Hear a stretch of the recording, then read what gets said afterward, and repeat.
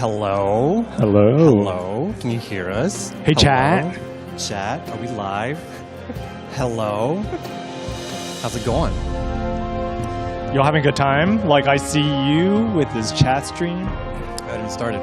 Hi, everybody. Welcome. We're 10 minutes early, but we thought we'd hang out a little bit before and just make sure that everything works. Hopefully you can hear us. And if anything doesn't work, then don't blame us for once, because we're not the ones handling production this time. Or just go complain in chat, of course. Yeah. Like, as you do. Yeah, very nice. All right. Stream's blocked. So much stuff. Bummer. Hello, muted. Hi, everyone.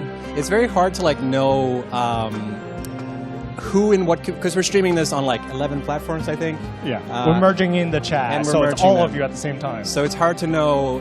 When people say rock and stone, that could be both Satisfactory community and deep rock.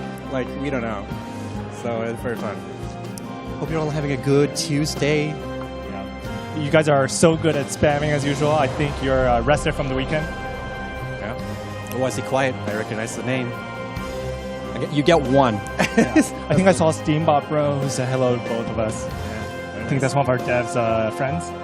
Friends? Yeah. You have friends? Friends. We do have friends. It's strange, right? Cool. I don't know how it feels. Yeah, it's weird. I've only got fake friends. Yeah. You all. Golf question mark? Ooh, that's a Satisfactory one. Golf minigame? Golf minigame? Can you add that? We do that. So yeah, we're just sort of counting down the last couple of minutes before the stream starts, hanging out. We're all alone, unfortunately. Nobody wanted to come for this stream. We're just sadly talking to ourselves. Yeah. But hey, we got each other for company. Better than nothing, right? Oh, we got chat too. So yeah, we got chat. We won't forget you. Yeah, that's that. Don't be rude. Yeah. Don't be rude. The factory must grow. That's good. How do we see chat? We have this huge chat feed. Oh, yeah. It merges in all of them. It's chaos. It's, I don't know if anyone saw the BTS video I made yesterday. It's on Beyond the Spills channel. The Summit? The BTS, the K-pop band? There's none other. No. But yeah, there's a whole crew doing all the stuff for us. It's kind of wild. Wow, there's a lot of people watching us over there. I didn't realize that until now. So we got it's chat gonna be exciting. Real people. Yeah. How's it feel? What do you think? What do you think wins? I feel dead inside us ever. So gotcha. I'm sure it'll be fine. Yes. But yeah, it'll be good. Hopefully. You behave, chat. Oh, I saw Total. Yeah, be nice. Come on. Another We're just person starting. You can be mean later. Yeah. No, but we're live streaming this on a lot of platforms. We're also live streaming this on the Spills channel. So if you wanna be there for the OG place to watch the stream, then go to the Spill on YouTube. Watch the Spill. Exactly. We get all of it, so you get all the fun. And the Spill.com, of course, includes all the bundles for the game, so you can get 15% off any of the bundles. All right, try hard. I know, immediately selling that hashtag. Get hashtag sellout in the chat. Put it in there. You call me out. We're all about making games. Buy our games. Buy the games. Buy them now. Very cool. It does not showcase, by the way, just so you know. Temper your expectations. We put it on the site. So do you know how to read? Yeah. We'll explain that later, but yeah. It's interesting, because it's not really done, this thing that we're doing.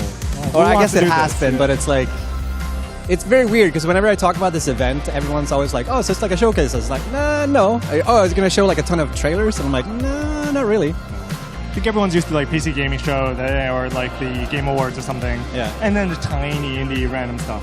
Yeah. Consume, harvest, exactly. Yeah. Consume. We're going to be rich. So, no, it'll be fun. We'll do a proper intro once the show actually starts, which we're 5 minutes away from. Counting down. Very exciting.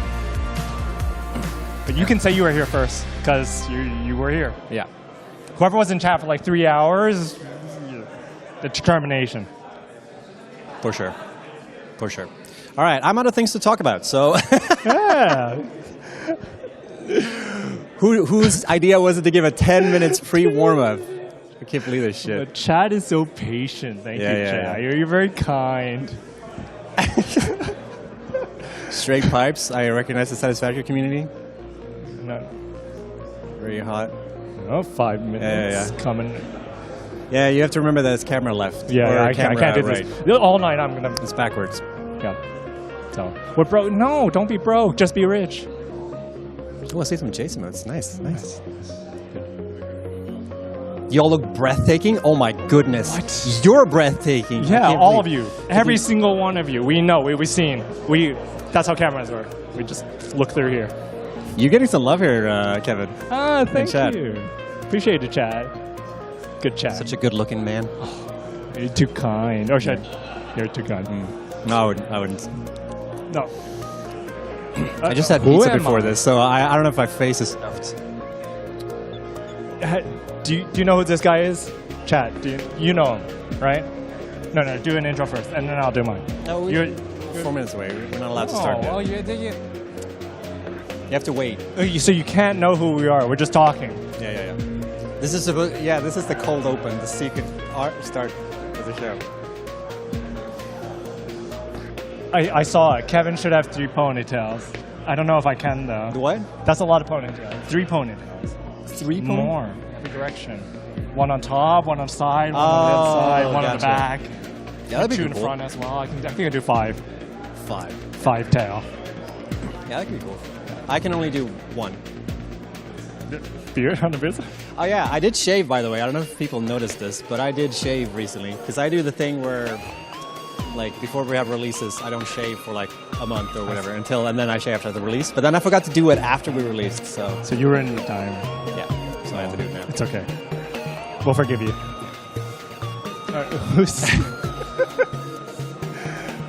Stabilize the camera. No, Adam is a very hard-working cameraman. It's supposed to be like lifelike. How's the camera weight, by the way? This is a huge camera. Adam's got this. Yeah, he's a champ. He's doing like a.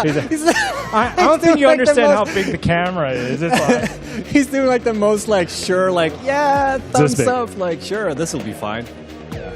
Don't worry, this will be you won't have to do this for the entire thing. Like we have like 2 more sets prepped for this, so don't worry, Chad. what's the location of the stream? Coffee Stain Hallway? So yeah, we're in Coffee Stain Studios in Skövde. So this is where we made Satisfactory. Middle of somewhere, Sweden. Yeah, Skövde. The capital. I censored myself so hard. I don't live in Skövde, so I can say whatever I want. Yeah, I'm it's a fine, Gothenburger too, so it's fine. Yeah. So actually, fun thing. Skövde actually had a thing recently where Walk of Game. You guys know like Walk of Fame, where like celebrity get their names in like stars in the ground or whatever. Yeah. So Skövde did something similar with like games. So Raft and Satisfactory and Goat Sim and V-Rising. One more. Wait. Valheim. Valheim. Hey, yeah. you can't forget that one. Oh, shade I'm like looking for them. They're not here. Okay. Yeah, Oh, cool. It's fine. They Valheim, give a shout out. Yeah, in they chat. didn't hear. Yeah. Ignore that. So, but they got these cool plaques. Yeah. And the studio's receiving an extra one, right? It's like a little trophy. I don't know. I wasn't there. I saw 2 trophies. I wasn't there for that. Doesn't count then. Yeah. Only if it's live. Yeah, no pick. Yeah. How are we? 1 minute. Oh, good. I can't wait for this to be over. I hope this stream is 80% Satisfactory. There's no way. No, there's so much rock and stone. Yeah. Okay, what's a meme from Satisfactory? How would we know it's the chat? Golf, I guess, Golf. is the meme that never dies. Golf. Not pipes. Golf. No, Pipes was a meme, but it's like reality now, so we don't worry too much about that anymore. Dead meme. Yeah. Get it. Satisfactory board. Oh, lasers. That's true. Lasers. But it's not a meme, though. It's in the game. Yeah, it's real. Doesn't count. It's real. authentic. It's authentic. Made it happen. Chat made it happen. Yeah. So, What thank the? you. No. Go. Look at that. It works. It's fantastic. Oh, that's awesome. Okay, turn on a little light. There's a little light. It's so funny because we had that as a safety backdrop light. during our release stream, and people didn't believe us when we said it actually works, but it actually does. It's so fast. Not breaking any records, that one. Sam, can you add like a crash effect or something? The exit frame, just hear like a car crash or something in the background? Oh, we got 30 seconds. For everyone getting impatient, 30 Yeah. seconds. Whoa, 30 seconds. You don't have to Oh my complain much goodness. longer. Yeah, chat. Actually, hold don't- on. Hold on to your pants. Yeah. How do we start this thing? Do we just... We just go. Oh, okay. It's fine. We've rehearsed this so many times. You have no idea. It's on script. It doesn't matter. All right. All right, you 10 ready, chat? seconds. Are you ready for a scroll? A hike? Oh, only for Americans. Oh, yeah, it's going to be good. For Europeans, it's wandering somewhere. Yeah. Stroll through the woods. All right. Someone's mom is go. calling. Yeah. Who is it? That's Are you on the TV? All right. Oh, are we live? Is it? Let's go. Let's go. We're live. We're live. There's so many people here. Wow, who would have thought? Well, we weren't alone after all. There were a bunch of people. We have actual devs. The devs make games. Yeah. All right, you can go home now. We're done. We're done. Just wrap it up. Yeah, cool. Hi, everyone, and welcome to The Spill. This is very exciting. We've never done anything like this before, so crazy. We will also not rehearse this, so we have no idea this is going to go. But welcome to The Spill. My name is Snoot. I work at Coffee Stain Studios. I'm joined by Kevin. I'm at Box Dragon, the game director. Box Dragon, exactly. And we're here to check out The Spill, which is our little live stream event that we put together. Our little live stream event. Got 11 dev studios, Yeah. tons of games. There's tons of people. So who's here? Well, let me tell you who's here. God, we can just So read off Coffee the Stain list. Studios are here, Coffee Stain North are here, Iron Gate are here, Box Dragon, of course, Ghost Ship Games are here. They've traveled all the way from Denmark. Lava Potion, Destiny Bit, Invisible Walls, Bitfire, Guidelight, and North Play. Wow. So there's a lot of different studios here today. Really exciting. And just to clarify too, this is not just like a Coffee Stain thing. There are more studios here than just Coffee Stain, obviously. And and essentially the spill is going to be like we hang out and we talk about our games. And there's going to be some games that you guys haven't seen yet. There's going to be some games that you have seen, but we'll talk more like what we're working on. You guys will have a grand reveal, kind of. We're having a big announcement. Yeah. Hype trail. Very exciting. And yeah, it's gonna be fun. I think it's gonna be very like low key and yeah. If anything sounds weird or looks weird, then don't blame us because we're not actually running the show today. We actually have a production company doing it. So if you ever tune in for like any of our like release streams or anything like that, you know how it is. But hopefully today will be pretty dandy. Shout out to Sam. Yeah, Sam Gates and his crew Directing this. Very exciting. Yeah. We'll keep it nice and casual. We will just talk about everything. So Yeah. you'll get behind the scenes stuff, discussions, actual, like it won't just be hyping stuff up. Yeah, they'll be fun. And there's a schedule. We did put the schedule on our website. There's also a schedule on this side right here. You can tune in. So we have, the way it's going to work is we're going to have like segments where there are sort of like main segments where we'll talk about, you can see on screen like who's going to be on it. We have sort of a theme for each segment, but some of them will diverge a little bit. And then between those segments, Kevin will host like a little squish thing. Exactly. You can see it on the I'm doing a reverse stream right here. We put the schedule out. So we'll start with what's new. We have a squish. You'll see big blocks with time. Like for those, just stay tuned for that moment. We'll put some drops out for you. Yeah. Then we have squish time where we put silly little things. I'll mostly be hosting that. It's just for fun. But we'll do fun things. We have a competition of different creatures. We have an artist doodle session. We have a panel with turn-based and strategy stuff. And then we have I think, what was it? Yeah. We just organized this shit. Like, who cares what's gonna be on it? Yeah, it'll be fine. I'm sure. Yeah. So. But so yeah, if you came in to see like Satisfactory or Valheim, whatever, then you sort of know when these things will happen. But maybe you want to stick around and see some of the other games, and maybe you'll wishlist something that you didn't think you were gonna wishlist, and yeah. Good times will be had by all. Exactly, it's gonna be a fun time. Yeah, I think. And also on the website, you can also like click on these games and they'll take you to the store. So like, if you're unsure, like I don't even know what game that is when you look at the icon, then just go to the website and click the link, and yeah, that'll take you there. That'll be good. Cool. All right, I think our intro is supposed to be like 4 more minutes. Nice. Well, we can talk about segments, but we can cut to cut to B-roll. Yeah, let's take it a bit. Yeah. There we go.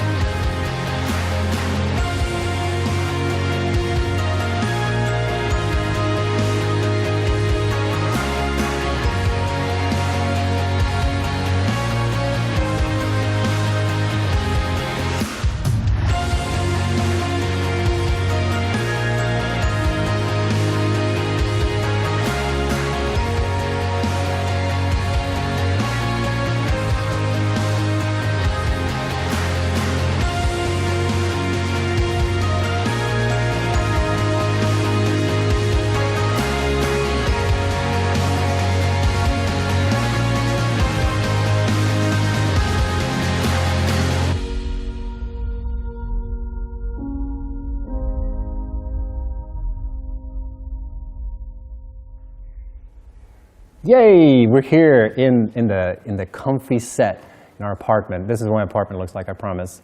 Yeah, welcome everybody to The Spill. This is essentially where the show will take place. We're going to hang out here on the couch. My name is Snut, as I said before. I'm the community manager for Coffee Stain Studios. And today I am joined by Emmett, who is our new game director at Coffee Stain Studios, working on Satisfactory. So for those who don't know, do you want to give me the elevator pitch for Satisfactory? This was not, we didn't plan for this, but do you want to do that? That's the energy we need going into this. Yeah. It's going to be chaotic immediately. Yes.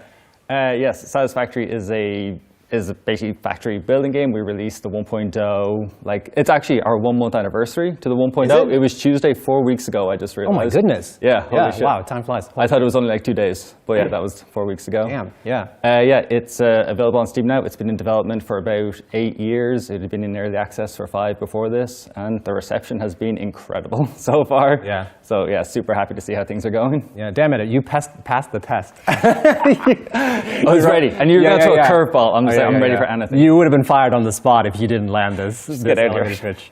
Yeah, so Satisfactory has been in development for a long time, and we were going to start the whole show with just talking a little bit about Satisfactory and sort of what we have cooking. We have sort of 2 segments for Satisfactory. We're going to talk a little bit briefly what we have in store for the show, but we're also going to talk later about more in depth about what's coming up. But I think the big reveal, I think people kind of suspected this, but what is the future? I'm terrified you set expectations really high now.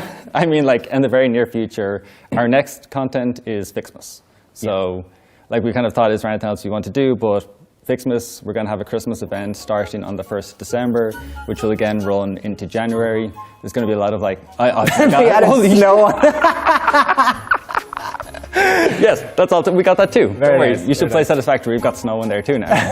But yeah, we're going to have Fixmas kicking off. I think we've got some things to show for it. I guess we'll show a bit later. Yeah, we have some B-roll actually, and hopefully it made it in because it was really last second, but we made it. Yeah, there we go. There it is. Look at that. Look. Oh my God, it's so much better than I thought it was going to be. It's so pretty right now. Yeah. This isn't even the best scene.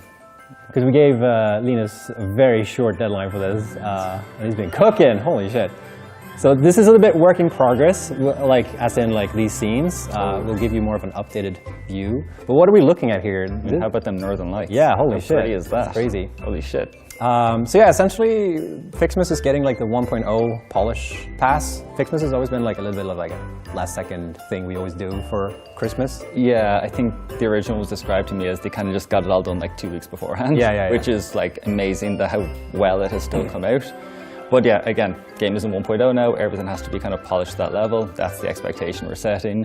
Yeah. So yeah, we put a lot of work into making sure all the art assets are updated. We've got a new calendar, a whole bunch of cool unlocks. Make sure you make it to the very end of the calendar because there's some cool stuff in there that we want everyone to see. And then a whole bunch of new map tree research, of course. And again, some cool unlocks and different little cosmetics and nice things to have to show you took part in Fixmas this year. Yeah. So yeah, overall, we're pretty pleased with it. Again, it's still work in progress. We're going to get more stuff done. We have a few little maybe hidden things that haven't been announced or shown in this B-roll yet that we'll hopefully get in there too. So yeah, no, we're happy with how things are going. Really cool. I'm really curious about what's going to happen with the calendar, because that's always been something a little bit weird where you need something from the calendar or lock it in the calendar. I don't know if I'm just you're throwing me a curveball again. Yeah. I don't know if we're going to change that or maybe. No, it's mostly the same. We'll still have some different randomized unlocks, but we have more substantial spread out unlocks throughout it as well. Yeah. But I think the story that Mark described to me this morning was because you have random unlocks in the calendar, you get someone that gets this really cool thing like a superposition oscillator or something that wasn't even in the game in the last or previously. And then you get one person who gets coal on the same day, and it's it's just that juxtaposition of oh, this thing's fucking awesome, and then you just get I kind of like that though because they get some funny posts on our forums whenever people are what the shit, I got coal. So yeah, I love that stuff. So yeah, Fixmas is coming up. It's kind of weird because we're in October. This year flew by. It's kind of nuts. We're almost halfway through October. Yeah. Are we? Wait, no. Wait, no. Oh my God. My brain is a week. No. October just goes 6 weeks. Yeah. Very exciting. But what happens after Fixmas? Oh my God, what happens after Fixmas? Yeah, what happens after Fixmas? Not 2.0. Just so we have that clear. Not yet. Who knows? Maybe in the future. But no, obviously we're going to keep supporting Satisfactory. We have like a kind of codename 1.1, which was going to be the next large free update. So like obviously Satisfactory had 8 updates up until we did 1.0. We're now just figuring out like what exactly does a free update look like afterwards, but we are going to have something substantial hitting somewhere in 2025. And then we're looking at other ways to expand. That's soon. Vaguely, TM 2025. Yeah. But I mean, like that's the thing we're probably putting a lot of our focus into right now. Like, what does the shape of that? What does it look like? There are other ways we want to look at expanding the game, but I think that's maybe something we talk about in the second segment. Yeah, we'll have a segment later in the show where we'll go more in depth of like as to what we sort of plan to do with Satisfactory, like going forward, like what our sort of goals are and like what we like how our release cycle will work. Because when we've been in early access, we've had like one type of release cycle where we make these updates, and for the most part, I think we want to sort of keep that going. But after 1.0, we sort of need to look inside ourselves and sort of decide like how we want to do things. If we want to work on DLC, or if we want to go to these free updates, or if we want to do both. So I don't know. It's a really nice challenge to have. Yeah. Now, honestly. Yeah. And again, this comes down to the reception this game has had. For the last 4 weeks, we've been in like the top 10 most played games on Steam, which is unbelievable. Yeah. A huge thank you to everyone who is playing this. We love it. Like, we have been following like all different Twitch streams and stuff, and we're always watching like the CCU count on SteamDB and stuff. Yeah, it's crazy. So yeah, it's mind-blowing. And not only that, but we got nominated for the Golden Joystick Award. Yes. Which is really cool. We haven't really been nominated for any awards much for Satisfactory. I guess because we're in early access, I guess that kind of makes sense that you... Yeah, I know, but I get here and suddenly we get a nomination. Like, is that a coincidence? Yeah. I don't know. So that's really cool. And also, call to action. Q. You guys can go and vote for Satisfactory for PC Game of the Year, the nomination category. Which is really cool. PC Game of the Year is like... It's incredible. Yeah, that's really... nominations, voting is up now. The award ceremony is on the 21st of November, if I remember correctly. That's when it'll actually I think that's when the voting ends or something like that. Or no, it's the actual ceremony is on the 21st. Yeah, but I think the voting keeps... Does it go right? Okay. I don't know. It's on the website. We'll trust it. It's there, yeah. It's on the link. Yeah. The website is a bit finicky, but if you're a true pioneer, then you'll pull through, I guess. Yeah, we believe in you all. Yeah, we believe in you all. So yeah, we will talk more about 1.1, and we'll talk more about like the future and console as well. Don't forget console, because we're also coming to console. We would never. So we will give you guys more of an in-depth like information about that. But at least Fixmas, we got roll the B-roll again. We got Fixmas. I'm throwing so many curveballs at Sam. He's not ready for this, because I'm really excited for this stuff. This little snow guy. Really looking forward to the polish that goes into it, because yeah, like we said before, we rarely have time for like this stuff. It's always like last second, so now we actually have a chance to do the proper like 1.0 polish pass. Yeah, you can see it in the art and like the VFX, such a high level. And there might be one or two more new things in Fixmas. We got some ideas. Who knows? Yeah, we don't see. know right now. Maybe we'll see it later. So yeah, very exciting. All right, you will be back. Yes. Later in the stream too. So without further ado, I think we're going to kick off with the next segment. So we're going to be checking out something sort of new within Coffee Stain, or not Coffee Stain, something something new. We're going to check out a trailer for something yet to be announced from Box Dragon, namely a game called As We Descend. Let's check it out.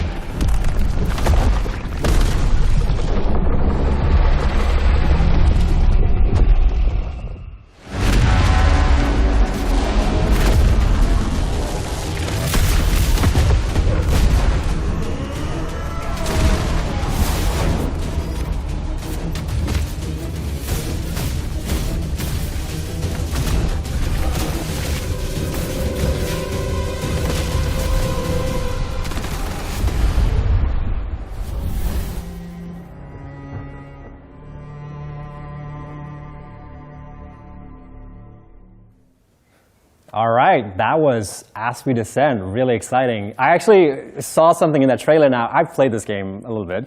I saw something now that I'm like, oh. How about those lasers, though? Yeah, lasers, crossover.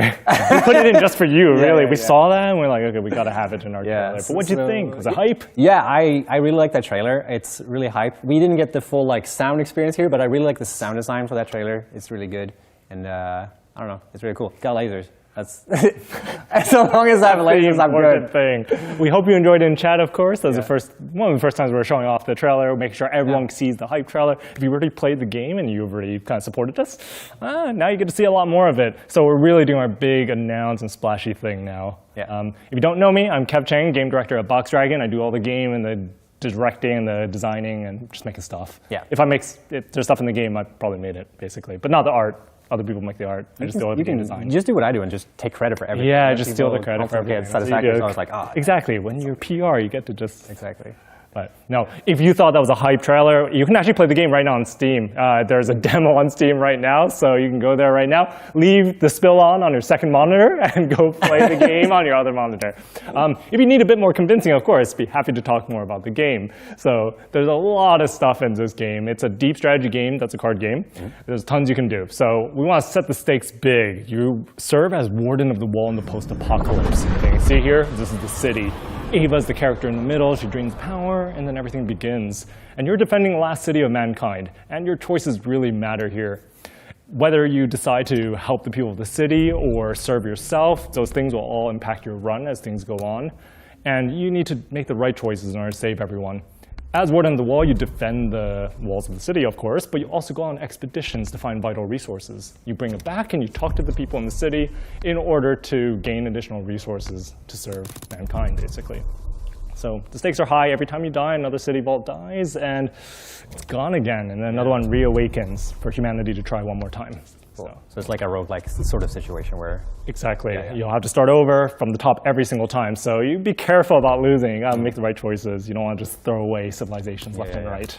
And this game is kind of hard. I've played this a little bit. I haven't played the demo, so I have no idea. I'm kind of curious, actually, what changes have gone in since last time I played. Check it out right now. But really, the demo is the demo is every chance to do the call to action. I'm going to call to action every time. But the demo is really just a game. We've actually just put in an extra hard stop point and locked some of the unlocks, but you can just play to your heart's content. There's more than a biome continent. I think over 10 of the units are in 13 units. Tons of cards. Cool. So much content in the demo. So we didn't want to get anything from you. We wanted you to play the full experience and also get the difficulties. We didn't nerf it at all. So you get a... What's sort of how do you manage the difficulty for the game? When it comes to that aspect of it? Or have you gotten feedback on Yeah, we used to get a lot of feedback early on about certain things are hard, but in order to make decisions meaningful, you have to make the decisions hard enough. If it's too easy, you can just do whatever you want. You can pick any card or any unit, and the game will kind of work out for you. But if you make it hard, kind of like Dark Souls, right? Yeah. It's a lot more meaningful. Your victories mean a lot more. And since everyone knows that the game has a hard difficulty, when you triumph over it at last, everyone knows what that means. Yeah. It's sort of a shared experience. It's true, because it's you want it to be hard, but you don't want it to be frustrating. I guess it's it's a hard balance sometimes. And I think you want to go for difficult but fair. I think that's really the kind of lingo nowadays in terms of just what you're shooting for. So you want it to be tough, but you can learn and get better at the game. And that's a core part of the game. Since it's a strategy roguelike, you'll have to draft different units and different cards every time. That gives you concrete choices of what to take. So whether you go with a knight this time, or see these guys, they have cool power swords, or you go with the other units in the game, how you play each run is up to you. As you can see, tons of different units here: Arbalest, Bellmaiden, Bombardier. These are all just some of the units. Actually, they're all in the demo, so feel free to try them out. In order to succeed well in combat, there's a lot to our combat systems. This is not your ordinary card game. You've seen your card battlers, right? But in this one, there's a lot of intricacy in battle. There's front rows and back rows. There's just different, you can stagger your enemies, knock them down, and do critical damage against them. There's lots of little crunchy gameplay mechanics. And we try not to handhold too much. It goes kind of into a difficulty point. Yeah. We don't want to make it a game where you kind of get this hard tutorial that tells you, hey, you got to do this and you got to do that. It trains the player to not have to think about hey, I really got to think these things through when the game just kind of pushes you along. So we try to make sure that it was as much of a pure experience for you as possible. You just get to experience and learn at your own speed. Yeah. Really cool. I really like the art style, too. And like so much work has gone into the juicing up the menus. Holy shit. Oh, absolutely. Thank you. Appreciate it. That is insane. And a huge shout out to our art team. You know, we have actually out of our 10-person studio, we have 7 artists. So the ratio of art to non-art is huge. That's very interesting because it's always like, depending what type of game you make, you sort of need to make those like decisions as like how many artists that need to work on it. Absolutely. I think once you go to a 3D game, I don't know if you know the behind the scenes of game dev, but once you add on a 3D team, you need a art director, a character artist, or environment artist, then you need an animator, a VFX artist, and just listing through things, tech artist. Your team instantly explodes the second you go into 3D art. If you're only doing 2D art, you can keep it a lot smaller. So You guys do kind of both because you've got a lot of UI elements as well and like the cards themselves and stuff like that. So we try. Yeah. I think it helps that there's such a red thread with the game. I think our art director is actually Alex Nikonov. He used to work at Riot Games as a senior character artist and environment concept artist, basically. And I think his style, like, he's really come into his own with this project of just, hey, go wild, make it feel alive. And when I said red thread, I mean there's sort of a target we go towards for the world building and the art style. So as long as we keep that in mind, we can build whatever we want in there as long as it follows that sort of, everything has that look to it. Gotcha. So we talked about units a little bit. You talked about the combat system, or did you do that? We should dive into combat. I know I rambled a little bit about combat, but you should see what the combat looks like. Yeah. You go on expeditions where you retrieve resources to bring it back to the city. These combats will look very different. There's different enemies at every single one, and I think the twist here in our game is you actually get to choose which units to send every single time. Right. So you're not just bringing your whole deck with you. Each unit has its own deck of cards. So you'll get to decide which units to bring that will help you defeat these specific enemies. So as you can see, the enemies have intents. You can actually react to what they do every single turn. Whether you dodge them, defend against them, or stagger them, these are all different tools in your arsenal to deal with the enemies because the enemies are way stronger than you. They'll just deal more damage, have more hit points. So you have to use every strategic advantage in your favor.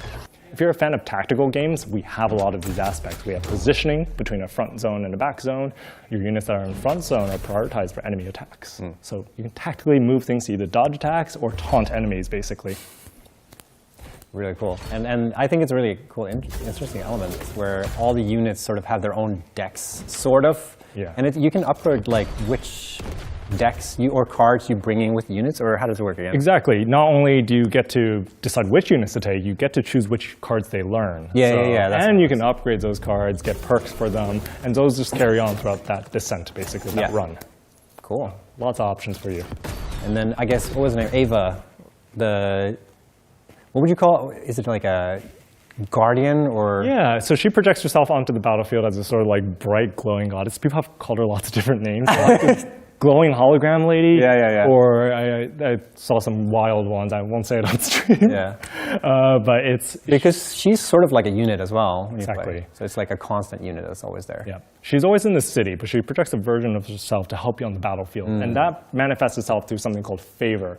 Favor is something you gain in the city, but you bring it with you on the battle, and you have to really ration it out. If you're used to like energy systems in other games, in our game, you only get to restore your energy when you're outside of battle. So you really got to be careful with how you spend your favor. Gotcha. Cool. Yeah, I've enjoyed playing this, but I've died so many times. Yeah. We can see some of the enemies that will defeat you. So if we go into the encounters, the bosses, and weak points, you'll see, they'll just destroy your lantern. They'll crush your forces. In order to succeed, you have to pick the right strategies and the right units. So. Cool. So we talked about that stuff. such a good. I'm a perfect host because we have like a list of things that we're going through here. Make sure that you catch all the talking points here. Of course. But yeah, the vault. Tell me about the vault. Exactly. So the vault is the thing you protect. You have a city within a vault. And every single time you lose, you actually get to the unlock screen where you get to configure the vault. So this is actually the vault configuration screen where you get to decide exactly how the vault is configured. You can increase the difficulty, you can change the units you can unlock, you can even change the starting setup. So whether you like a very hard game or a very like story-driven narrative game, these are all available to you through the vault unlock screen, basically, where you get to customize things. Thematically, this is you being the vault engineer that set things up, and you're staging it for future humanity. Gotcha. Really cool. When I first played this game, I had such a hard time understanding like how everything worked, and then I played it through once, and I was like, oh, okay, now I get it. And I was like, I'm going to die. Like, this is not going to turn out well. Sometimes the knowledge hurts. I've actually heard that some people, once they start overthinking it or they played enough and they think they figured it out, it actually makes the game harder because now they're overthinking every decision. So right. that can definitely happen. I guess that's like part of these type of games where when you finally, because I got that experience. I got that exact same experience when I was playing it. Because like when I was getting to the end of my session, I was like, oh, now I get it. And it's like, oh, now I realize how many dumb mistakes I've made. But I guess that's kind of part of it, right? Exactly. So that's the fun of mastering this kind of roguelike strategy game. So there's tons to do. However you want to play, this kind of game supports it, and that's why we enjoy it so much. It is like a strategy sandbox where you get to choose. Even if you don't love some aspect of it, whether it's the cards or the city, I think it's the type of game that you can come back to and enjoy in your relaxing time, basically, to make hard decisions. Really cool. I'm really looking forward to seeing how this is going to evolve over time, or like It'll be fun. Yeah. So make sure to play the demo. Yes. Go download now. Now. Go. Thank you so much. It's live on Steam, demo, either page, our page, as we descend demo page, it's all good. Yeah. So play the demo now. We've given you lots more tools, so hopefully you'll win. You can tell me if you don't win. You can come in the Discord and complain when you're like, the game's too hard, nerf things. So it's all good. Really cool. All right. Next up, we're going to check out some stuff from Valheim. So let's see what's cooking there.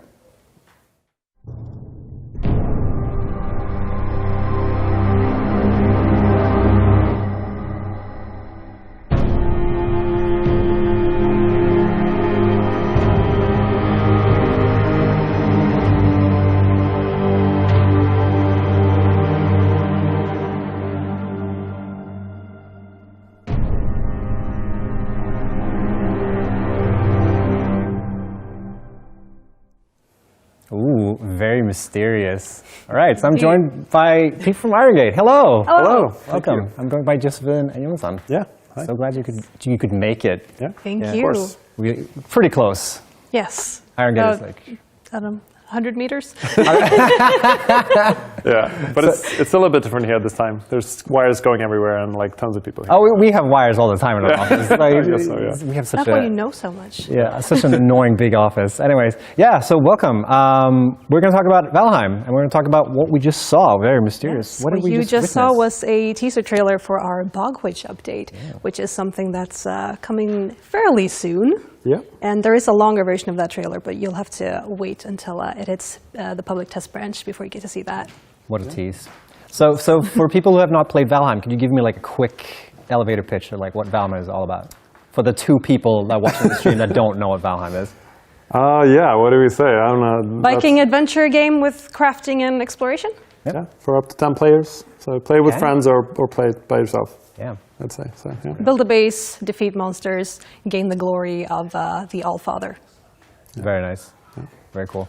All right, so let's talk about what's in this update. Do you want to kick it? Yeah, so I mean, we're working on Deep North, which is what everybody wants, obviously. It's in pre-production, so we've also been working on this smaller update, which is going to come, like we said, within a few weeks, I think, without setting an exact, like whenever we feel it's ready, it's going to be out on the public test branch. And it's going to be like a smaller update that has things that I think a lot of people are going to appreciate, though. It is going to feature the Bog Witch, the eponymous.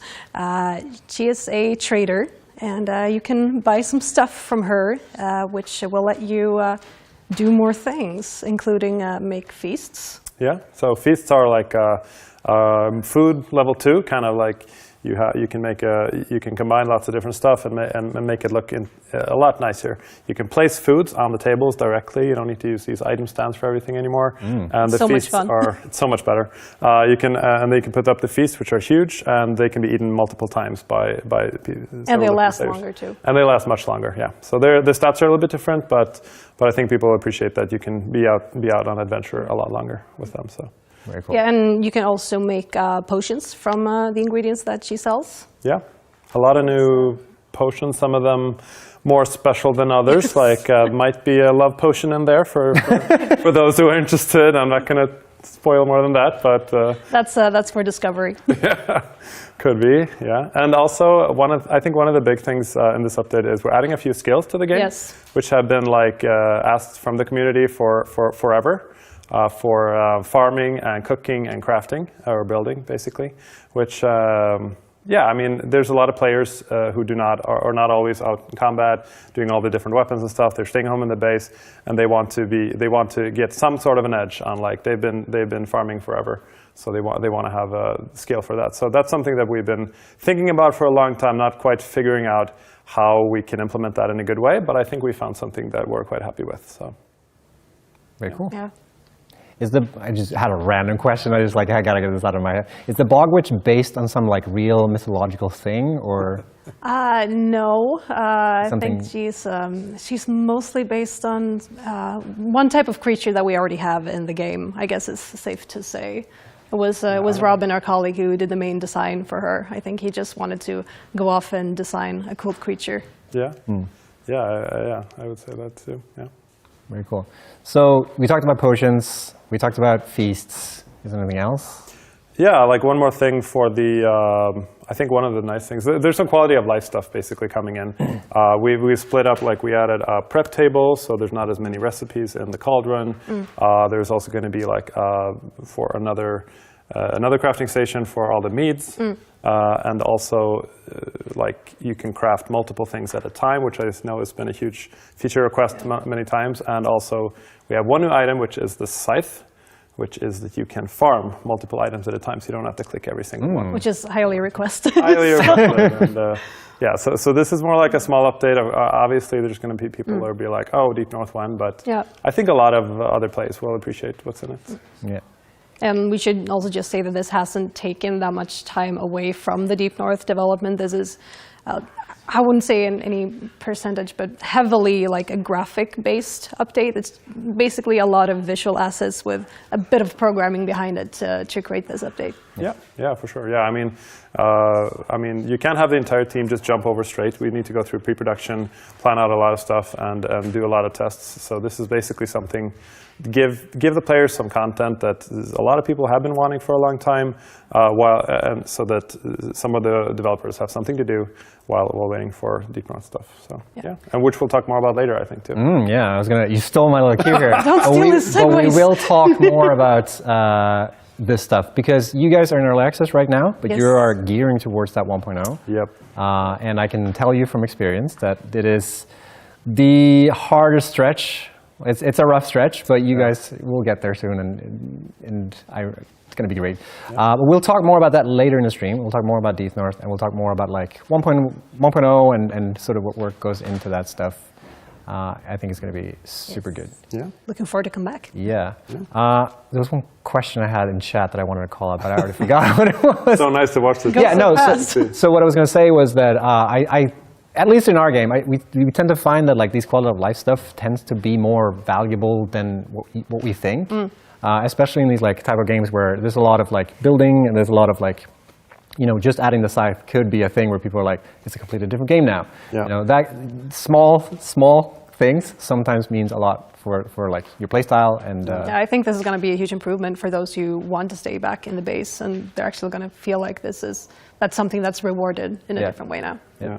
But it's also a hard balance there because like there's definitely a list of 100 things that we could do that would like say make the game easier and like a good tool, but we don't want to change everything either. Like we do want to have a certain amount of inventory management, and like it's also part of the kind of core experience of the game. So I think it's hard sometimes to choose what quality of life stuff goes in or what is like actually like removing you from playing the game. Yeah, it's hard because you don't want to make it so you optimize away the fun of the game. And quality of life stuff tends to have that effect sometimes. Yeah, I'm actually hyped I haven't played, I played Satisfactory a few years ago, but I'm really hyped to play like at 1.0 now, which I haven't done yet, to see like, okay, what did it's garbage. Don't worry about it. The game is still the same. It's still garbage. Cool. Yeah. Thank you so much for having me. Yeah, thank you. You guys will be back. Yeah, see you later. We'll talk more with the crew behind Valheim. Yeah. But right now, I've got another couch waiting, and I'm going to have to get there real quick because it's really far away. Here I go running. Run.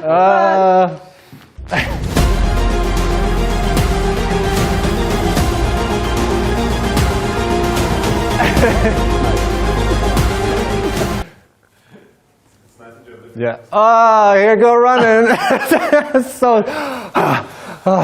It's very, very impressive. I mean, the cardio on you. Give me a minute. I need to What breathe. you guys don't know is that he trains every day. You just see him running. You just see the crazy. floating face things on your videos, but this is the real. This is not absolutely fake. Holy shit. Not fake at all. Yeah. It's. You're not even sweating. You don't know that. What?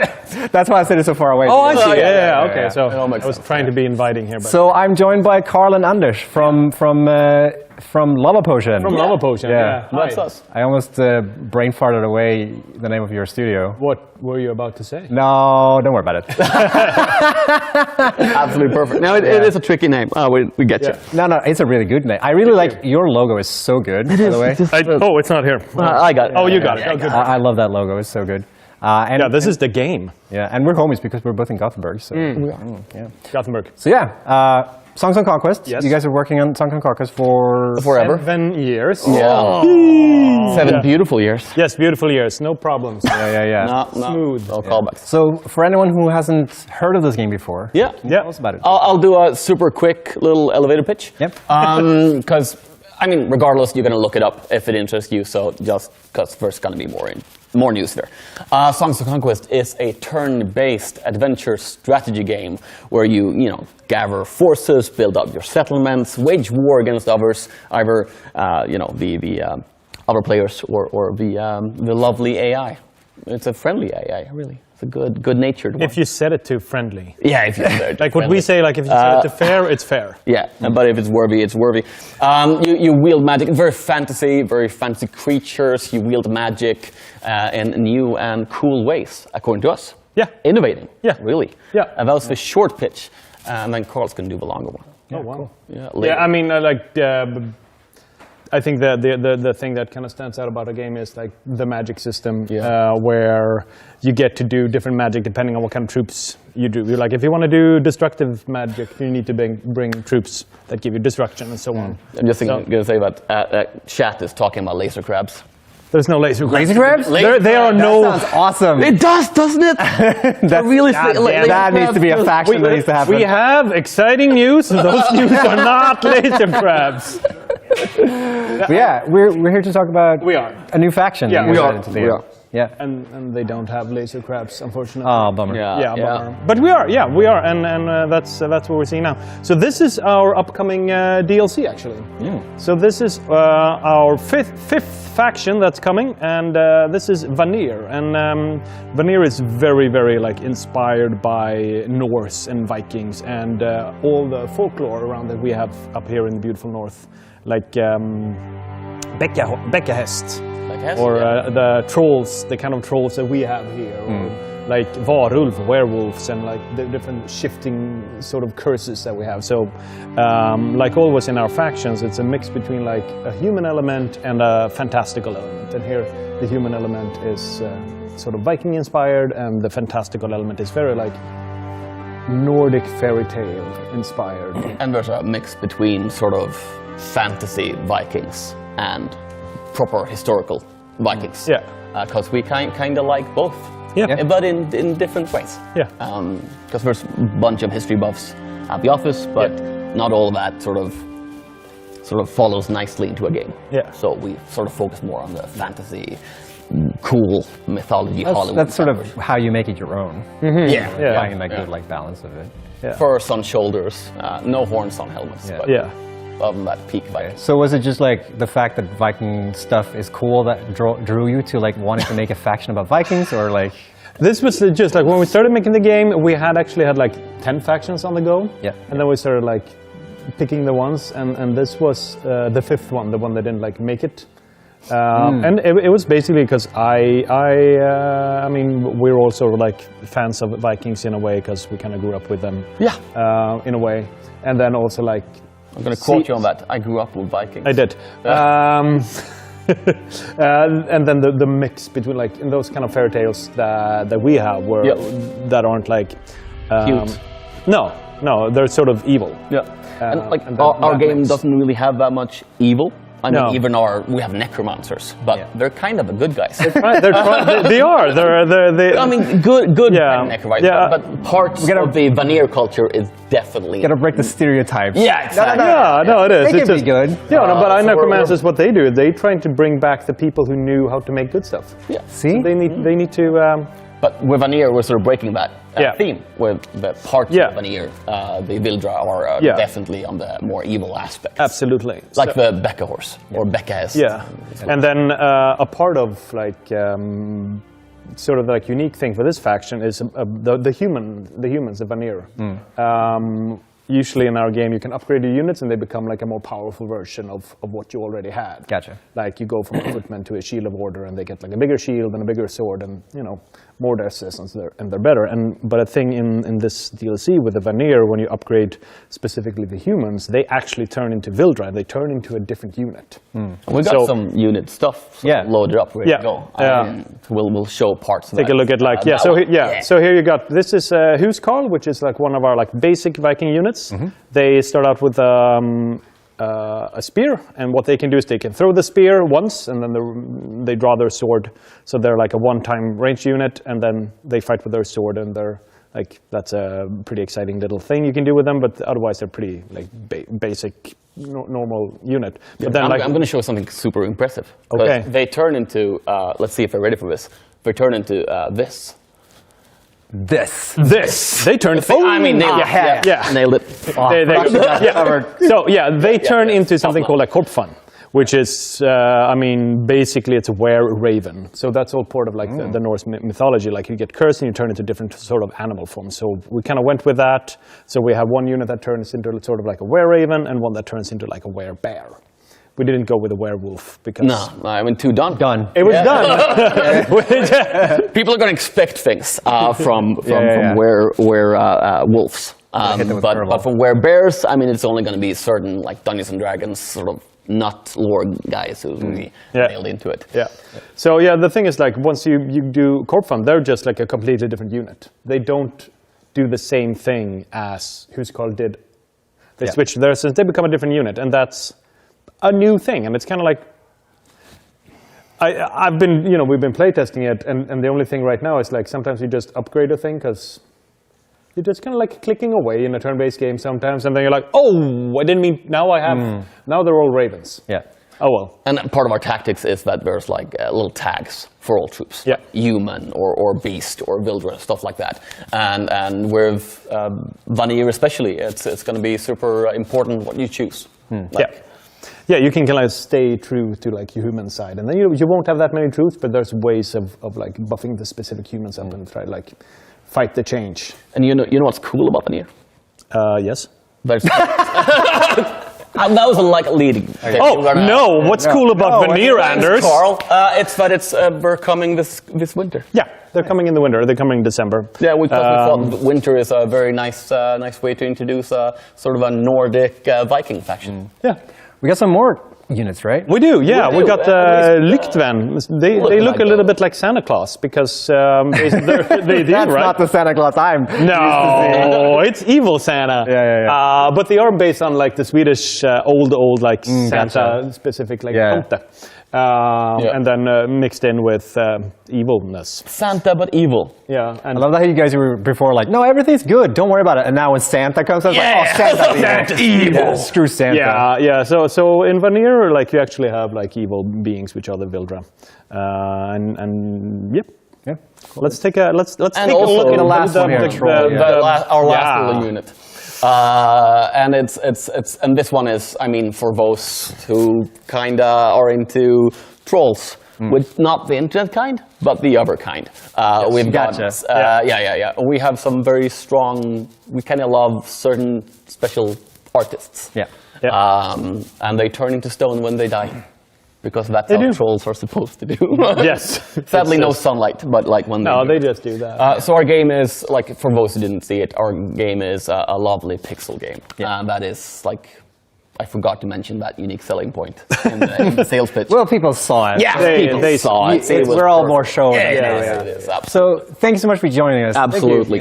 Go running. Yeah. Yeah. No, actually, I won't need to because there will be plenty of time for me to move over to the next segment because we're going to move over from Vikings to dinosaurs. Yeah. That's a natural that's a segue, right? Plenty of time. Yeah. You're pro. So let's check out a little trailer involving some dinos. Let's look at it. We didn't think the Viking raids could get any worse. The Danes are coming! You, a lord of England, must tame the land. Establish a thriving village and keep it supplied as it grows. Construct fortifications and build a mighty castle. Train your forces and prepare to man the ramparts. For our enemies have harnessed an ancient terror.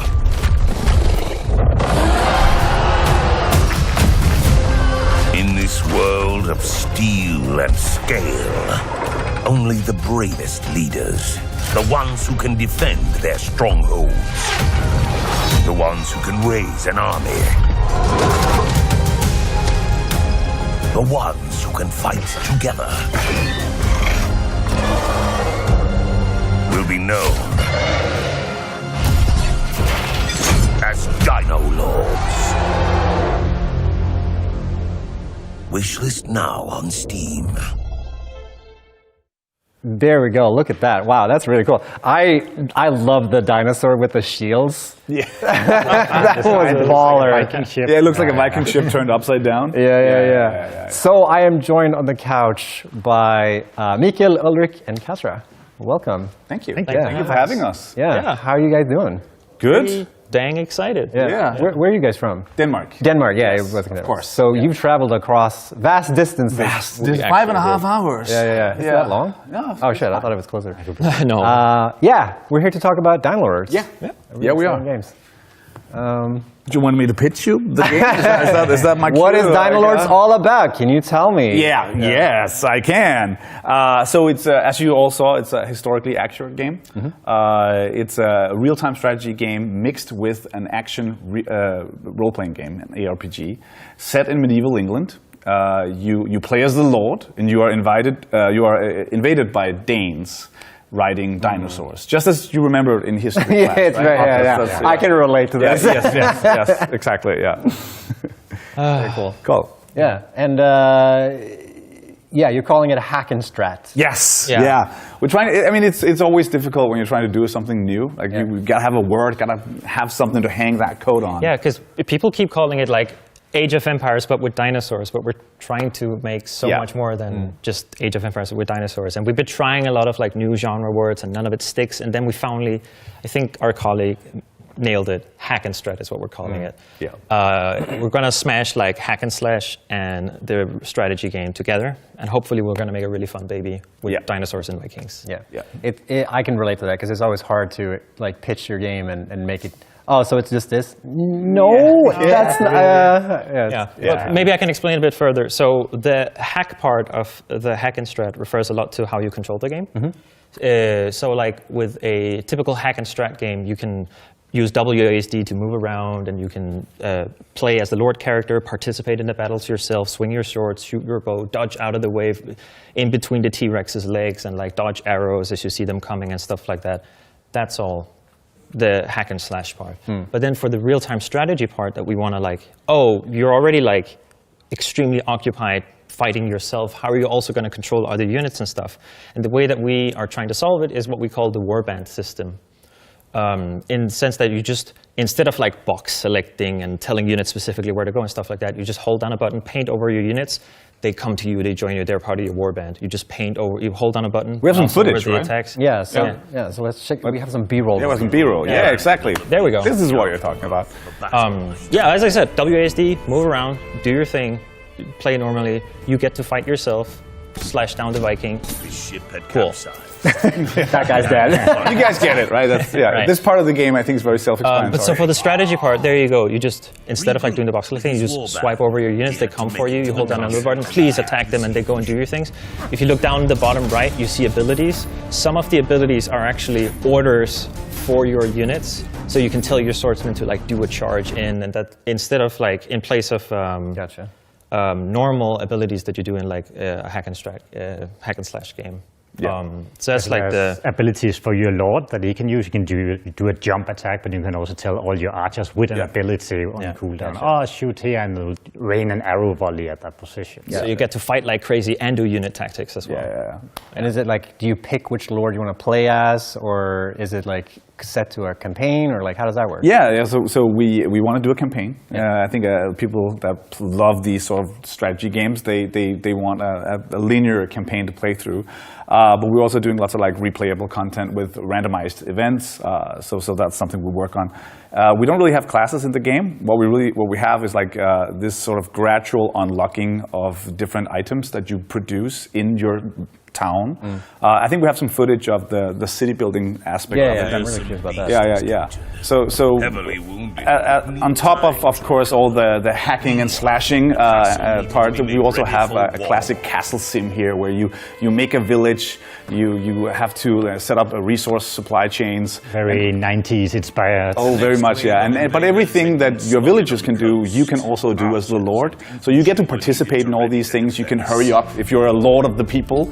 You can hurry things up, and all the resources are simulated in the world. So a piece of wood that you chop down will take its way to the stockpile, go to the Fletcher to be turned into count them in the stockpile. Be turned into a bow. That bow will go into the hands of an archer. So you get this like we usually call it like a little anthill simulation, like a life cycle of like where everything goes. Circle of life. And don't forget, you're running in the middle of all of it. You can do all the jobs that the workers can do too, right? You help chop down the trees, build the buildings, maybe even make the bow yourself. So sometimes in an RTS game, you're like, I want this over here. Come on, units, do your thing. And you can, in this game, you can be like, screw it, I'll do it myself. And you go to I'll do it myself. Here, take it, start working. Because I think this aspect definitely doesn't look like Age of Empires. No, for sure. There we go. There we go. Thank you. It's not Age of Empires. It's not Age of Empires. Great game, by the way. But I feel like we've kind of like dancing around the porch or whatever the term. Like, what, for sure. What about the dinosaurs? Goddamn dinosaurs. So obviously, you're going to be able to ride the dinosaurs. Like you will become the Dino Lord. So here we are riding on a raptor, riding on all the different dinosaurs have different abilities. You're fighting the Ankylosaurus, which can swing its tail. It can mow down a lot of units. You don't want your units getting too close to that. The raptor, it can jump up. It can actually jump up on the wall where your archers are, and it can just start throwing them off and eating them. And of course, we have the big guy, the T-Rex. He just went down there. He's the big bad unit. He doesn't care about your wall. He can just smash through your wall. Oh, right. They won't last long, and the enemy armies will be pouring in. So you want your archers on the wall to shoot it down as fast as they can before it gets inside, because when it gets inside, it's mayhem. It destroys all your houses. And are like the dinosaurs, like how do you like get the dinosaurs? Are they like cultivated in your base, or? So we have this system where you go and steal eggs. You go to fight mommy and daddy dinosaur. You grab the eggs. You cultivate them in your hatchery. And then you use those to create your own mounts, but also, of course, mounted units will have, jousting knights on raptors. So there's like there's an element of like exploration as well, where you're like finding new dinosaurs that you want to harvest and like exactly. Very clear. Really cool. So if this sounds interesting, you guys should definitely wishlist this game. It's on Steam right now. Oh, there. Wishlist. Go wishlist it right now. You know what to do. Yeah, it's also, if you go to the website, you'll also get a direct link to the Steam page. It's up now. Go wishlist, everybody. Yeah. Thank you so much for having. Thank you for having us. I was going to say, thanks for having me, guys. Thank you for having us. Yeah, thanks for joining us. And we're going to pass the baton over to Kevin outside in the main hall, and we're going to do a little bit of squish time. So let's see what Kevin's got cooking. Hello, we are here in the main hall for this or that. I want to first introduce the format, so if we can pull down the bracket on screen, then we can jump into talking about it. Basically, we got people to elect their coolest character. Where were the things? Production, sound. Okay, this or that. It's the Fall Invitational bracket. We got 16 of the best and coolest creatures. You're gonna have to vote, chat. 1 or 2. Hey, there it is. So this build, this or that, 2024 Fall Season Invitational. We got the first round here. I'm gonna list off all the things first. Lizard Doggo versus Dr. Jackson. Working for DRG versus Leloy. Fuzzy Grub and Spine Friend. Swine and Neck. Steve versus Seagull, and Dice versus Troll from Valheim, Veneer Troll versus Loot Bug, and Wastespin versus Viking Ship. We are going to determine a winner tonight here. All right, we've started off. So get ready to type 1 or 2 in chat. If we bring up the thing, we will start to make a case for each of these, basically.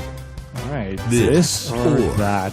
Lizard Doggo. To vote for Lizard Doggo, you got to type 1 in chat. To vote for Dr. Jackson, you got to type 2 in chat. So we're going to make a case first for why you should vote for each of these, and then run it for 45 seconds and determine a winner. So you're already in chat. You got to go. Okay. Let's go. You got 10 seconds.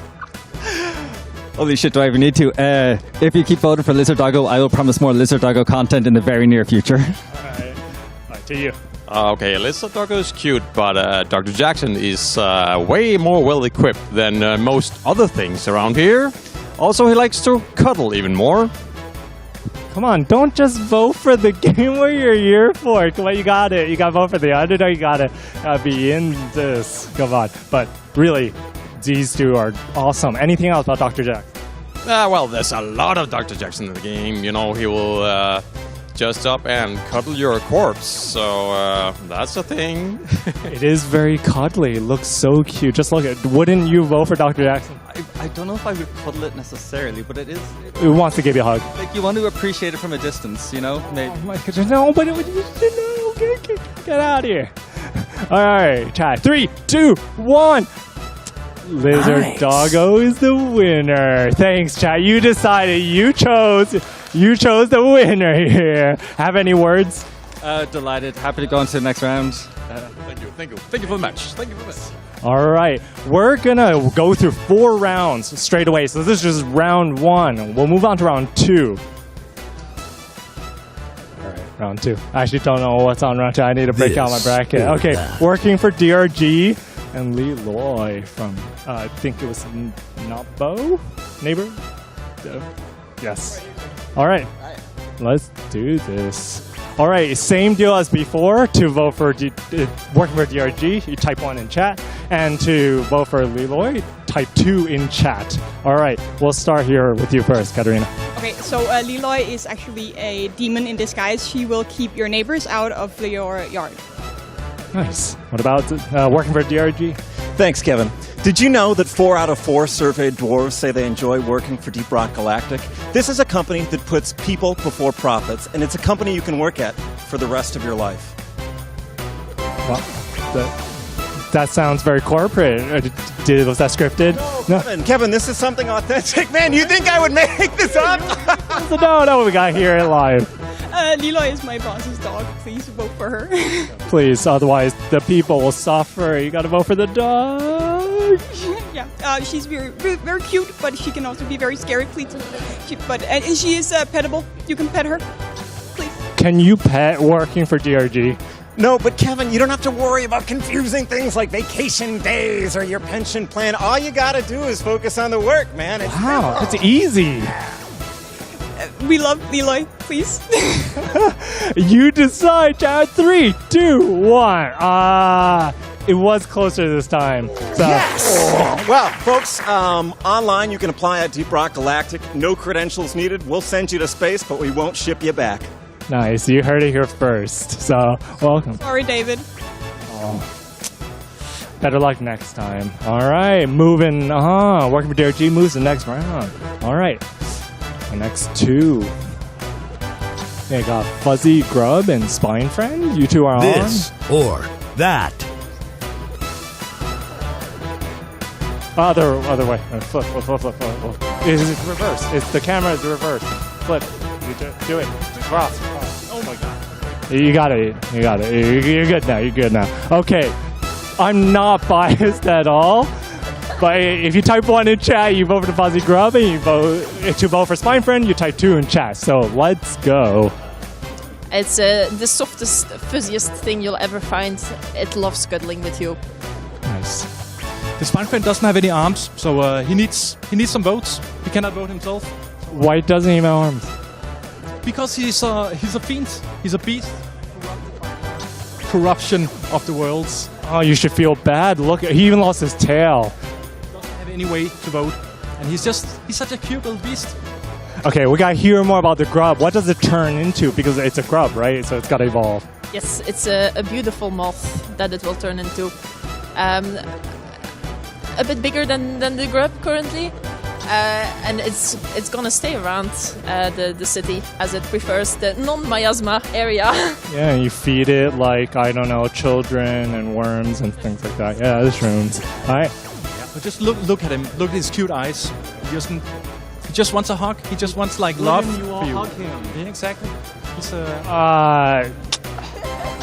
all right, we're getting more votes every time. Good, thank you, chat. All right, Fuzzy God moves on. Thanks, Torbjorn. Appreciate it. We tried. You have dice in the bracket as well, so not knocked out yet. All right, we got the next round. Swine, neck, This swine, neck, or swine, neck, that. swine, neck, swine, other way. Flip, swine, neck, neck, swine. You're swine. I'm swine. One. I'm 1. Swine 1. The neck. 2. The neck is number 2, yes. Yes. All right, let's go. The neck is green, it is cute, it is aquatic, and it has lily pads all over its body, so you should definitely vote for it. That was a convincing argument. What about you? Well, the swine will kill your enemies, and after that, you'll get a nice, tasty snack. It's a loyal swine, and you just butcher it. How could you? Why would you do that? Because it's related to Sarimner, the old swine of the gods. Poor swine. Divine swine. Divine swine. Okay, what about the neck? Is it also divine? No, but it's very cute, and if you kill it, you can eat its tail for a grilled barbecue. It's really nice. Sounds tasty. And it's also adorable, and it has an evolved version, which is called the Asksvin, which is even more badass, but it's not in this bracket. So you just judge it by the neck, 'cause it's cute. Very cool. Well, does the swine evolve too? It does, into an evil, like, leech-driven swamp version. What? How? How does that work? Evil magic, of course. But I thought you said it was good swine. I lied. That's why you eat it. Yeah. We. You gotta help your swine. Well, they called my lies, so it looks like congratulations on that. Well done. Neck moves on. All right, that was our first 4. Thank you so much. Yes, we're all good. Thank you so much for the first 4 this or that. We'll have more, so there's plenty more in stock. If you want to follow your favorite winners, whether it's the neck or the Working for DRG, stay tuned. You want to buy time? Should I keep? Yes, Josephine is supposed to be on this segment, so she had to Yeah, she's running, just like in the other video. Yeah, she made it. She's getting all propped up. So we're back on the couch, and I'm just going to stall a little bit so Josephine gets a chance to get back in. How are you feeling? Yeah, good. It's really nice. I like the show. Yeah, it's really cool. I heard this. The voting thing was coded in the night. Yeah, Carl, one of the organizers for this event, made. Why didn't you make me a cool graphic like you have when you're running? Yeah, we should have done that actually. Yeah. Just have it live. Yeah. No, Carl made the whole thing for that voting thing just like last night. Yeah. So you could probably find an exploit. Go find it, guys. This is you know how you do in Valheim, so go ahead. This is sort of what it is like to sort of set up these like sort of events. It's like everything's coming down to the wire. I'm joined again by Josephine and Jonathan. Yeah. We're here to talk more Valheim. Yeah. I'm a little out of breath, so I'll be with you. Yeah. And we're going to talk about we kind of teased about it in the last segment where we talked about 1.1. 1.1. Sorry. Not yet. I got everything mixed up. Deep North. 1.0. 1.0. Deep North. Yeah. Exciting times. Yeah, it's exciting. It's really exciting. I mean, it's been the whole journey from early access and finally going to go to 1.0. And I know everybody's are like, oh, it's never going to happen. They're taking all their time, but it's been a fairly clear development cycle where we have like the big 3 biomes that we're going to finish. So Deep North is going to be 1.0, obviously, and there's also going to be a whole lot of, a lot of other stuff that we're going to try to get in there. So besides the actual biome, there's definitely a lot of other stuff that we're working on. That's going to try to get that in there too. Yeah. And you sort of learned from your previous biomes, like how to make this one, or you look like I don't know if you did. I mean, it's always that kind of the design philosophy that we kind of have. What would Black Forest do that we've been going for? So it's doing that again, but make it Deep Northy. Yeah. I mean, it's definitely going to be a bit different. For Deep North. I know that a lot of people have different thoughts about Ashlands, and we're actually going to talk more about Ashlands later, I think. But for Deep North, we're going for a little bit different, tone it down a little bit, try to make it nice and cozy again. One of the things that we had is the idea of making a Christmas card. It's definitely going to be difficult. Don't get us wrong there. There's going to be hard parts, but it's probably a little bit more laid back, so you can relax a little bit more in the game. A final breather before the very end of the game. Yeah, you could say that. So, but yeah, I mean, there's still an endgame biome very much. So. Yeah. There will be a lot of difficult monsters and boss definitely for that. So. Nice. Hopefully, it'll feel like a 1.0, like not just like another biome, and by the way, it's also done. We do have some cool things that we're going to try to get in there. We're going to look through the rest of the game for a bit. Not change too much because it's definitely a working recipe, but try to add a little bit of spice here and there for the rest of the game as well. Yeah. We'll talk a little bit more about that stuff in the next segment, where we'll be having sort of a roundtable discussion with a bunch of games, talking about like what it's like working games for 1.0 and early access and that stuff. What was the sort of design decisions the major design decisions that went into Deep North? It's still going on, and we're very much not done yet. They're definitely being made as we speak, kind of. I mean, we're still in a pre-production, very soon going over to main full production on it. So there's been a lot of different ideas. There's different ways to go, and we're definitely not there on all those points yet. So. And that's also why we haven't shared anything publicly, like any visuals from the Deep North yet, because it is very much pre-production, and we don't want to show something that would end up not getting into the game, since it's very much still in the design phase. But soon, hopefully. Yeah. But there's also other things like something that a lot of people ask for, like achievements and possibly mod support and things like that go into, that are like kind of meta game parts of it, but that are also needed for the Xbox and stuff. And definitely coming to Steam then as well. So I think hopefully it'll be a good 1.0, and that people will appreciate it. And then that being said, I mean, 1.0 is 1.0. As you guys know, Satisfactory. That doesn't necessarily mean that that's all of it. It's the end of it, no. But then we at least feel done with the base game, the original experience. So. Gotcha. Yeah. You have a talking point that's just difficulty. Difficulty. What is this about? Oh wow, I don't remember what we were thinking about. But I think it is very much that the Ashlands is very much a ramp up in difficulty, and we want again to have the Deep North not to be an easy biome, but to still have those like calm moments that you can get to. Like we said, some parts of the Deep North will feel kind of like a Christmas card. Like you can already see now, like in the placeholder that you can see on the B-roll now, it is kind of trees and snow and kind of a calm landscape. And this is still from the Deep North that you can see as a placeholder in the game right now, but it's still gonna have some of that feeling if a lot more fleshed out. Yeah, and I think one of the things on difficulty there I was thinking about before was like having a bit of an asymmetrical difficulty curve, so the game is not just constantly becoming harder and more grindier in every single biome, where of course the step from, let's say, Mistlands to Ashlands is definitely a step up in difficulty, and you, as a lot of people have noticed, you get swarmed a lot by enemies, but that doesn't mean that it's going to be like another step up from that. Gotcha. More of a parallel step. Difficulty, and I mean... difficult in another way. Yeah, for sure.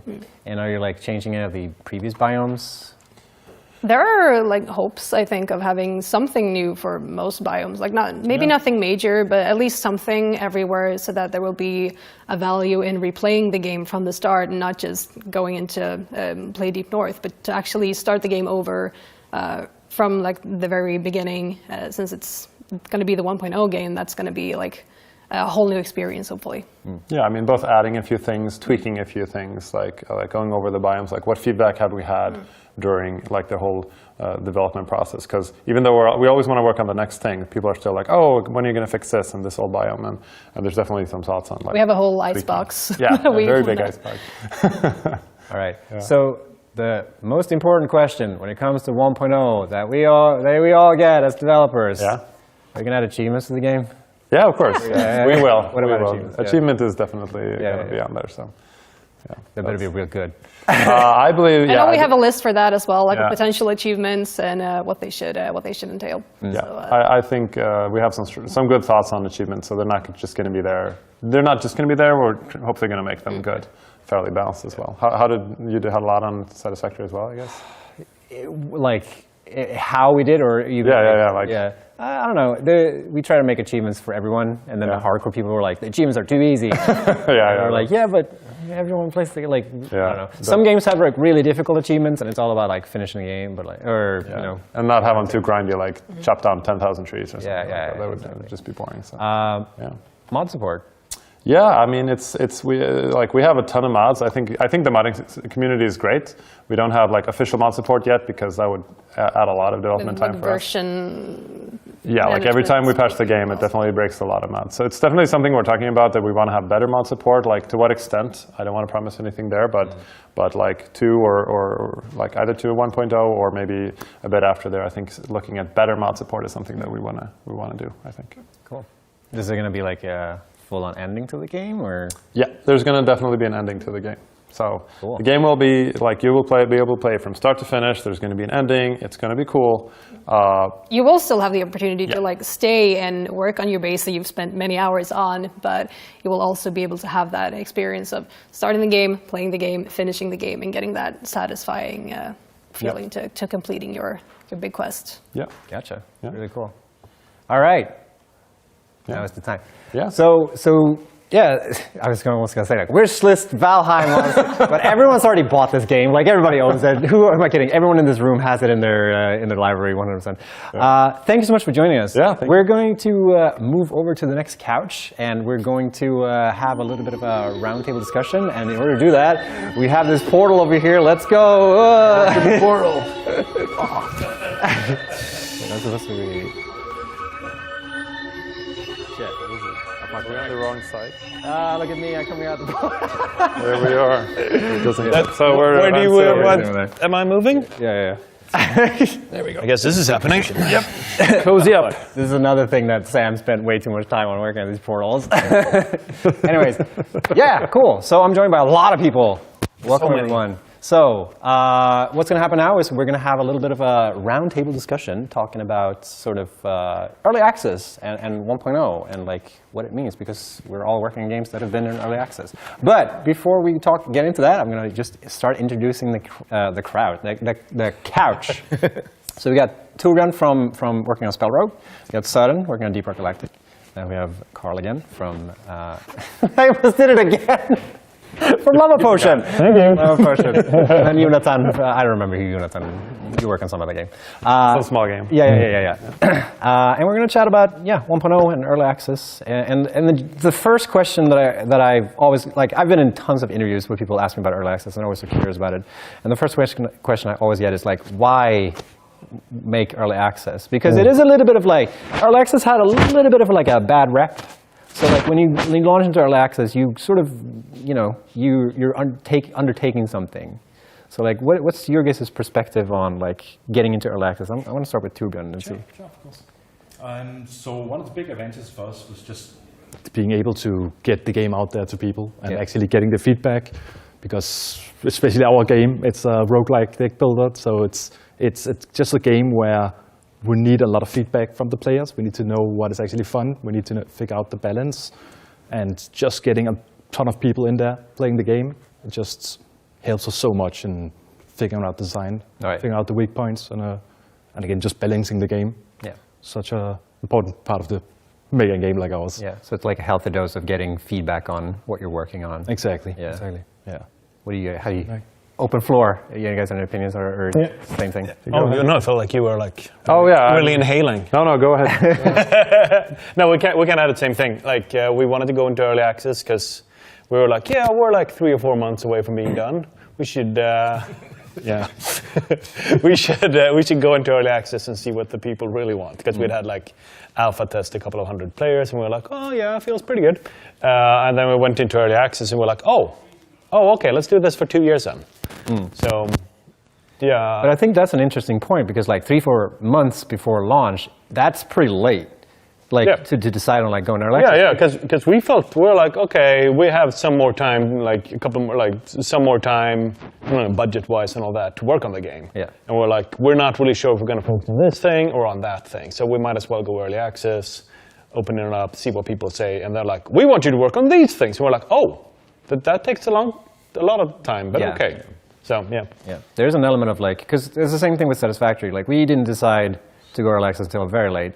And there's an element of like, this game could be so much bigger, but we don't have the budget to make that game. We have the budget to make this game. Yeah. And we sort of came to a crossroads where it's like, let's try this and see how it works. Because I think a lot of people, like, it's a little bit of the stigma when it comes to early access, right? Because a lot of people... For us, it was like part of our strategy from the beginning. We really wanted to do the open development route, and then early access was just like fitted so well, right? Yeah. So, but 6 years ago now that we launched into early access, and at that point there was not a good rep for early access. No. Most of them have never released into 1.0, and people were like, it's just a scam. So we really had an uphill battle trying to convince everybody that we were the good guys here. Yeah. we'll do good. How did you guys approach that then? Like, when you decided we want to go early access and it has a bad rep, like how did you like combat that? So we actually went early access in the sense that already, 6 months after we started, we released a closed beta. That wasn't actually that closed in the sense that everybody could just stream it on YouTube and whatever. And then we kept updating that, right? So when we started early access, that was update number 7. I think that was our first release, was called update 7.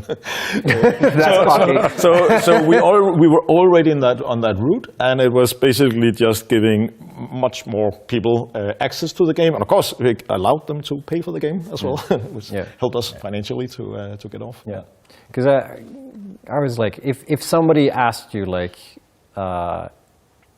would you have done anything differently during early access? Like, how would you have done something different, or do you feel like you learned something from the years being in early access that made you realize that maybe we should have done this instead? Or for us, it was exactly as we wanted it. I think looking at when we did 1.0, and then we actually needed to do 2 more updates before it was maybe the right 1.0. So we had a little bit trouble finding out when our 1.0 should be, you can say. Yeah. We've done it, but no, that's 4 years ago, right? And we kept updating, and so.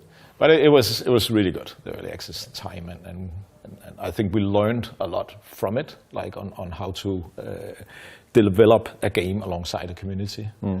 That's really what the early access route tells you. Yeah. And we see so many games that are, especially multiplayer games, that are launching directly into 1.0 from high-profile companies, and they have crazy launch, and then they fall flat because they kind of can't figure out how to follow up on that. Right. Yeah. Well, early access does give you that room to sort of like build your community and make the game that you want to make and have a continuous like cycle.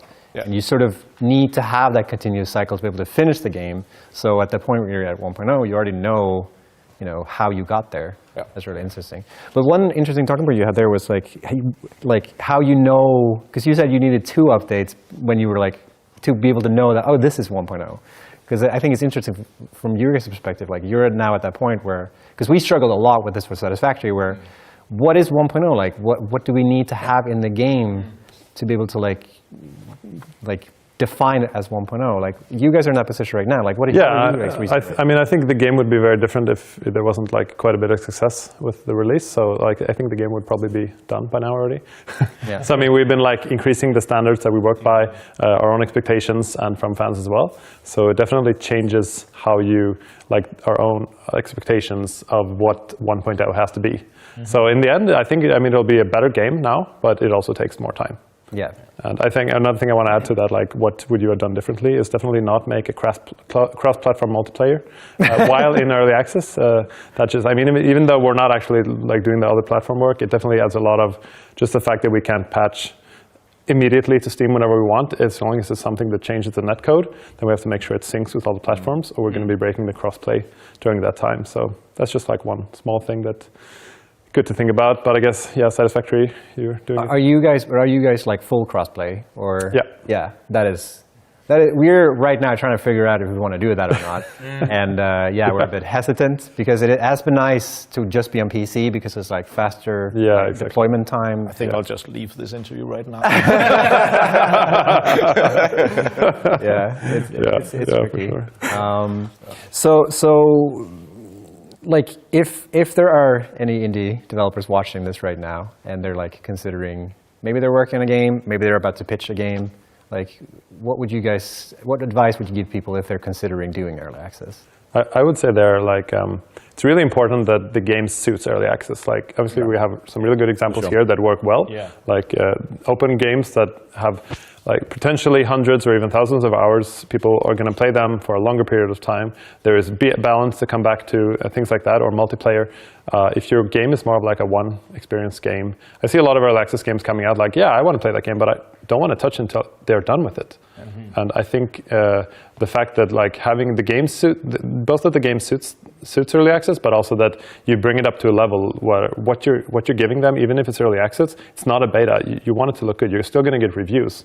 The future of your game is going to kind of be decided on, was your early access launch a failure? You're probably not going to work on it for 10 more years then. So, yeah.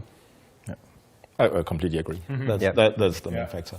Having the right type of systemic and open game, and a game where you can spend a lot of hours. Yeah. I think also for us that we have a lot of players that already have played the game for hundreds of hours, and making an update to the game just gives those players some new challenges. We can constantly add new content and new modes and new ways to play the game. So it doesn't grow stale. It is a game that, if it's a story-based game, you probably have seen the whole thing. But it is a roguelike game where it is going to be random every time you play it. So just adding more content just keeps the game fresh, even for returning players.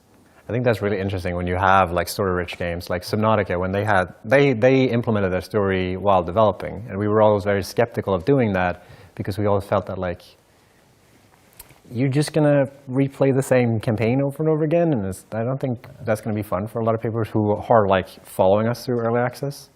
But because I think that's one common denominator here is like most of our games don't really have like a full-on because you guys have you have a campaign. That was and that's the thing that happened. We have 4 factions in the game, and then you play all the factions, and you get it. You might want to adjust your mic a little bit. Where is it? There we go. Hello. Good. Yeah, we're good. So we have 4 factions in the game, and they all are like one of the songs of Songs of Conquest. And then once you play the 4th one, you kind of get the full story of the whole thing. And then when we released the game, we didn't really think that they were going to be as popular as they were. So when we released into early access, we were 100% sure that people didn't really want to play them.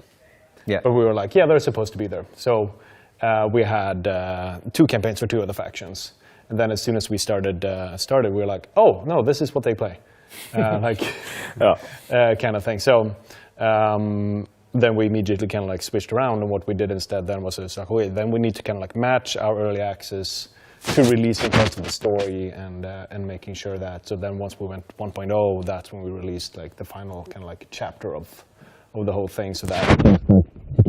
The game, and then we get 1.0. Still? Yeah, a little bit. Can you hear me? That's how we did it, but that was sort of by accident a little bit. So we had to make that plan after we realized that people were really into getting the full story.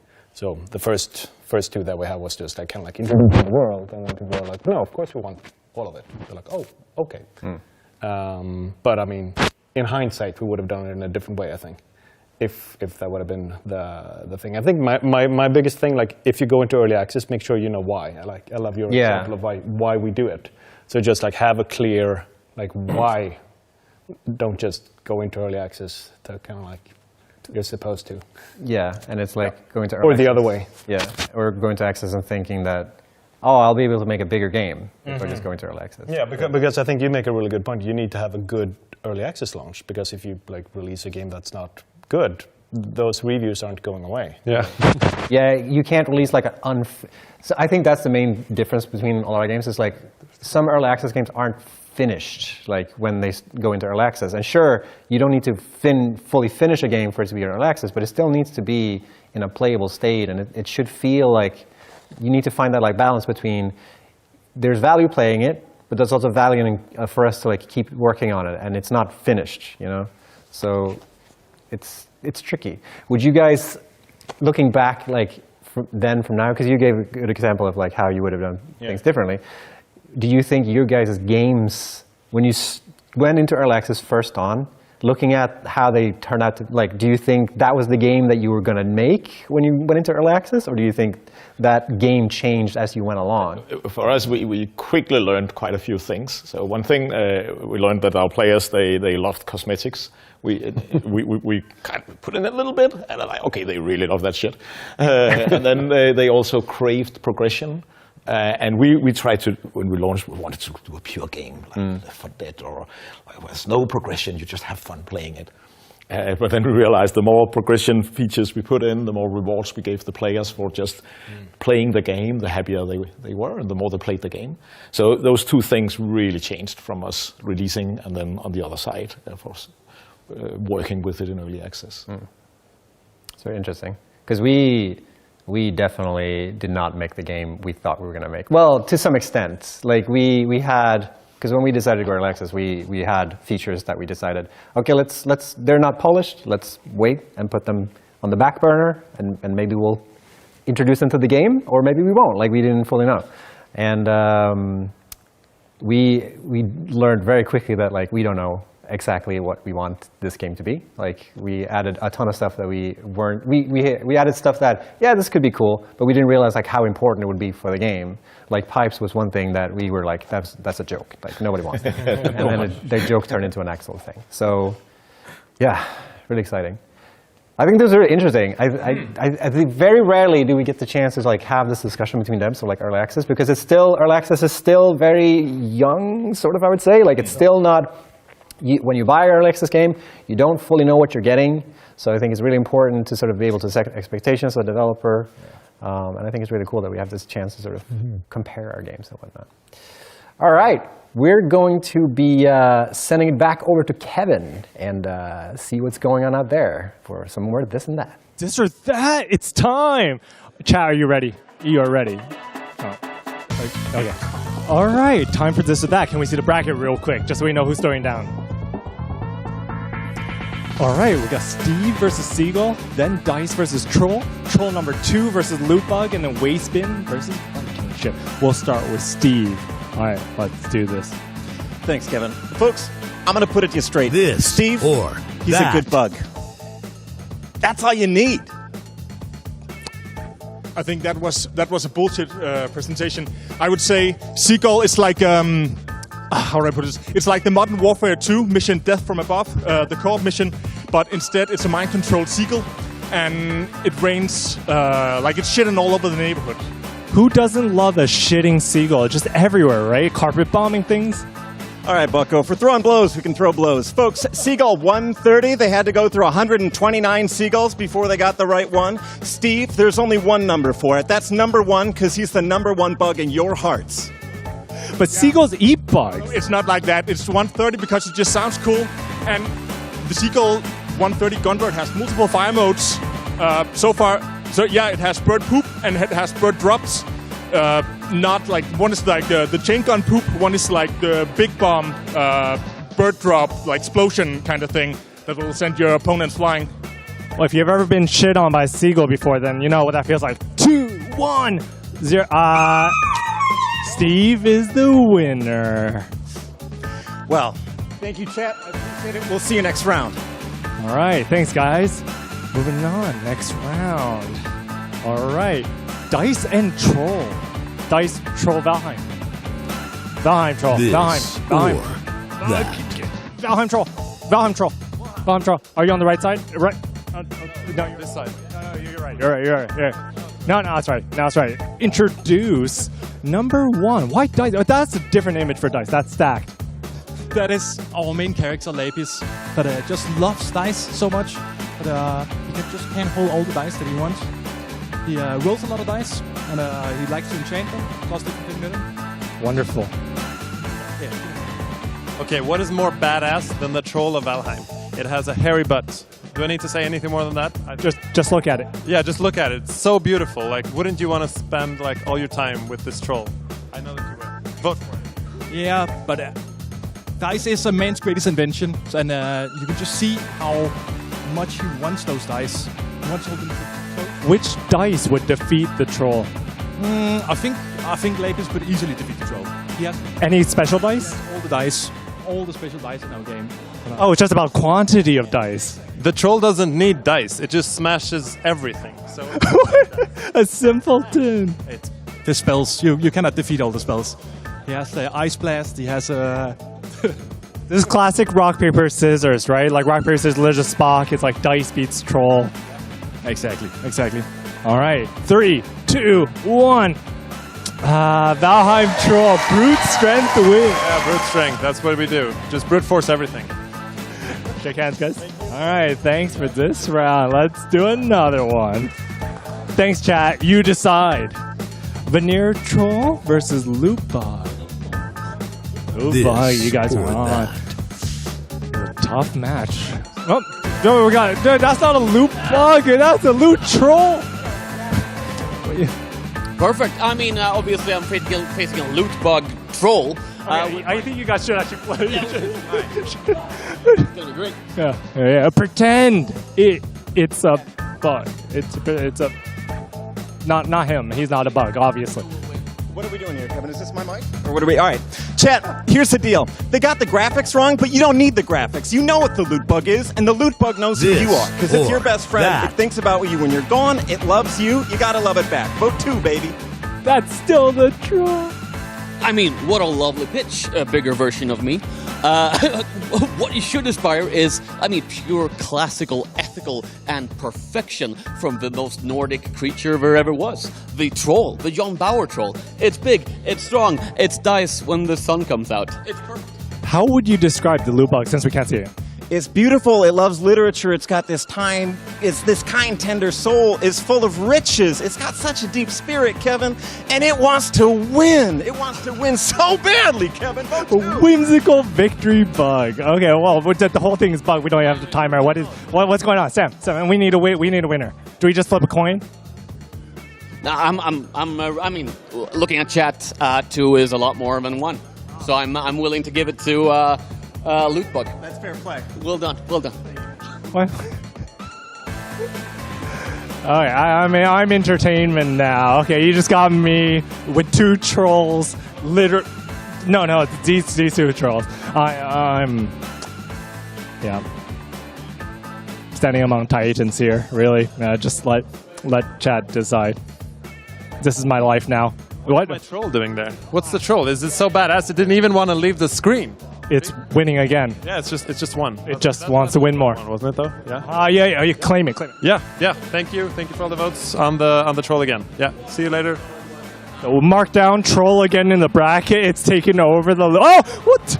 Hey, substitution. That's cheating. That's cheating. You're DQ'd. We're DQing this. All right. We got one more. Hopefully working this time. We got the waste spin and the Viking ship. We put 2 objects together.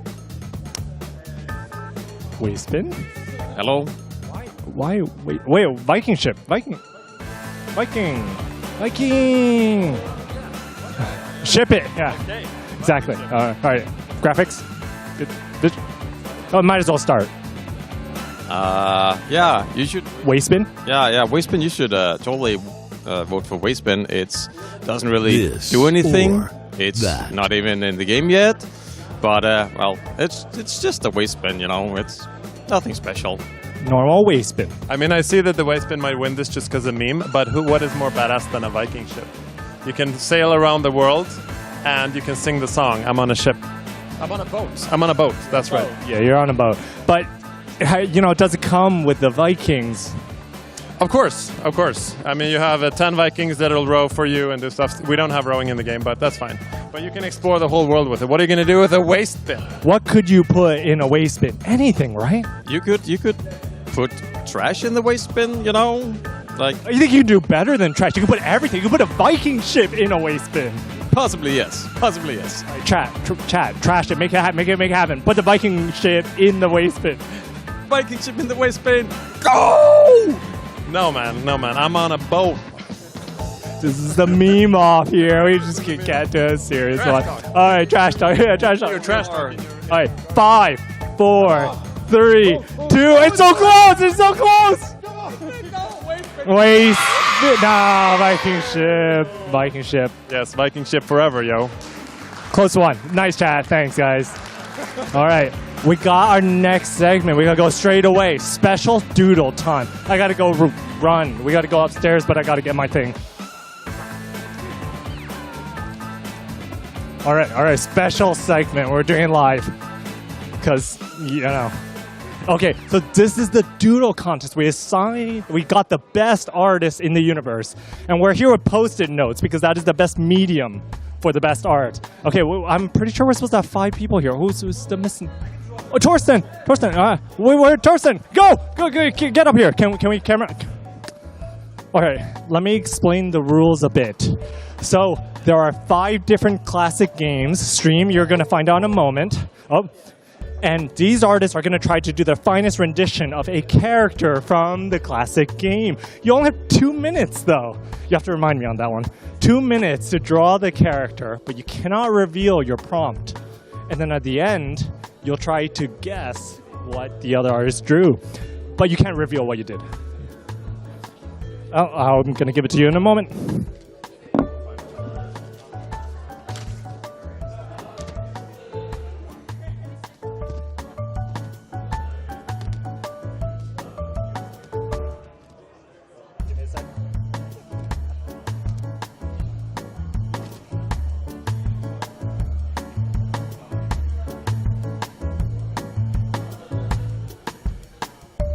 Don't show anyone else, just look at it yourself, and you have 2 minutes, starting now, to draw a character, any character from that game, so that other people can guess it. But I'm gonna show stream, we're gonna cheat. Okay, stream, are you ready? We're gonna show you. Let me know if you can see this. Can you see the stream? Great.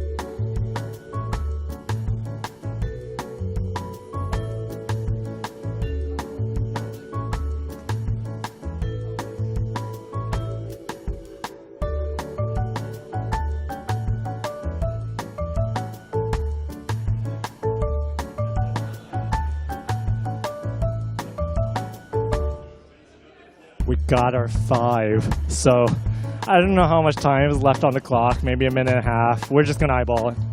But you can see them drawing it. Oh, they're too good at this. I don't know. I'm gonna have to cut them off early. As you can see, there's a guy with a big sword. There's more people.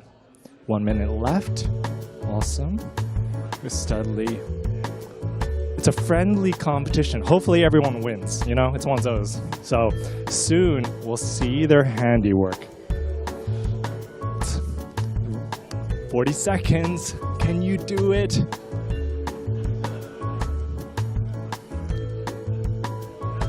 No, you can't write words on there. That's cheating. That's not art. Words are not art. No. Gotta scribble it out. Scribble. Yeah, your penalty.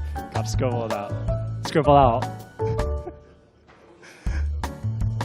Okay, 10, 9, 8, 7, 6, 5, 4, 3, 2, 1. You're locked. That's it.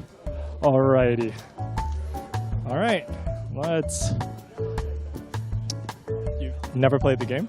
Well, I know the game. I never liked it. It's not my genre. Here are the games.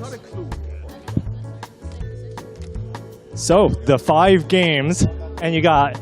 You have to do one at a time. So go over the drawings one at a time. Where do you want to start? Okay. But you cannot say what yours is. I think they're gonna figure it out. I made it too easy. I was gonna pick indie games.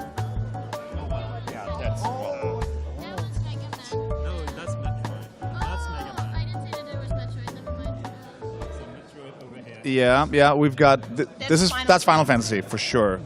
That's Metroid. That's Mega Man. We could do. We'll just do process of elimination. Oh, of course, this is Warcraft. This is Warcraft. Of course. Yes. This is such a look at the genius of this. Amazing. That's obviously Half-Life. All right, reveal it. Do the reveal. Present your answers. Yes. Mine was Mega Man. Mega Man, of course. Nice. Mine is, well, it says Metroid. Mine was Metroid. Mine is Warcraft, of course. It's too wrong. Yeah, and this is Cloud, of course. I've never played I played it once, but it was really long ago. But I think I've seen a goblin in there, so Looks exactly like that. I never played Half-Life, but I thought it was a guy with Half-Life. Brilliant. All right, hope you got it right, chat. I made an easy one for you. Like I said, didn't pick any super crazy brain-busting indie games. So, nice. Hope you enjoyed. Oh, we're throwing to Snoot. Sorry. It's so... Sorry, it's so funny because like we have Sam talking in our ear, so we hear like all the cues and whatnot. And it's so funny when Kevin like forgot to mention that, and Sam's like, throw a Snoot, and then Kevin goes, I gotta throw a Snoot. Super good. All right, we're back on the couch, and joining us on the couch we got Jonas and Hans, and we're about to talk about your game called Darkswarm. Very excited. How are you feeling? Yeah, well, excited. I'm terrible at pitching my own game, so be warned. I think all game devs are kind of a little bit. Yeah, like, maybe a little bit. Yeah. But yeah, Darkswarm. Do you want to talk about it, or do you want to check out the? We could just like roll these. Roll the trailer. Yeah, let's. Trailers tell you more than words possibly can. Yes. Let's check out the trailer. Imagine yourself in a universe where danger lurks in every shadow. Your mission? Simple but crucial. Eliminate the relentless Dark Swarm. You won't be alone in this fight. Assault, the king of killing. Engineer, the team's defender. Infiltrator, the intelligence expert. Support, the backbone of the team. Join forces with up to 3 friends in Dark Swarm, the ultimate co-op, tactical, objective-based extraction shooter.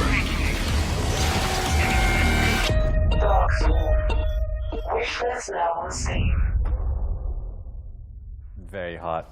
Very nice. All right, that's Darkswarm, everybody. Check it out. So what is Darkswarm all about? Well, Darkswarm is all about, being a co-op game and killing a lot of aliens. So that's a very, very basic version of it. Yep. And you could say it's class-based. We have 4 playable classes, and we are taking some, old inspiration from like Alien Swarm and Helldivers, and getting some inspiration from that. Then we add to the mix, we're adding some like our own little things, like got a stealth gameplay, a little bit GTFO-like vibe, and also there's a bit of extraction on top of that, and then we like mixing up and get the perfect dark and swarmy drink, So what is like the goal? Is it to extract, or is it to get somewhere? Or it is sort of mission driven. So you could go into a map and you'll have like multiple mission objectives, so like Helldivers. Gotcha. And then on top you can like maybe sneak and hack into some areas, and you can find a little bit special loot out there and extract the loot to upgrade your weapons. Cool. And you mentioned classes, so like all these characters are different like character classes, or how does it work? Like how do the classes differentiate from each other? Oh yeah, we have 4 classes, as I said. We have Assault, which is like more like DPS, the offensive class, dealing a lot of damage. We have the Engineer, with some more like defensive, tanky class with turret, shield like that. And we have Support class, which is generally supporting the team with our healing, reviving. It's not an exact medic, it's also has combat abilities and other things. And finally, we have the Infiltrator, which is like specialized in like sharing information with the rest of the team, so they can do like better infiltrating and being like better at hacking. So every class can do sort of his own thing, but some classes are better than the sort of getting the core things down. Tell them about the enemies that you fight. So it seems like it's arachnids, or... Yeah, you could say that. It takes this place in this very dark universe, where it's a bit like a zombie infection, but also not. There's no like biological trace of the things that's going on. It's in the far future. We have these human settlements and mining corporations going out into the galaxy and populating it, and suddenly people just turn, growing from the inside. You have these arachnids, insectoids growing out of people and start, spreading around and causing a lot of chaos. And you play these like bioprinted mercenaries created by this Death on Demand corporation that then has an amazing business opportunity in going out and protecting all these corporate assets and settlements. Gotcha. And you mentioned this was co-op, so is it like online or local or? Yeah. We're focusing on the online co-op for 1 to 4 players. The original heart of it was also doing a local couch co-op, hybrid with online as like the first Helldivers. We hope to get that in and running at some point. I really like the colors on all the lasers. It's like, do you get to pick your own color, or is it tied to the class, or is it tied to the weapon? At some point, you have to choose your own color, but not right now. Okay. Yeah, we are. It's a little bit class color, but with an override, custom override. Gotcha. Really cool. People are asking about release. Release. Yeah, we are talking about early access in late 25. But let's see. That's already. Yeah. They're really cool environments. Yeah, thanks. Is it? So you said this takes place on like on a different planet, or what was it? Yeah, it's not Earth, Yeah. Well, these are like not the one I know of. These what you see in the trailer is just it's mostly taking place in these orbital stations that serves as like mining trading posts and nodes for the mining stations on the actual planets. So we haven't like totally everything's not totally cut in set in stone regarding which planet this was, but it's definitely there will be like a range of planets to explore and space stations, and you'll have this duality where you both have these more like combat focused missions on the planets. So you have got this whole Starship Troopers vibe, massive swarms, and then you're like more like sneaking in the sort of dark space stations. Yeah. I've seen a question in chat if there's friendly fire or not. It doesn't seem like there is. Totally. Yes, friendly fire. We love happy accidents. Absolutely. Whoopsie doopsie. And also, you can quickly revive your buddies. That's absolutely. Friendly fire. Friendly fire. Yeah. So I've also seen like in a couple of the other trailers, there's like this like blue orb thing that you're like carrying around. Is there like another objective, or am I thinking? Oh yeah, that's an early prototype of sort of a haulable object. That's sort of a co-op objective that you should haul this kind of like reactor core and like replace it. But it's not something we're doing right now. It might be back in some form. Okay. So it reminded me a little bit. We have a lot of prototype early stuff. Because it reminded me a little bit from a Final Fantasy game, Crystal Chronicles, or whatever, when you have like someone who's carrying the crystal. Yeah. But okay, so it's like objective based. You sort of go on these missions, and you shoot a ton of things. Yeah. It's also sneaking around it if you can. Some of them. So we are working on the whole stealth gameplay right now. Yeah. Very cool. I love stealth games. It's underutilized. It's always hard when you play stealth games with multiple people, though, because like exactly. Some might. That's why we also have very soft stealth. That's like you can fuck up, but it's not in the real world. And some areas are more heavily guarded, and that'll be like a huge consequence. To that, but still, it's not the end of the world if you fail stealth for a minute. So tell me a bit about Bitfire Games. Yeah, that's us. Yes, yes, that's us. How many are you on the team? We are. No, maybe you should. Oh yeah, we are around 10 now. Yeah, we started like 2 people for 1.5 years ago. Me and Ox, old friends from like 25 years. 25 years, yes. And how, what has been working on this game? Oh, it's been a blast. You know, it's fucking. Oh, sorry. No, it's okay. It's a dream come true, man. Yeah. Like I wanted to make ever since I played like Alien Breed on the Amiga. I wanted to make like a top-down alien shooter kind of game. You know, it's awesome. So it's like a passion project. It is. It started as a sort of a passion project, as a side project for me, and we came around and talked to Ghost Ship Games, and they were like, yes, we want to do that stuff. So cool. It's pretty cool. Yeah, nice. We're doing it. Yeah. We're going to talk more with Ghost Ship about publishing and all that aspect of it as well later in the show. But if people are interested in Darkstorm, what should they do next? Next, they should go to Steam and wishlist and follow. And also, we are having, if people are not very sensitive to bugs and early development stuff, they could join our Discord to maybe get a key for the pre-alpha. Just join in for the pre-alpha. Yeah. Yes. I kind of want to do that. We're just a few keys, you know. Yeah. Cool. Thanks for joining us, guys. Okay. Exciting. No time for community questions, I guess. Yeah, no, we got a couple of through during the segment. So yeah. Okay, yeah. Okay. All right. Next up, we're going to talk with the team behind Deep Rock, and we're going to talk about community and stuff like that, which is close to my heart because I'm a community manager. But I need to get over to that couch. It's a long, arduous journey. So here I go, running again. Running. Bye.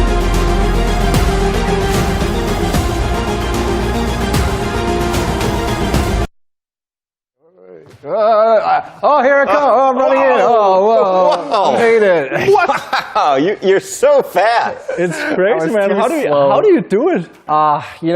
It's all about the legs. And you're doing it in jeans, too. Wow. I like that extra effort that he goes into it. Impressive. I know what to tell you, man. Anyways, I'm joined by Mark and Aaron. And I already mixed up your names before, so I'm not going to even try. I'm Mark. Yeah. I'm Aaron. I was almost going to do, okay, whatever. We're going to, you guys work on Deep Rock Galactic? Yeah, well, in the marketing department, but we're part of it. We're not like coding. Yeah.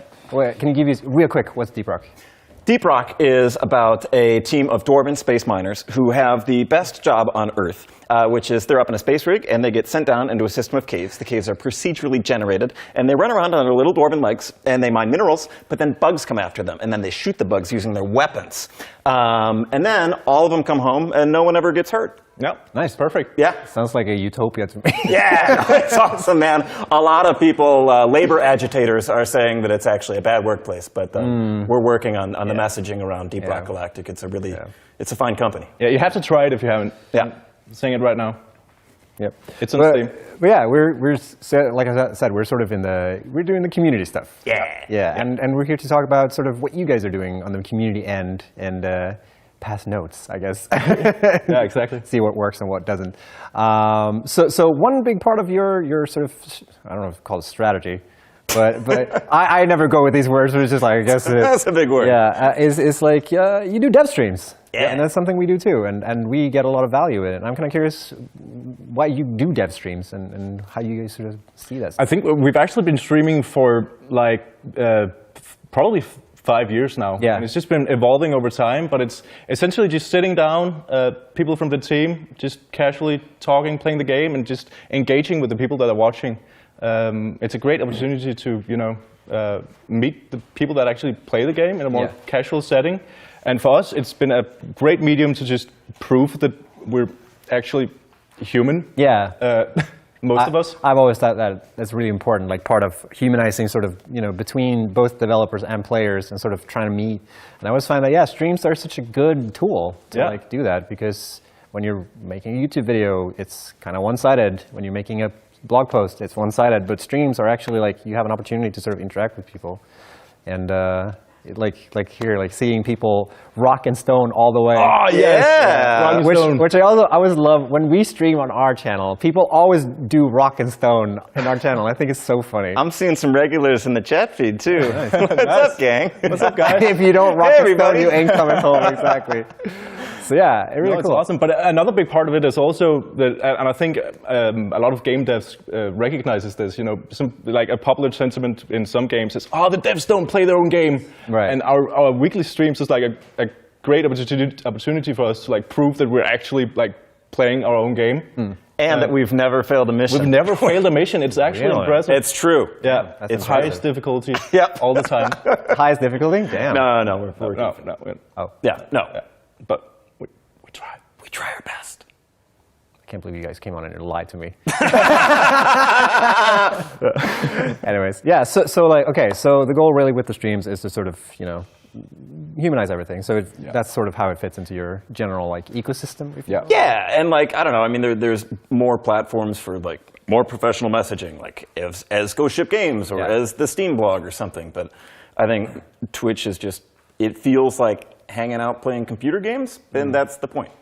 I guess that's one way you could see it, but I don't know. I think there's a lot of value in it that you may not need. How long are your streams? Like, how often do you stream? We do 2 hours. 2 hours? Yeah. Every week? Yeah. So it's the same for us. Yeah. And nice that we find that like middle ground where it's like 2 hours. That's the limit. Yeah, because it's also exhausting. It is. A lot of people don't realize, but streaming and trying to entertain and keeping the conversation going for 2 hours can't be exhausting. Yeah. But it's fun and it's I really enjoy it. Because we're not playing games while we do it, and we have enough on the plate to just like keep the conversation going. You guys are also playing games, which is like, I don't think people appreciate how much effort that goes into that stuff. Let's Players have, it's not.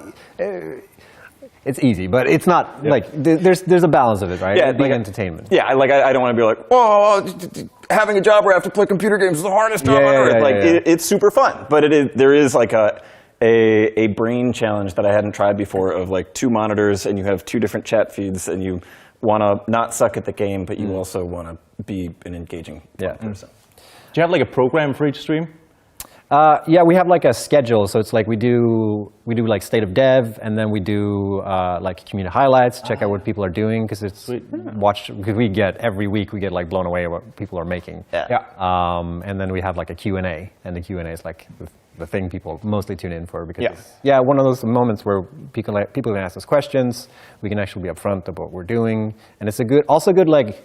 We found that we do like videos on Fridays and we do streams on Tuesdays the week after, and it's like a good because people watch the videos and then they'll have questions where we thought we were clear, and then they'll come to the stream and then can ask questions, and then we can clear up and like clarify and all that stuff. So it's really useful for that stuff. Yeah, I feel like that's one of the biggest, like the nicest parts of it is just being able as a player, like you just get a person answering your questions. I mean, like when I said earlier, like it just feels like hanging out playing computer games. I don't want to undersell it. I think it is like an important part of that is that.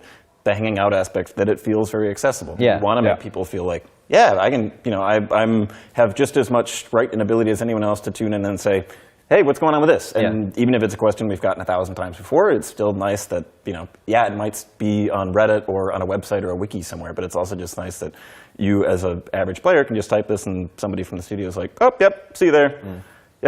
That's what's going on with this. Have you guys streamed before? Like, was this a thing you guys do in your private life? Or I've been streaming a lot in my spare time. Actually, I was part of a small Danish community of GTA role players, which some people might recognize, which was really fun. And I don't. You have what was your character, Mark? I was actually playing a grumpy taxi driver. But that's a whole other story. I can go down a tangent if you want, but I mean, but you also have a competitive advantage. But I don't know. I had never streamed before, and I don't like watch streams, so the whole thing was like somewhat foreign to me. But I'd done before that like some sports announcing and like radio in college, and then outside of work, I run a pro wrestling promotion, and I'm the ring announcer. During the wrestling matches. So there's some aspect of broadcast and speaking there. Gotcha. That transfers over. Do you guys have any like fun memes or stories that came from stream that like lived on, or? There was a period where we were getting hamburgered. Oh yeah. Hamburger. So the first time I ever joined the stream I was like new, and for lunch that day we had hamburgers, and I had 3 of them, not because I wanted to, but because I could. And then I went on the stream and my stomach hurt because of the 3 hamburgers. And I was complaining about it. And I think for the chat it was just like, all right, there's a new American stereotype, immediately complain, oh, I had too many hamburgers today. And it became a thing. And so like a few weeks later, we were streaming and somebody was like, hey, there's like a delivery, like a food guy here. And somebody had sent us like an order of hamburgers and milkshakes. for us to do, which is way better than being swatted. That kept up for a period. Consecutively, even. Yeah. A couple of weeks, we got hamburgers. Yeah, we got burgers. Sometimes it would be one. Sometimes That's so funny because I always have a burger after stream. It's like a tradition from my side as well. Really? Yeah. So you're not sending them, are you? This is wild. Yeah. That like this is a thing. Yeah. Yeah, we had it for a while. It would be a gamble too, because sometimes like you'd be like, oh, if I eat too much lunch and I get a hamburger, then I'm going to be uncomfortable eating. Right. I also planned it for the burger. Yeah, that's smart with the consistency. Yeah. Well, thank you so much for joining me, guys. Thank you for having us. Thanks, dude. I'm going to next game. I'm gonna have to get running because I need to go all the way to the other couch. So here, Run fast, here it goes. Go, running go, again. run!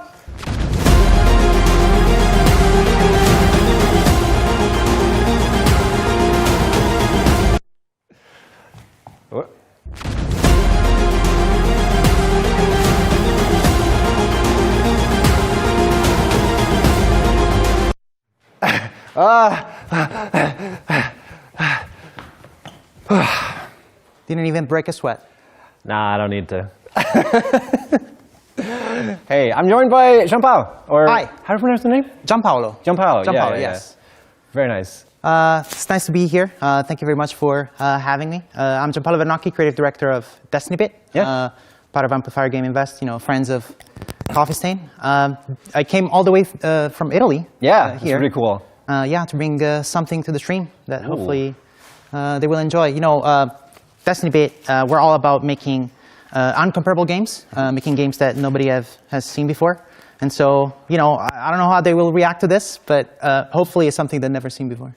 I think they'll like this. I certainly like this. So yeah, without further ado, this is kind of a grand reveal for you. It is, right? yes. We're announcing a brand new game. Yeah, so on the note of a game that you making games that people haven't seen before, here's a game that you guys haven't seen before.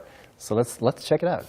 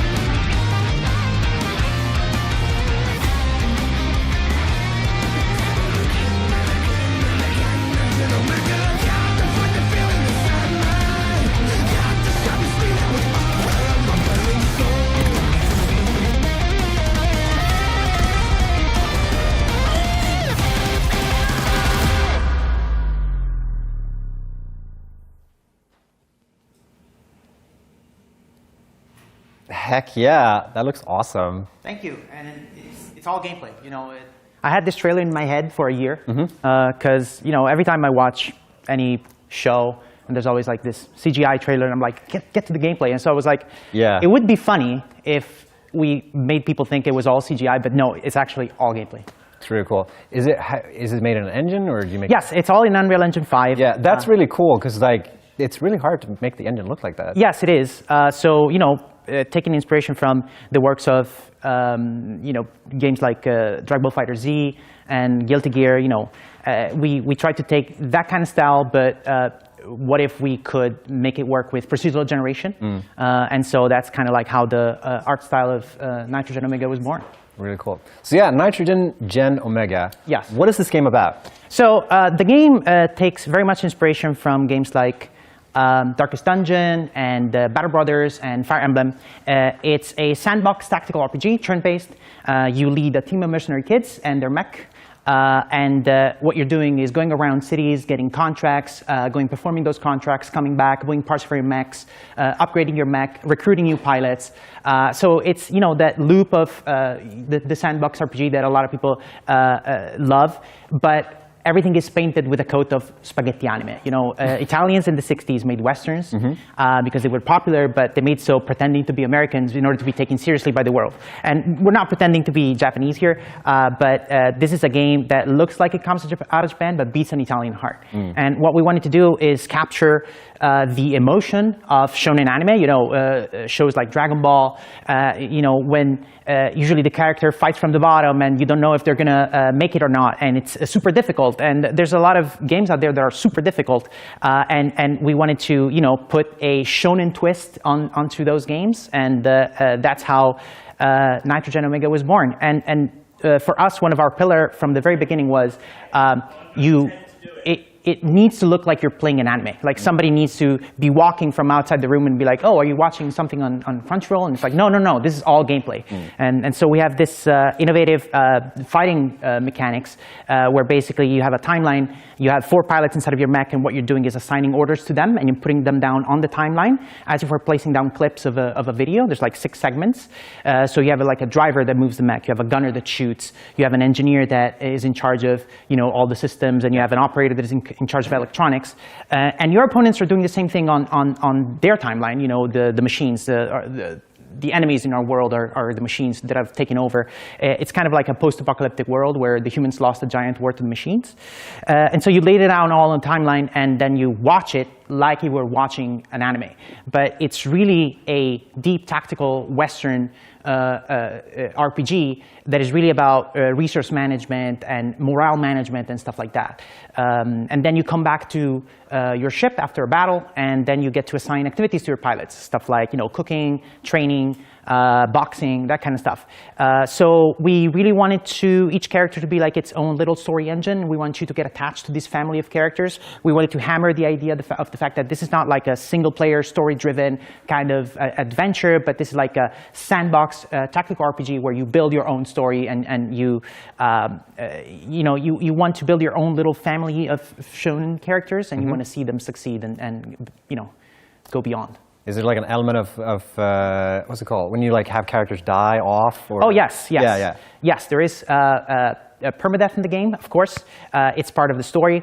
You know, characters can get lightly wounded, gravely wounded. They can eventually die. They can leave. There's morale. But the idea is that it's all part of the story. Gotcha. It's like, you know, you're playing this game in order to create your own stories and go tell them to other players. This is what we hope that will happen. When this game started, we wanted to make a game where the stakes mattered, because when you watch a shonen anime, you know, the character really gets beaten down before eventually figuring out how to beat the enemy, kind of like in games like Darkest Dungeon and other kinds of games. And so what we wanted to do is recapture that seen through the eyes of anime. Gotcha. Really cool. And your Steam page just went live. Yes. Yeah, really excited. We talked about this right before this. Yeah. Like, if the reveal or the launch is the most nerve-wracking. Yeah, it's really weird because you know, we've been working on this for a while. This is the first time anybody in the world has seen this, so it's pretty nerve-wracking. When you release a game, we released 2 as Destiny. You kind of have an idea of what to expect, at least in terms of numbers. You have people there waiting for the release to happen. Over here, I don't know. I don't know. I'm just taking a glimpse at chat and see what they think. Yeah. But you know, as soon as this is over, I'm going to go run into our Discord server and see what people think of this, because I truly don't know. Yeah, you should, guys. You definitely, if this sounds interesting to you, if you like this art style, if this sounds like a game for you, then you should definitely wishlist it on Steam. There's also the Discord. Yes, there's also the Discord, and I have one more action point for chat. Everybody has like a Discord server where they play with their buddies. If you think this is something that your buddies will like, take the link and put it in your own Discord server and let them see this, because we really wanted to build this with the community. You know, kind of like the coffee stain way of like, okay, we're going to involve people and bring playtesters in and let them be part of our journey, because we want very much to build this with the community. Yeah. Really exciting. I am super sold on the art style. I love the art style, and I know how much effort it goes into making a game look like that. So really excited for you guys. Thank you. Appreciate it so much. All right. We're going to jump into the next segment, and I'm going to have to run again. All right. Here I go running. Here I go running. Running real fast. Here I go.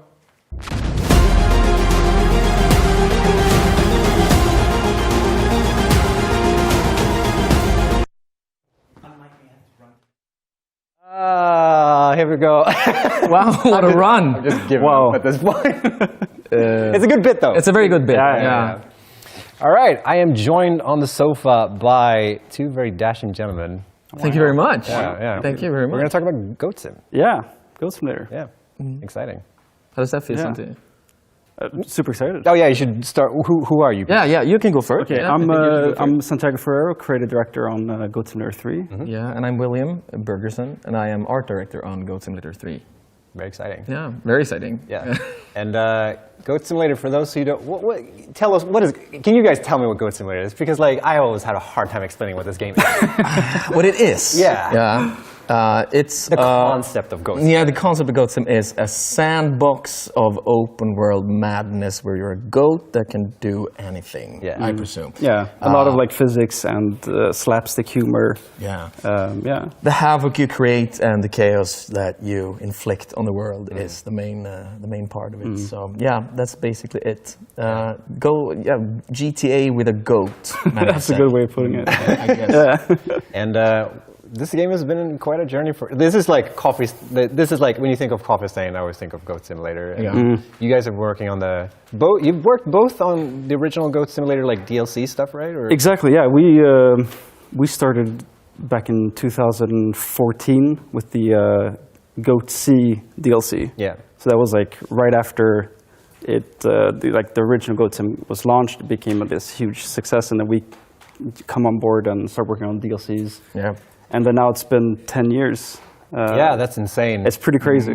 It's crazy that a game where you play as a goat can live on for 10 years. Yeah, that's pretty insane. Yeah, we've asked ourselves that question as well. How do we keep being relevant? Yeah. It's a tough one to answer, really. Because it really is I don't know. I remember the full story of how Goat Sim originated, but it was sort of a April Fool's game that was launched on April. Yep. Yeah. Exactly. Yeah, it was this internal game jam that kind of grew, and then they released the video, and that video blew up. So they decided, okay, let's make a whole game about it, a 3 months project, and just release it. Yeah. And that was that thing that kicked everything off. The gear. Yeah. And we've kind of just taken that and ran with it. Probably wouldn't be here today if it weren't for Goat Sim. No, exactly. Yeah, it's pretty weird. Yeah. So yeah, we're celebrating 10 years of Goat Sim. Exactly. Yep. Yeah. And you've created this bingo card thingy. Yeah. So this year exactly there it is. So this is the year of the goat bingo, and some of these are just fake stuff, and some of them are actual things that we've added to the game. Some that are still up and coming things. For example, the Magic 8 Ball is something that we're going to reveal later on in the stream. But some of these, the coconut, is the capybara that we had in the DLC, the Multiverse of Nonsense. So it's just this fun thing to kind of celebrate 10 years of Goat Simulator. I need to ask this. What was the origin story of the capybara? I think it was this, at the same time as, I think it's on TikTok, it got really big with these weird capybara videos, just goat videos was this big thing around 2013 and somewhere there.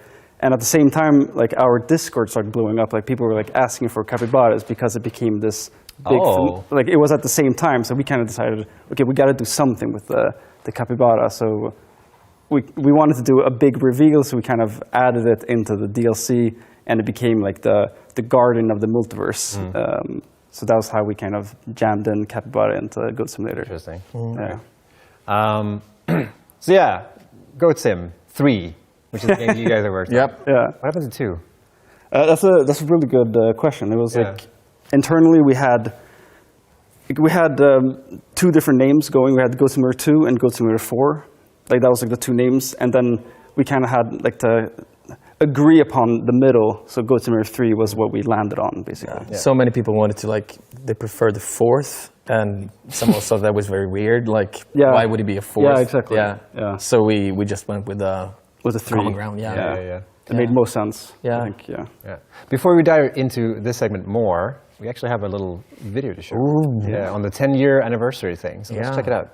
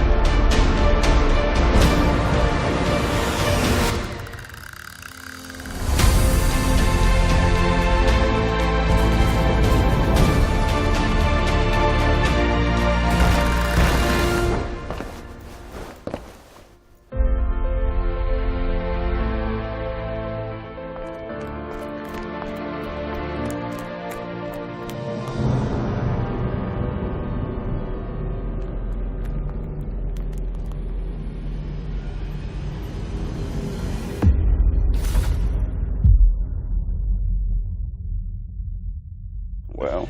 There it is, the capybara. Yeah. And now we know the full story behind it. Yeah. I always get like a lot of nostalgia when I'm watching this video. Yeah, same here. I'm moved. Yeah. See, not now maybe, but like first time I saw it, I was moved. It's such a weird thing to get moved by. Yeah. It's a legacy of goats. So that we've been working. Imagine working 10 years with goats. Like it's been our.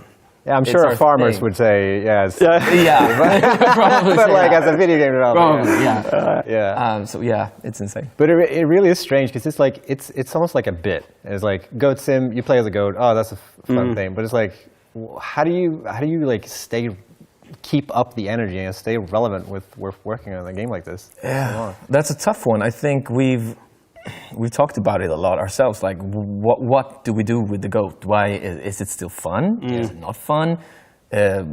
Obviously, some people probably hate Goat Simulator and think that it's just nonsense and whatever. But for us, like the core value has always been like, Goat Simulator is nonsense. And that's okay, kind of. Kind of like embracing the weirdness, just like this, this weird. No, I don't see anything wrong with this. This looks like a typical Thursday evening for me. Yeah, but it's kind of fun because like when you start working on this and you're seeing the same kind of issues and bugs we're working on this game. this is the thing. Like internally, when we see something and start laughing, then we know that okay, there's still something fun about Goat Simulator. There's something stupid that we embrace these issues. Yeah, like making virtual people do things like this won't get old, kind of. No, like exactly. Causing them trouble, harm. This is very early. It's so true, though. Have you guys seen like the videos where they take like Resident Evil 2, the remake, and they like they took the facial animation and they like amplified it by that's sort of like this stuff, because I'm so curious like what the process is working on like this game and like coming up with this stuff, because like just making bugs appear from nowhere, like that doesn't just come for free. No, it doesn't. No, especially when you want this to happen. Yeah, exactly. I think it's hard to like. Sometimes we also have to like. Yeah, here's a interesting body shape. But we try to like. We keep the bugs that are fun in. Of course, boring bugs aren't fun. Like you don't want the game to crash. Unless it's very intentional. If you press a button. Yeah, exactly. But we don't want it to crash, and we want it to work. So like keeping everything that's actually fun in there, not doing anything about it. I think that's just the process of like how we do it. Like leave it in there. If it makes people laugh, we keep it. Yeah, and I think it's also like how we design things is, for example, designing a goat gear. If you know that something's going to happen, we add the biggest thing, but there's no caps and we don't over-design it and see what happens. If something breaks or NPC starts walking funny, that's a happy accident that we can kind of like lean into, or if it's not fun, we can try to remove it. So it's kind of like designing to like cultivate bugs or like make them pop up and then see what we do with them. Yeah. That's kind of like, and that's kind of hard sometimes to find the sweet spot as well. Yeah. Well, that's what I mean, because like if you're looking for that what's the word here? Like unexpected behavior. Yeah. Like that doesn't come for free. No. And like if it's like trying to come up with a good joke, right? Like exactly. You can't just like, I'm just gonna think of something funny to say. Like no, you have to. It's like a process, right? Yeah, definitely. Yeah. But it works to like have the core of the game being pretty fragile and having like not that smart NPCs. Exactly. They are gonna behave like stupid. That is true. Yeah. People. Like, they're gonna do stupid stuff. And I think that just keeping that thing, not fixing that. But as we saw before here, the like legs going haywire and stuff like that, that's really not something you can recreate easily. No. That just happens. Yeah, exactly. And then it's just like a happy mistake, basically. Yeah, happy mistake. And let's keep that in because it's fun. Kind of. Yeah. Cool. All right, so we're going to take a look at something which is not Goat Sim 3. And it's not Goat Sim 1 either. Well, kind of is. Kind of is. It's a little thing that's happening called Goat Sim Remaster. Which is remake. I would have never, not on my bingo card, that like, let's remake Goat Sim 1. So we've got a little trailer for that, so let's check it out.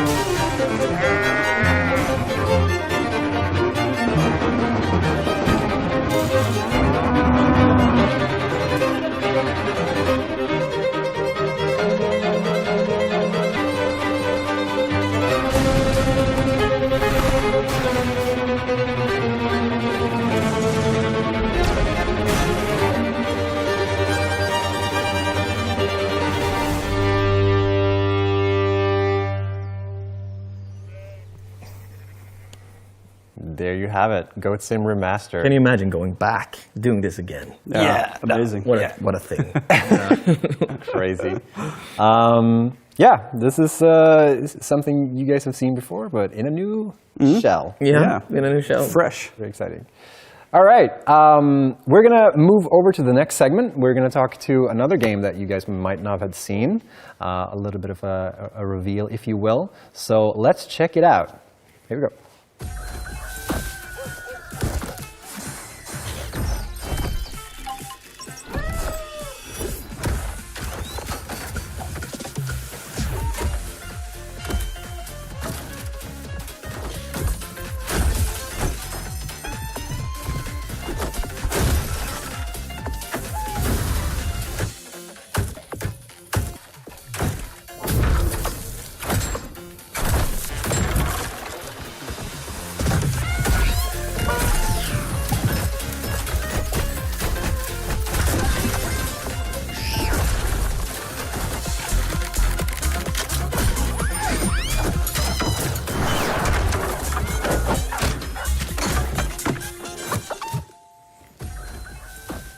There we go. Neighbors Suburban Warfare. Exciting.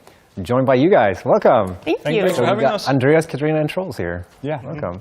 I love this trailer, by the way. I just want to mention, I've worked on a lot of trailers for Coffee Stain, and I think this trailer really hits like the mark on all things. I love that I've watched it over and over again, and I always see something new in all the shots. So I think you guys did a really good job. That's good to know. Thank you very much. Thank you. All right. So what is this game? Neighbors. Well, Neighbors is a team-based PvP game set in the grand city of Hartsville, which might at first glance seem like this very idyllic place, but when you start to scratch the surface, you see all these neighborly feuds going on. And that's basically what you play every time you get in. So each game starts with you picking your house, and we have like a range of houses to select and play in, each with their own pros and cons. And then afterwards you get to select your neighbor. Yeah, and you have different neighbors with different personalities and different designs, and with that also comes different abilities and pros and cons as well, strengths and weaknesses, and with that you can strategize and like how do you want to fight this feud between your different neighbors. Yeah, I believe we might have some B-roll for yeah. So this is the first map we've been working on, which is called Harmony Lane. So the idea is you have different neighborhoods in Hartsville to play in. Yeah, and these are your neighbors you can play as for now, and yeah, they all have like different perks and items you can use with but also like items you can purchase. I love how violent everything is. Yeah, so besides like the special abilities each of them have, the game is also very centered around items. So you can buy a shit ton of different items. So we want to try hit the feeling that you open up your shed and then you like pick your tool of trade, like, okay, what should I use to obliterate my neighbor today? So we have some like basic ones like golf clubs, and some homemade contraptions, like the orange cannon. You can use the umbrella as a shield, and you can float like around the level with it. Yeah, and then the seagull, and like this was what we talked about in the this and that. So here we actually see it in action, obliterating the Graham's death from above. See there? Yeah. Yeah, maybe people will change their minds now. Yeah, it was not fair. Yeah, definitely. Yeah, but we have a soft spot for animals in the game. We, I know we're a big group of people who like the animals, and also we had the Leroy dog and the this or that, and that's like a god dog you can have. That's like during nighttime when we're like down, and you can like board up your windows and like keep your other neighbors out. Leroy will protect your house, so whoever enters your yard, she will obliterate. Gotcha. She will. And you can also get a ram. Oh, every. But it's not, of course. An alligator. Yeah. Who wouldn't want that? And we actually talked about like we do have a capybara as well. Oh? Yeah. Do you think they'll sue? I don't know. Like we didn't know the fact that. Who came over the first? But we have been going on with like what is best, goat or ram? Yeah. Yeah. Okay. So you mentioned this is a PvP game. Yes. But it's not about getting kills. It's about like what is the objective? So basically, the core concept is to wreak havoc against your neighbors and destroy their homes. Yeah. But we're also working on different game modes, and from our previous games, we've learned that we want to create experiences that we feel is very nice, but we also want to make it possible for our players to sort of set up their own game modes and stuff like that. So we will be working on default game modes, but there will also be a lot of custom game stuff going on. We're also right now working on a capture the flag kind of game mode where in this game it will be steal the garden gnome and stuff like this. But the core concept is based around the idea of destroying your opponent's home and defending your own. Gotcha. So it's a bit like Home Alone. It's like, So actually Home Alone has been a reference from day one, and we wanted to get that feeling across as well. Right, so you're building your defenses here to make sure. So you see you upgrade defense, and here you defend your fountain in the backyard with lots of like baseball pitchers and barbed wire, springboards, bear traps, everything you can think of. We also have the magpie nest, which is like a defensive turret. It was actually only meant to be placed on the roof, but somehow it like ended up in the garden. I like this like UI of demonstrating like how you're pulling out the wire. It's really nice. So you're strategizing, you're setting up your defenses, and like so how do you go on attack then? Like because you're sort of leaving yourself exposed. So you open up the shed, right, and then you figure out like what are we gonna do. So often we see players spend the night strategizing, and then in this case they purchased ladders and went in through the chimneys. The granny with the gloves always gets me. There's like one shot on the trailer where the granny's just like punching a TV and he just shows up with the golf club. I love that shot. Here we have another example of the animals because you can get a cannon. Yeah. And we initially like the initial design was like it should shoot or fire cannonballs, of course. But then we sat down like, wouldn't it be cool if it just fired chickens that then fired eggs? So it's like a BFG of chickens. Of course, that's exactly what I would have gone with that as well. Who wouldn't? I mean, all right, cool. So like, okay, you mentioned game modes. So it's like it's all about like wreaking havoc. There's also like, that's essentially. I don't know. Just whatever. Yeah. So I think right now we're at a spot where we're so excited to be at this stage in development where we can begin to bring people in and help us test the game. We've already had it being play tested in a small vacuum of sorts where we've really appreciated the feedback we've gotten so far. And now we are ready to take the next steps and begin hopefully to bring more people in. And then I think that's what we really love to do as a studio as well. We want to develop this with the community and make it the best it can be. Yeah. So speaking of community, so like if people are interested in this game, what should they do now? So right now they should head to our Steam page, which there will be a call to action for in a second. And please jump there, search it up on Steam, scan the QR code, join us on Discord, and help us make the best game we can. Yeah. Cool. And as always with all these games, they're also on the website. So if you go to thespill.com, the-spill.com, you can also find this game there, hopefully. Unless I think Carl added it there, but we'll see. Cool. Thanks, guys, for joining us. Thank you. We're going to throw this back to Kevin, and he's going to be doing more this and that, I think. It's like the quarterfinals. It's heating up. Let's get cooking. Thanks, Snoo. Yes, we are in quarterfinals, so that means just 8 contestants left. All right, let's just jump straight into things. The first matchup is actually Lizard Doggo versus Working at DRG. Okay, here's my pitch. This you cannot pet the dwarf, but you can pet the Lizard Doggo in Satisfactory. Oh, we gotta change the graphics. We're not a Viking ship. We're a dog. Well, we need the number, so don't vote yet. Come on, chat. You can do this. Just skip the vote. You can say something as well. This or Chip, that. I'll break it down for you.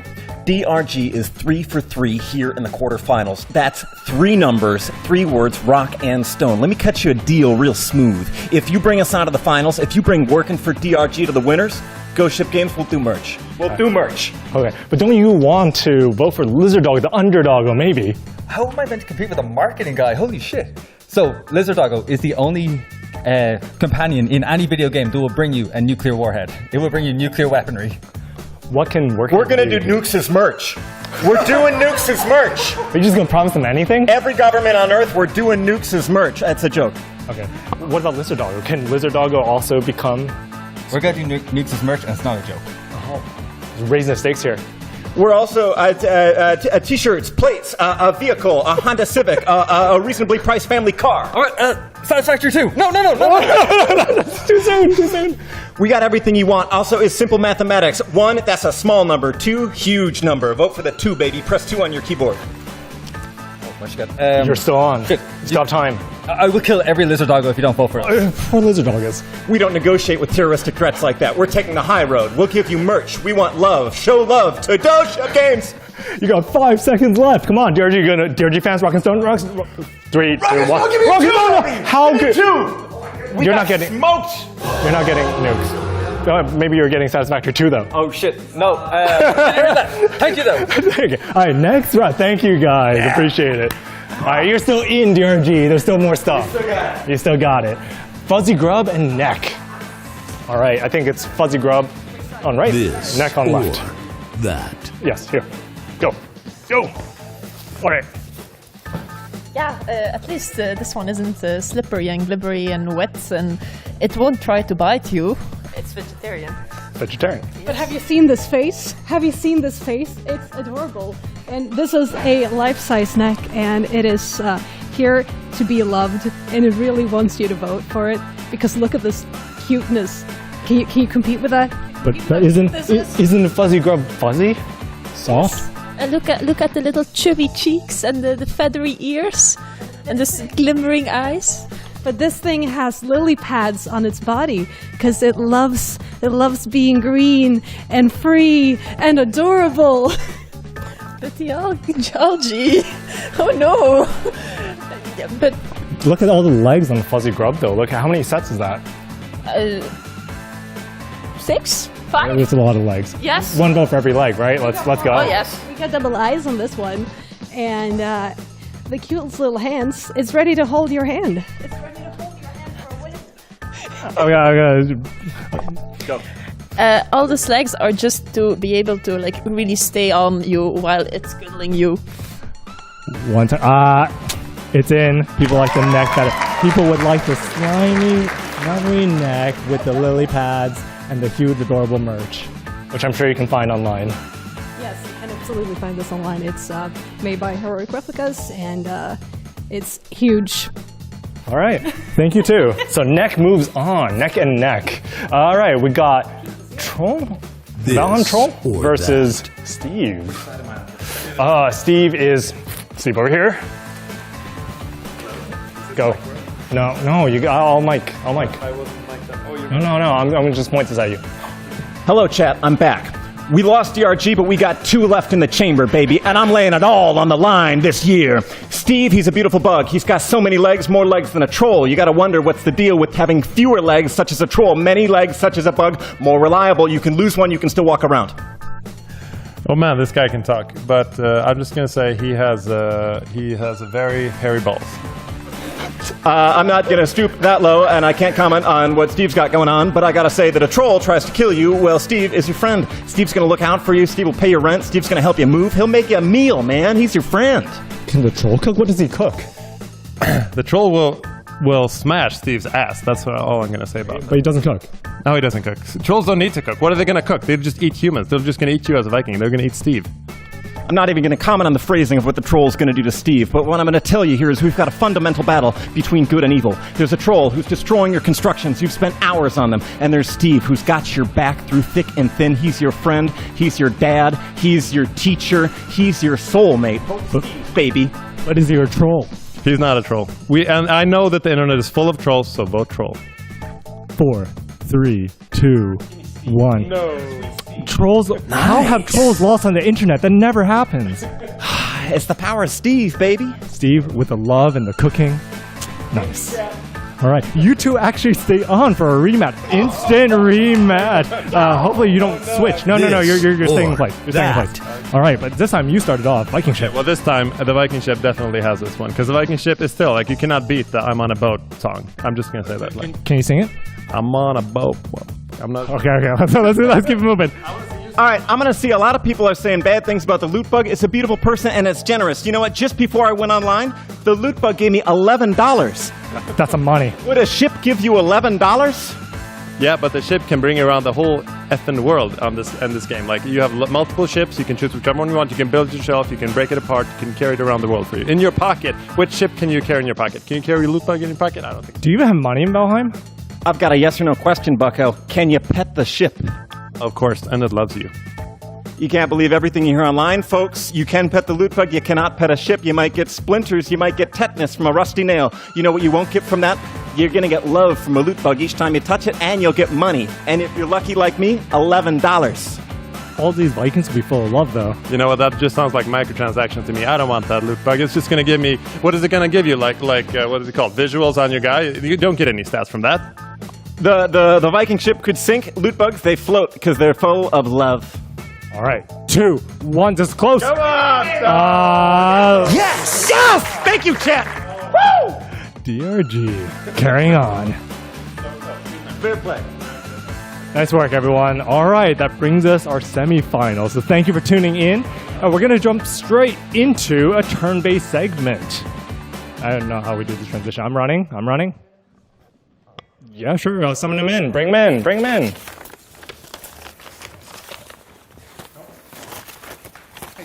Hello. Meet again. Yeah.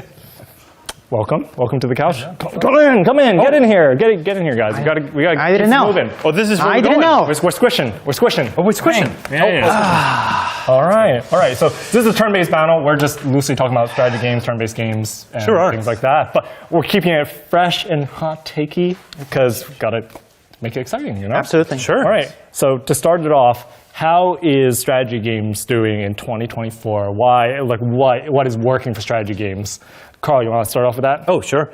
I think strategy games is like in a fairly good spot because there's a lot of like strategy games or like bigger strategy games that are kind of like breaking the boundaries of like who are playing the games, and then like a lot of like smaller games like our games. I was going to say, there's actually lots of bite-sized games. I mean, there's actually 2 dice-based games, but you have Dice Legacy here, Real-Time Pause, and then another dice-based game. But why is this kind of smaller dice-based game with kind of tabletop-inspired mechanics? Why is that doing well?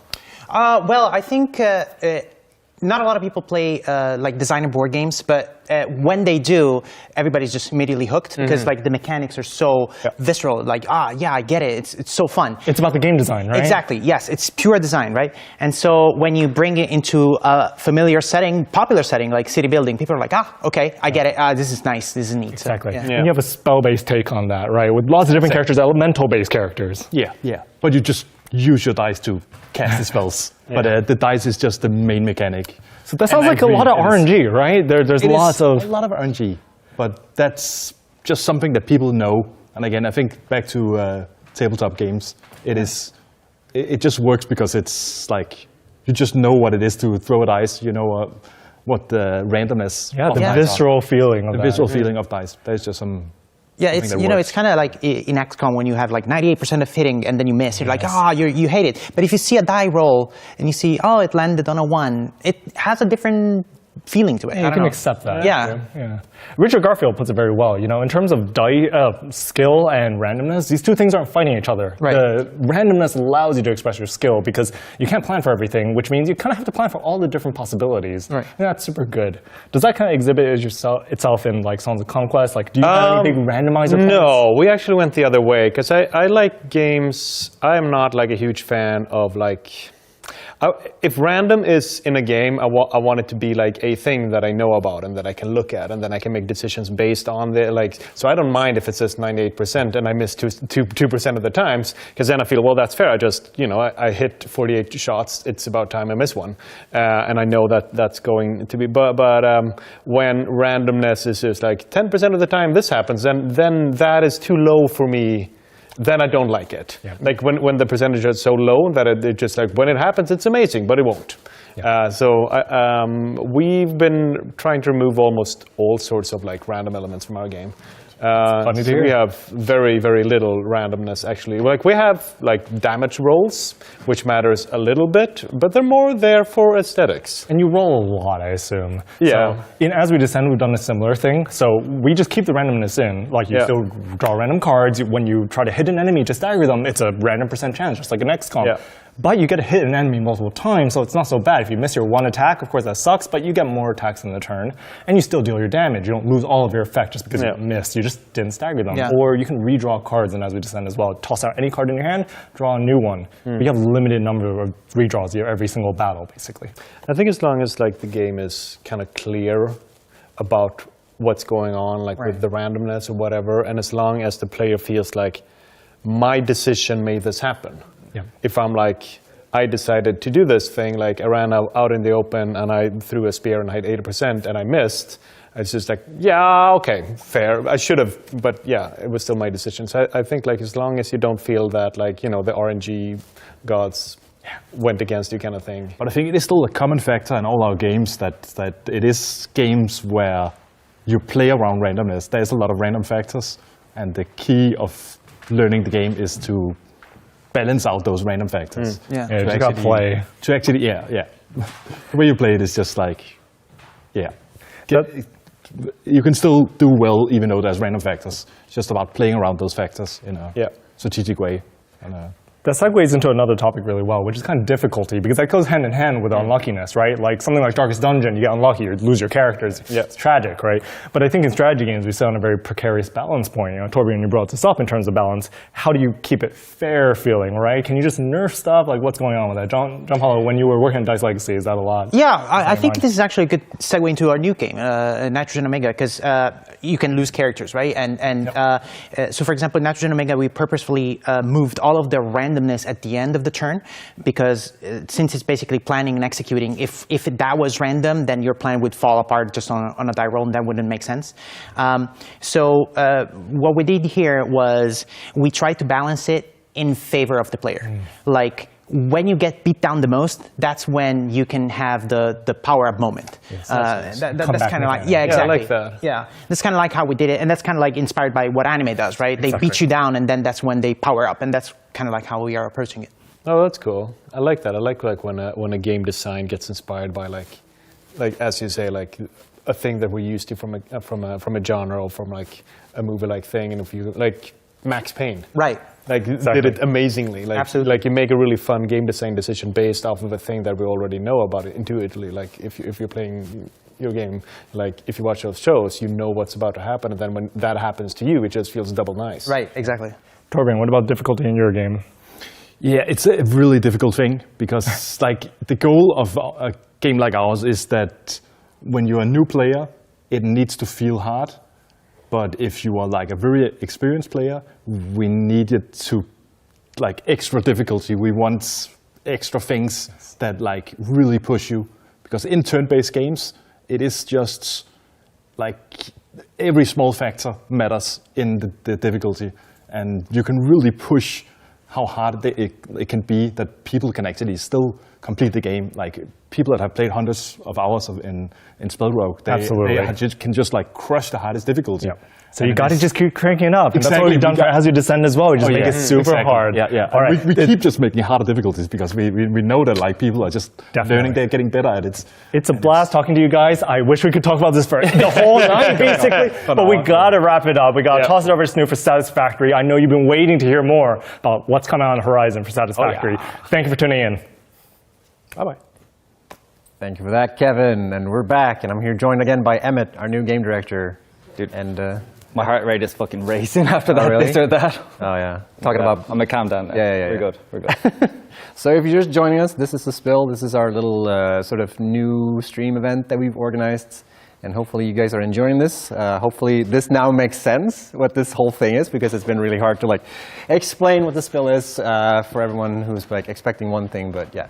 But here we are. We're going to talk a little bit about Satisfactory. We kind of teased people. We got a couple of things to talk about. And we probably won't, like, if you're here for like the grand reveal of like we can start with that maybe. We say like what we're working on next is 1.1. Yes. The next free update. In terms of free update, it's 1.1. Yeah. And yeah, that will hit, aiming for 2025 at some point. Early 2025, yeah. Early 2025. We're going to not do any specific promises for features, with the exception of... What could it be, chat? What do you think it is? Straight pipes. Straight pipes. That's the one thing we're going to confirm today. I kind of feel it's a little. I feel like it's my fault because I kind of like in the video I made talking about the straight modes. It's like we need straight pipes. Yes. Come on. And I am seeing some things in chat here about Fixmas. Yes, Fixmas is also coming up. Yeah. We do have a seasonal coming up in December. We mentioned it in the previous segment. Yeah. But okay, so. What this segment that we're going to talk about Satisfactory, because like, why do we have another segment with Satisfactory if that's the only thing you're going to confirm for 1.1? What are you talking about? Yeah, so what we sort of want to explain in this segment is sort of like how we think we're going to continue working on Satisfactory, because we worked on, during early access, we've done one thing, and it's worked really well for us, and we don't want to change the formula too much. But with 1.0 comes like a little bit of a paradigm shift in a way. Yeah, like we've been put in this amazing position again by the community. Everyone's so supportive. Launch was incredible, and now we've just taken some time to settle down and think, okay, like this is like the polished game. What is next? And it just feels natural to us to continue to actually add to this right now. And there was a lot kind of left on the cutting room floor, I guess we can kind of say. Like there's a lot of content that still could have been added. That's where 1.1 comes in. There will be free things. We are looking at other seasonals. So again, Fixmas is super fun, and we're thinking, is there other areas in the year that kind of maybe there's a cool seasonal could hit? March 19th is our early access anniversary, if I remember correctly, and that's potentially a date at some point. Not guaranteeing anything for next year. No. It's something we have in mind at some point. Yeah. And obviously, like Halloween's always cool, but like we need to figure out what actually makes most sense. Like, how do we want to split the team and focus on different tracks? But we would like to look at some point in the future, can we expand this game in like with proper like large scale expansions? So we're thinking about that. Like that's honestly something that's on our minds right now. And it's like, what would that type of content look like? Is it a new biome? Are we going to go to a completely different world? Are we going to go like off to an island nearby? Or are we going to go underground or into space? Like these are all conversations we've had right now. Yeah. And we're trying to just see like, okay, like what's the best fit for this game? And if we do a new biome, like what's the reason behind it? Is there new resources? Is it transport? Is it something to do with alien tech? So we're still trying to find like, yeah, everything that we do has to feel like it fits into what Satisfactory is. Yeah. So, and this is also, I guess, something that we are interested in hearing our community also sort of voice their opinion on. Like, if there's anything specific that you guys want to see for DLC, or like where we should pursue DLC if we do that, like what you guys want to see and what you think makes sense. Because I saw a comment on like weather in chat, and I don't think we would want to do that because weather is something that we've added rain. We added rain during early access, and unfortunately we had to remove it. And if we wouldn't want to add rain back as a DLC or something like that, because then it feels like we... Yeah, exactly. It's like you take something out, then you charge for it again. Yeah, exactly. It wouldn't really be how we'd want to run this game. Yeah. People are saying base defense. That's not happening. Shut up. Get out of here. That's going to be a really expensive DLC. I mean, keep playing our game. I mean, I'm not... Okay, I'm saying... I'm joking about it, but if, like, that... I mean, we said never... But anything could happen, honestly. Like, it depends on if we think it's worth pursuing or not. Exactly. And, like, we read, like, we're constantly looking at Reddit threads. We're constantly, like, watching people, like, on Twitch and listen to what people actually want kind of in this game. And we have the QA site, which is a great source for feedback and would always like to direct people towards that as well if there are specific requests. So, yeah, like, it's definitely... feedback is not going unheard. We'll say that. We have enormous lists of feedback, and it's a case of like, okay, what is actually the first thing we do more than anything? Yeah.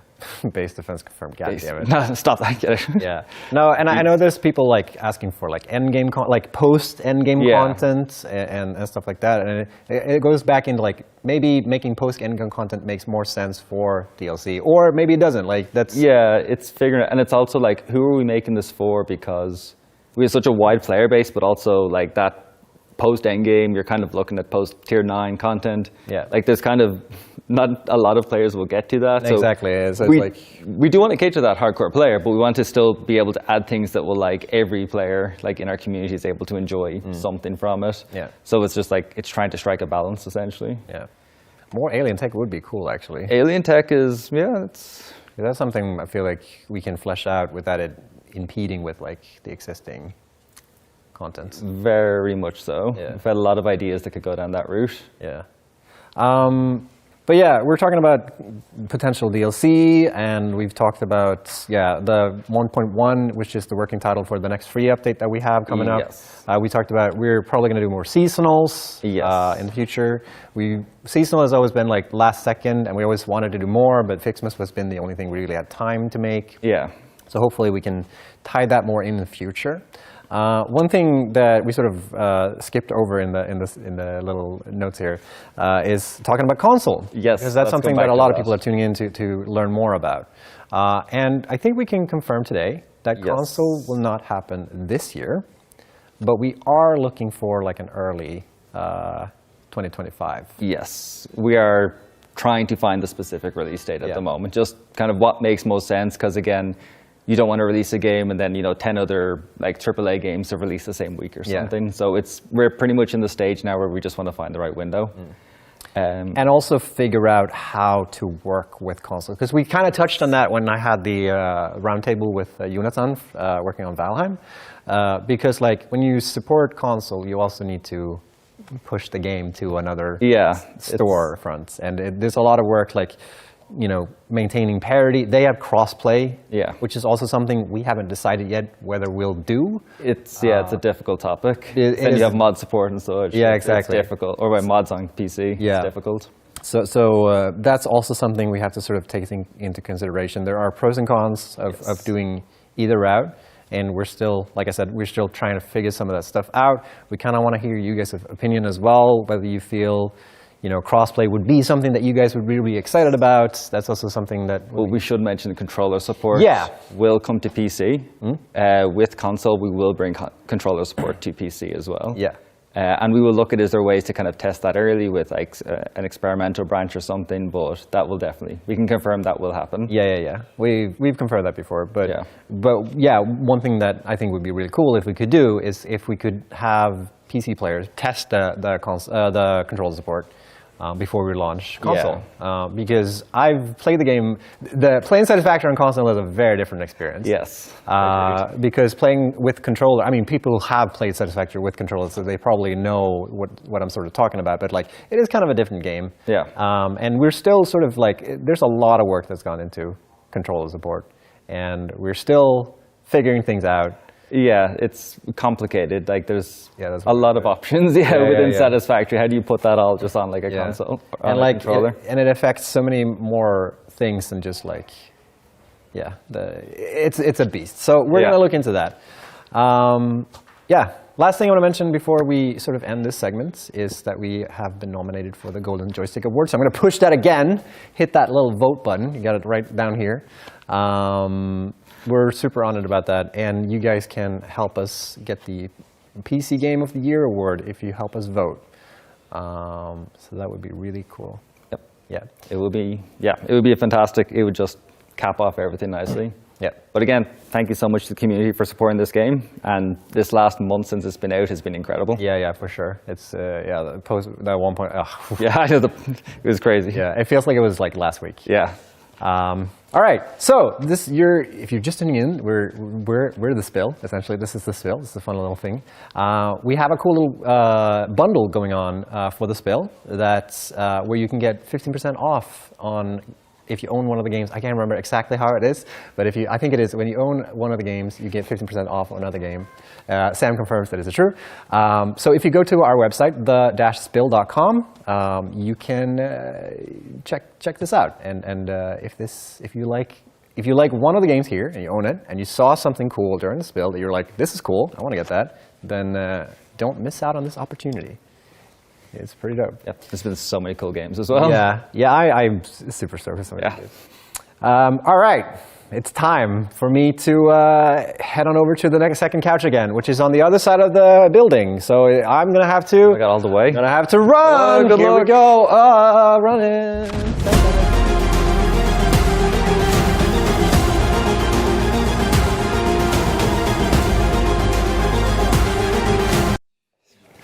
I made it. Welcome. Yeah. Welcome back. So smooth.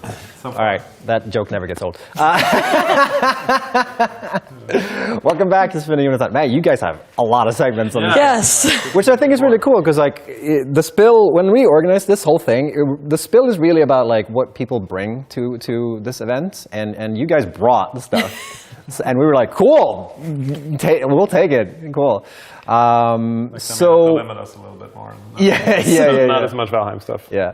So we're going to talk about Ashlands in this segment and some feedback, and you sort of address this stuff. Yeah, so, and also for those who haven't played Valheim, Ashlands is the latest biome that we added to the game, which we added this spring. It was in May, I believe. That was the live release. So it's as of right now, the last biome of the game, but it's going to be the second to last biome once the game is over. So it is very much an end game biome, which means high difficulty. Yeah, I think, the reception has been, I think we're in the office, like, very happy with what we did. It's definitely every biome that we release is like the most worked on biome with the most content, like the most weapons and build pieces and progression. Most people everything. working on it every time. Yeah, that too. Like, so we're kind of upping the game every time. The reception has been generally good. Like, there's a lot of people who really like it, but there's definitely been some criticism that it was like way too hard. It's just like too many enemies and everything. And yes, that's true. It's also mostly by design. This is the end of the game.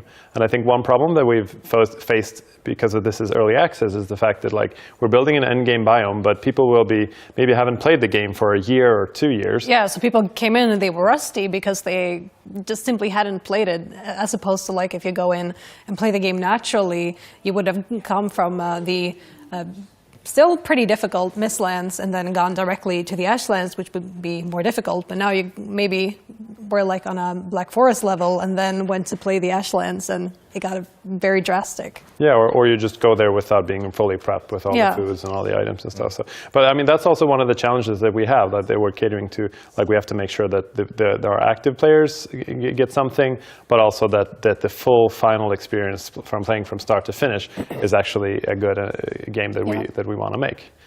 So yeah. Yeah.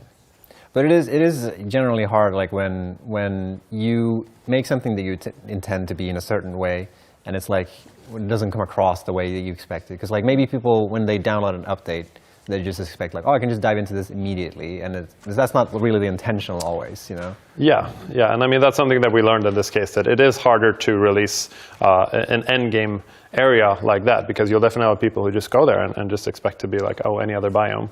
But just and maybe they also forgot like the first time they got into plains and like, oh, this is so pretty, and then like you died. And there comes the Death Eater and just like slams you down or instant kill you. So yeah.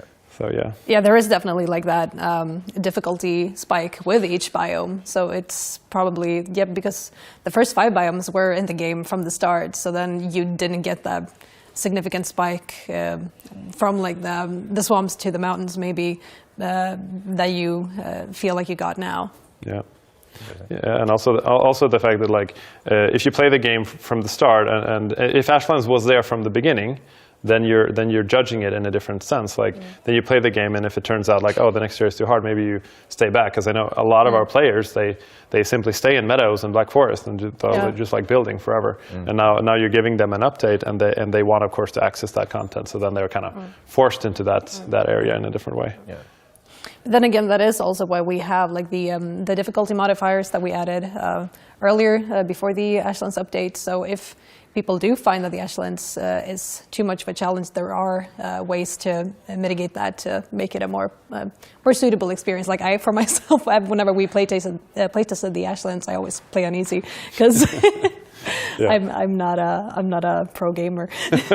Yeah, and I hope that's been an appreciated part of it. Like, I think that helps a lot of players to be able to play it in the way that they want. Yeah, and harder if they want that as well. Yeah. Because I always feel like, same thing when we worked on updates for Satisfactory, like it's hard to please everyone when you make an update. Absolutely. Yeah. Like usually, sometimes you have to sort of like focus on one player archetype or whatever. Like, and if people that play the game are very into like the base building aspect of the game and that's the only thing they care about, then yeah, of course, like release an update that is more about like combat in your case, I assume. Then yeah, of course, then that player group will feel left out and yeah, it's hard to convey that. Yeah, sometimes we've gotten feedback from like both types of players. Like there have been the feedback saying the game is way too difficult in the Ashlands, but when we have nerfed that, some people have said, no, why did you nerf it? It was so good that it was a challenge. So it's... Yeah, you never win. Like you can't ever get everyone. Yeah, exactly. Like I mean, and also initially the first release to PTB, it was definitely difficult, and you had certain like a lot of people like, oh, this is way too much. But there was certain people who were like, well, this is great. I really love this difficulty setting. Then we did tone it down for the live release.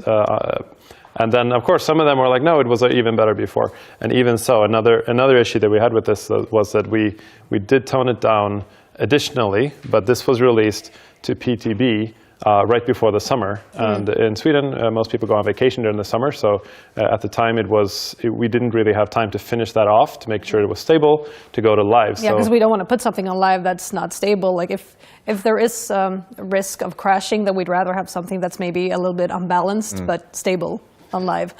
Yeah, exactly. And that means that like most people's impressions of Ashlands was like they're playing during the whole summer, and maybe not a lot of people came that thought that was too much, that they would come back after the summer. So for those of you who haven't played it, if you heard that, I mean, I think it's toned down somewhat, but then again, I mean, it's still intended to be an endgame biome. And then going back to what we were talking about before, like we have listened in that regard to make to approach it slightly differently with Deep North, that like not just up this difficulty again, but rather look at like, okay, we want to get a little bit of the feeling of some of the other biomes back, so we don't have the like just a linear curve going up in difficulty. And hopefully, like when Valheim reaches 1.0 and people come back and play the whole thing again, they will get a different experience of the Ashlands than they got initially. Yeah, that sounds really interesting. Yeah, I hope so. Can you guys talk a little bit about like how you manage your PTB, like the public test bed, or wait? Public test branch. Branch, that's what it is. It's like, I always think of realm. But yeah, PTB, like how do you approach that? Like, is it a thing where you have running in parallel, or is it like a staging ground, or like how do you?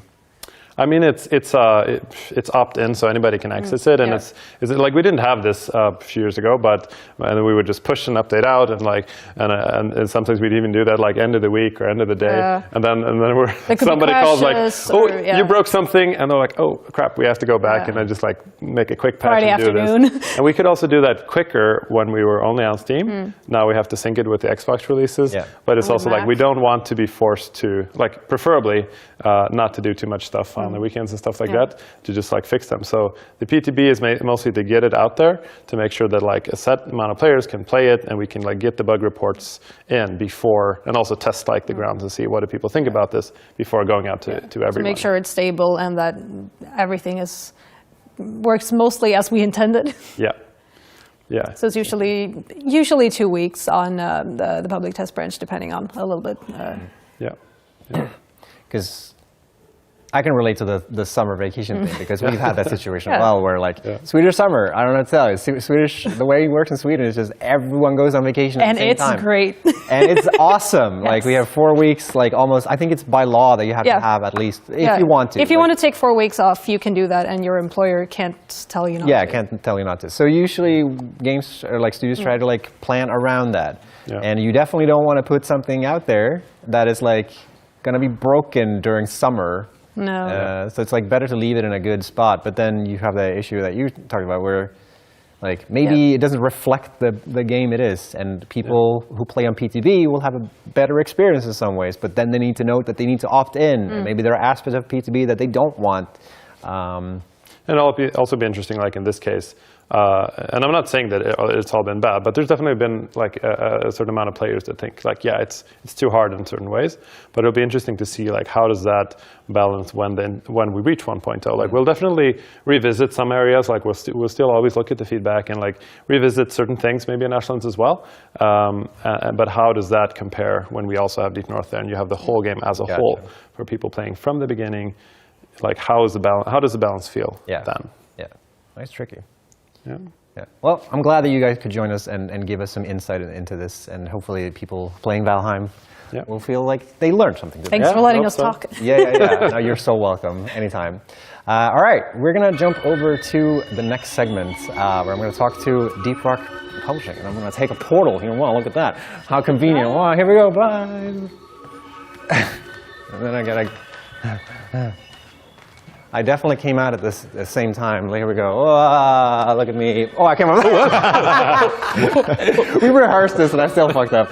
All right, amazing. There were 2 portals. Very close. I could have got any better. All right, Alex and Saren joining us from Ghost Ship Publishing. Yeah. We're going to talk about publishing. Yes. Very exciting. Very different. It is very different. But I think it's kind of like important to talk about this stuff because I think people see publishers all the time. Yep. They don't maybe understand what the purpose of, like what publishers do and how publishers are different from each other. And the first thing I want to address is something that we constantly struggle with, and that is like you have Ghost Ship Games, you have Ghost Ship Publishing, and that get mixed up because we have the same issue with Coffee Stain Studios and Coffee Stain Publishing. Like, what is the difference? The thing is, the people are the same in our case. Gotcha. Not exactly in your case, right? Yeah. But for Ghost Ship, it's actually the same people. We're all employed in Ghost Ship Games. And then we have created this Ghost Ship Publishing company. And then we use the same people over there to do publishing jobs. So in that sense, it's very confusing. But Ghost Ship Games is specifically doing Deep Rock Galactic games, and specifically doing Rogue Core, and I can see a lot of people out there asking and hoping for some Rogue Core news. And I'm a little bit sorry to disappoint you for this time around. We will have some news around this in a month in our own stream, but right now this is about publishing. So Deep Rock Galactic is all in Ghost Ship Games, and Ghost Ship Publishing is then publishing games from other companies, but also our own games. So Rogue Core will be published by Ghost Ship Publishing, while Deep Rock is published by Coffee Stain. So it's all very confusing. Yeah, it is. I don't think I can unconfuse this. Most of the games that have been on stream here today, I think SpellRogue and Darkswarm and Dino Lords that have all made a visit. We also published Deep Rock Galactic Survivor, and that's really cool. Maybe we should start with just like, I kind of want to hear you guys' thought on that. Like, what is a publisher? Like, what does a publisher do? So the purpose of publishing something is to bring it into the hands of an audience, right? Bringing a game into the hands of an audience. So when you're just making a game, you essentially just end up with having a game that's fun to play. And the point of publishing is taking that game and finding out what makes this game unique, or what makes this game resonate with an audience, and finding that audience and communicating to that audience. So a lot of publishing is about like marketing or localization, if you want to broaden that audience to not just the English-speaking languages, if that's the market you're initially targeting. It's also about making sure that the game is in tip-top shape when it gets out. A lot of publishing is about helping with QA or release management. If you also engage with a game where you start getting a fan base around it, you might start trying to build up both the community around the game, and also maybe finding licensing deals where fans can interact with the game or the universe in other ways than just through the game, like merch or TV series or board games or something like that. Gotcha. Yeah. So it's the way we usually frame it at Ghost Ship is publishing is everything that's not about just making the game. Where would you draw the line between, like, also because a lot of publishers also invest in games they work with? Like, do you think that's something that like every publisher should do, or is that like, you know, how does that go hand in hand? That's not necessary. It's often what developers look for. First of all, they need some funding, right? But actually, I think the most healthy relationships is when it's not about the money, but about the collaboration between a publisher and a developer, and that they together figure out how to best bring this game to market. But the money is clearly that's part usually of that collaboration. That's usually the first reason why somebody looks for a publisher. Yeah. Like they need project funding. And going to a publisher is different probably than going to an investor, where an investor will try to invest in your company. Whereas going to a publisher, you want investment into the project that you're making, where you end up splitting the whatever the project generates rather than what comes out of your company. And there's something about, as a publisher, there's something about us having skin in the game when we're part of a project, where the fact that we're just not offering a bunch of publishing services, but we're also part of the risk and the success of this project that kind of that brings us along on the journey. Yeah, that's really important to us. Yeah. We'll put a pin in that. Come back to that a little bit. But one question I want to ask is whether you guys, when you started Ghost Ship Games, if you thought this was what you were like, did you intend to go with publishing, or is this something that came up? Or? So when we collaborated with Coffee Stain, which just started a publishing back then, we wanted to take like a journey on together with them to publish and get Deep Rock Galactic out. And the more we worked with this, the more we actually ended up taking, in full understanding from Coffee Stain, the more Ghost Ship took responsibility for also self-publishing more or less Deep Rock. So when we were moving forward and looking at getting Rogue Core out, we started thinking, okay, we're going to publish this ourselves, but it's actually a long time since we launched the game. In the meantime, also, quite a few developers starting asking us if we could publish their game, and we were like, okay, that's not what we do, but maybe we should give it a shot. And then things aligned, stars aligned, that we suddenly had SpellRogue, Deep Rock Survivor, and Dark Swarm at the same time. I'm like, okay, let's do it. And then we simply said, okay, we are a publisher. And then after that, what does that actually mean? We need to figure this shit out. That's tricky. But I think it always started with us from, if you go to the first thing we agreed upon when we were a publisher was that we're game developers, so we know what it takes to publish a game. And we wanted to help we wanted to facilitate the success of other developers. We knew that, and I think publishers is the most effective way we have of doing it right now. And ultimately, we want to empower developers, so in the end, they should be able to publish their own next game. We try to make publishing kind of a team sport with the developers we're at. So we don't do all the publishing services and the developer do the game. We try to facilitate it. So we're doing a lot, they're doing a lot, and they're learning the ropes as they're going through it, like we did with Deep Rock Galactic. So if we go back to the topic we had before, like if you are an indie game developer and you're looking to talk to a publisher, like what would you say, like why should people do that? What do you think is in it for the devs versus a publisher? Like what's that kind of relationship? What should they think about? So often, of course, you think, oh, the publisher is going to take a percentage of our sales, and you start thinking about all the negative stuff going into publisher. But it should be the opposite around, right? You should say, okay, what can this publisher, how can they double up our market? And then if giving a percentage to the publisher, it should then be a no-brainer, basically. Like the same going on Steam, right? They take 30%, but they actually make your market extremely much bigger than if you did it on your own. So that's part of the process, talking to developers and making them understand that this is what we're doing. Otherwise, we're not able to meet, right? But then there are all the services, the different things that publishers offer.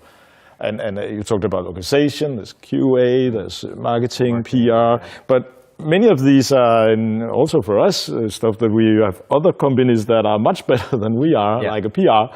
We're using a specific PR agency, right? And as a developer, of course, you can also just go out and hire that yourself, and that's all cool. So self-publishing is definitely a way to go, but you just need to understand the many steps involved in getting a game to market.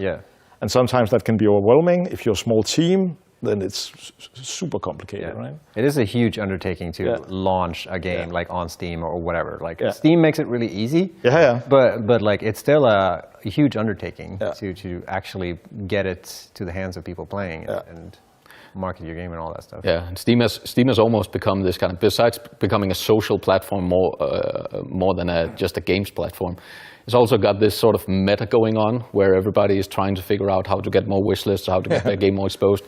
And we're living and breathing Steam pretty much every day. Constantly we try to be as in tune with that and help all the developers. We love Steam as a platform as much as we can.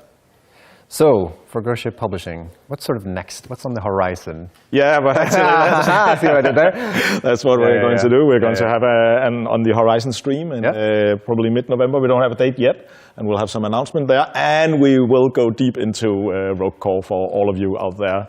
So stay tuned in a month or so. Very exciting. All right. We're going to throw it back over to Kevin on the other side of the planet. He's very far away, and we're going to check out SpellRogue. Thanks, Snoot. All right, I'm here with Torbjörn from Guidelight Games. So you've got something cool to show us today with SpellRogue. Exactly. So I think there's even thanks to Ghost Ship Games.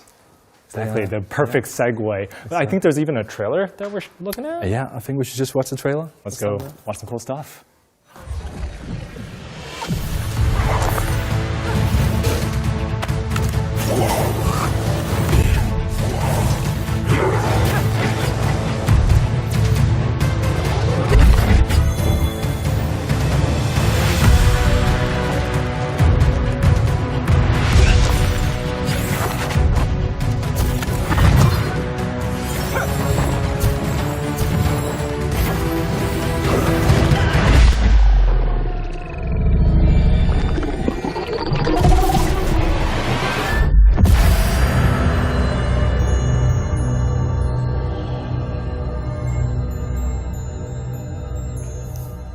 That was really cool. You got so many different enemies, so many dice. All right, but I know you've been cooking in early access. You're putting in a lot of stuff into the game, right? Yeah. So we saw just a little snippet of what you've been putting in. I know you've had some great patches recently, so you're just continuing to add stuff in. Exactly. We're just two big fans of like roguelike, turn-based roguelikes that have spent 4 years working on this game together, and at some point. Ghost Ship Games picked us up, and ever since it's just been an adventure with them. And again, we're in early access right now, working towards 1.0, and which is great. You're only two people. You were two people for the longest time, obviously, and you have 3D graphics. You have so much in your game. Like, how has that journey been for the developers? It has been a lot of work, I could say. It's a lot of work when you have to do everything yourself, but I think we've come a long way, and we actually got to the point where like we have people that are playing the game for hundreds of hours and deep into the game. Yep. And even Søren, as you just saw, has he started just being a big fan of the game, and that's how the whole thing started. So what sold Søren on it? You know, there's so much to do with your game, but what would you like to tell Chad a little bit more about? Like, what if you had a short pitch for your game? What is it? So for fans of games like Slay the Spire, this is something you would like. I would just say it's kind of a roguelike deck builder, but it's not really a deck that you have. It's more of an engine builder. It's all about building a combination of spells that you slowly upgrade and replace over time. And again, as you can see, the whole game is about rolling dice and then inserting those dice into different spells. Like each spell has some certain requirements for casting them. So it's all about building that combination of spells that allows you to use whatever dice you have, and of course build combos that can build on top of each other, and just have those strong engines that can allow you to return dice, reroll dice, split dice, and you have quite a few unique dice mechanics. Like you have some that you have to do the same dice in a spell slot, right? You have one where you need the exact number, and some that are even odds. Exactly. How did you come up with that in terms of like trying all the different combos? We basically just like tried everything we come up. Again, it's 4 years of development that we've just kept on trying and trying. Like so many different mechanics. We also have this, you'll see in a bit in the video, these things called enchanted dice, that are like a special type of dice that just have certain effects that effects either have an effect when you roll them or when you put them in the spell. Here we see it. Exactly. Yeah, exactly. So the icy dice, it gives you a bit of extra block. There's dice that gives extra damage to the spell that you inserted in. It's all about just building that good combination spells. This is still like early game. It's like early elite that you meet. Let's talk about like difficulty in terms of encounters. Obviously, this is an elite battle, but maybe something like a boss fight. What are the kind of things that the player has to do in order to defeat a even larger foe? Because the difficulty really ramps up during the game. And of course, as talked about earlier in the turn-based game, we have a lot of difficulty mode. We have a lot of things that we really try to push the player. But just show an example of like a more fully developed engine that you can build in the game. So this is the fire dice slinger that is very focused, or can be very focused, on what we call countdown spells, which are often expensive, but you can use any dice in them, and they can also be triggered by other effects. So you have like one spell that makes another spell fire, and then fires another spell. Right. So you get this crazy combo, everything's working together. Exactly. You can have those combinations of just like, again, you're building your engine, you're just building slowly, like things that work together. Slowly upgrading each spell, replacing spells, putting runes in the spells. And as you all see in the left side of the screen, we also have these things called rituals that are, it's kind of a way to break up the turn flow, because again, it's not a deck builder. You don't draw new spells each turn. So this is a way where like second and third turn, fourth turn, it's going to be a bit different because you are building these effects up, you're using them at a certain points. Of course, we also have at the top of the screen artifacts that gives like passive effects or triggers at a certain point.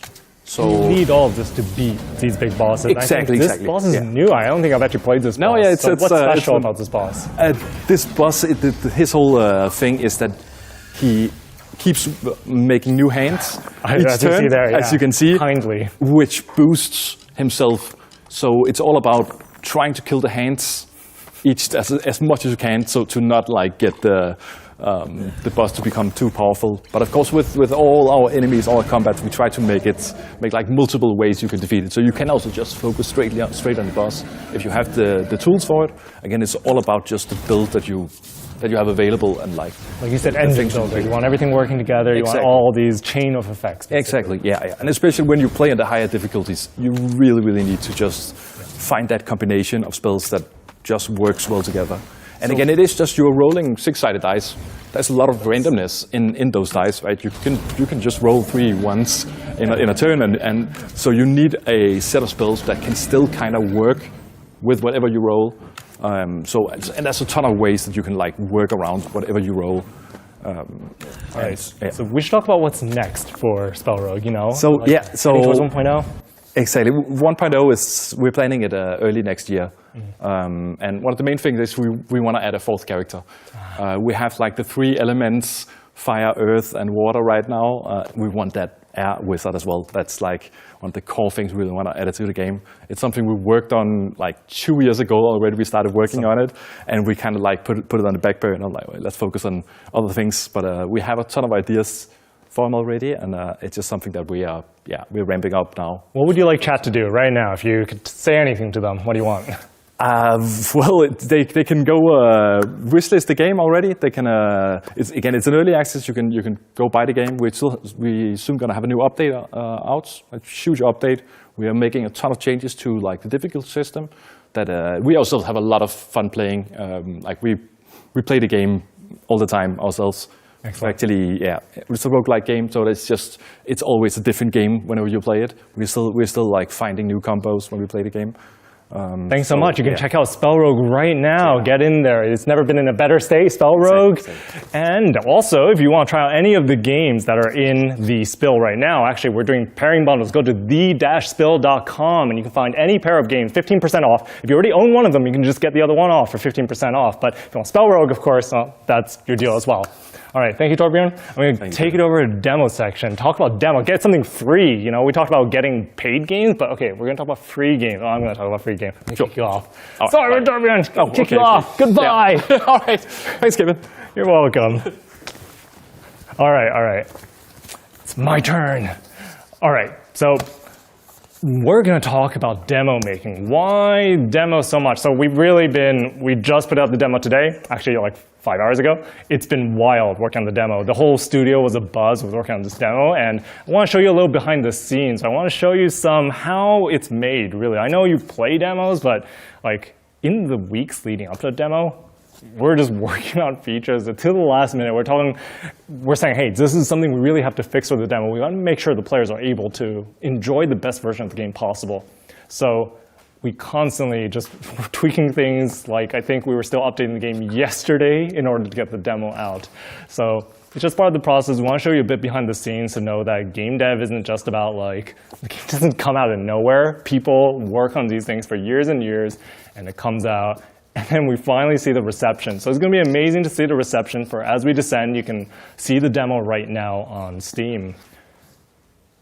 Why do we see so many demos, though? Like, Steam is really pushing these demos. You'll see Next Fest, actually, in a week, you'll be able to go to Next Fest and try out. I think there's over 3,000 games in Steam Next Fest.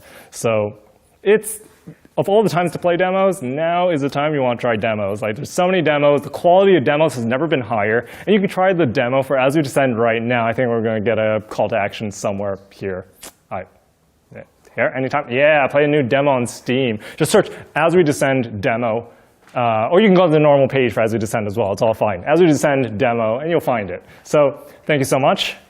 And we'll jump over to the next section. I think I have to run because I'm supposed to be out there and not in here. So see you outside.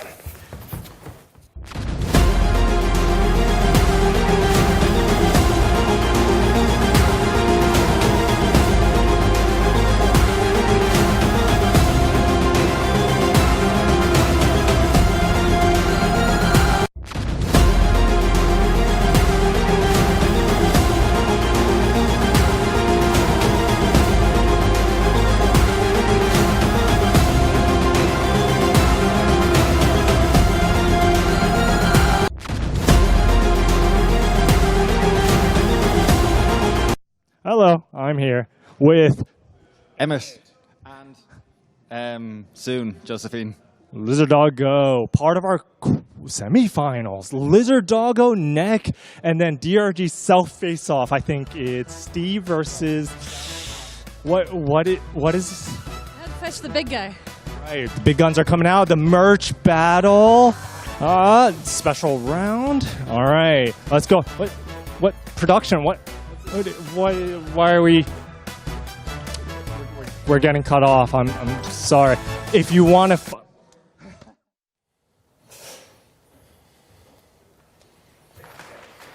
Hello, chat. I'm Aaron Hathaway from Ghost Ship Games.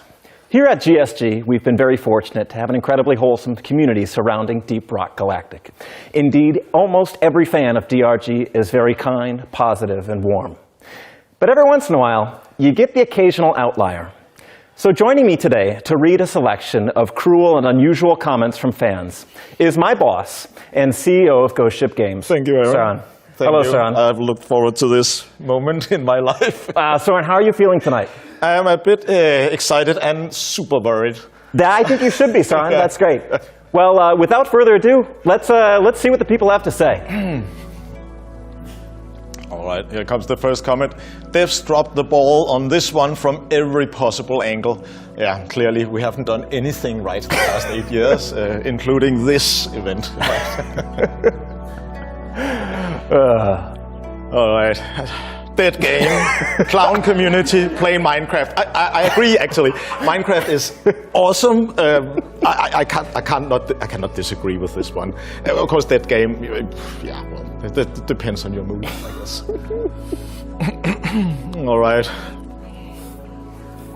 Everyone is just simping join Deep Rock like a bunch of idiots, but Ghost Ship Games are nothing more than a bunch of cancer brain developers who have created a terrible game. Don't go beyond the barrel minigame. It's impossible to achieve that feat. Do not buy the game. I think this fan is slightly annoyed with himself, or her, being able to kick a barrel. So I just say get good, I guess. You're pathetic, worthless, fascist thieves who haven't had an original idea in your lives. Yeah, I can agree that we have stolen quite a few of our ideas from other games, and I think that you just have to learn that that's how game developers, they actually build upon predecessors. So yeah, you get a bit right on the last part. Wait a whole FKG year for a season? Are you okay? You can easily complete 10 level in a week or 2 with low spending, and the new season stuff flush much faster, like 3 months. That's okay, a half year, not a whole year, because of that you lose a lot of players that delete game and forget about it. No one asking, innovating stuff in half a year, because development is not sponsored, but some good robust stuff in half a year must be, that's the truth. I'm not exactly sure what it says, but... You can't say it better or shorter than that. No, it just hits the nail, right? All right, hit me. If you can vote for disappointment of the year, that would be it. I would be honored to be in a award category, worst disappointment of the year, and see if we can win. I don't think that's actually true, but I can see where you come from. Some are disappointed, of course. Yeah. Okay. Message from a new customer. You Jetty Boot, your missions are super dumb. Guess I'll take another year-long break. Yeah. Yeah, they are quite annoying. I'm not sure if they're dumb. Super dumb? No. I disagree with this one, actually, highly. Maybe you should take more than a year of break. I don't understand how people like this boring game and these ugly designs. They ain't even good. Like, seriously, grow up, people. Yeah, we will, thank you for the message. We will take some more time to think about our next game than we did with Deep Rock. Ugly designs, I don't know what that is, actually, but we'll think about this one. Probably some truth in theirs. All right. And can't even play the game. I keep getting distracted by all the sexy dwarfs. Yes, they are nice. They have nice animations. I can't get really angry at this one. I think that's actually a nice comment. I think. Yeah. There's a compliment in there somewhere. Yeah. I think so. Was that all of them? Oh no. There's the last one. Oh no. It's true, your game. I'm not sure I want to go deep into that one. No, let's just. We're ending it here. I'm out of here. That was fun chat. To all you out there, whether you like it or you hate it, keep it coming. Get Deep Rock Galactic and follow Ghost Ship Games on Twitch, baby. See you soon. All right, I can get clearing these jokers out of here. We're going for some real business now. Board games. It's real stuff. Ta-da! All right, we got a tabletop segment. Does that look good, chat? Can you see?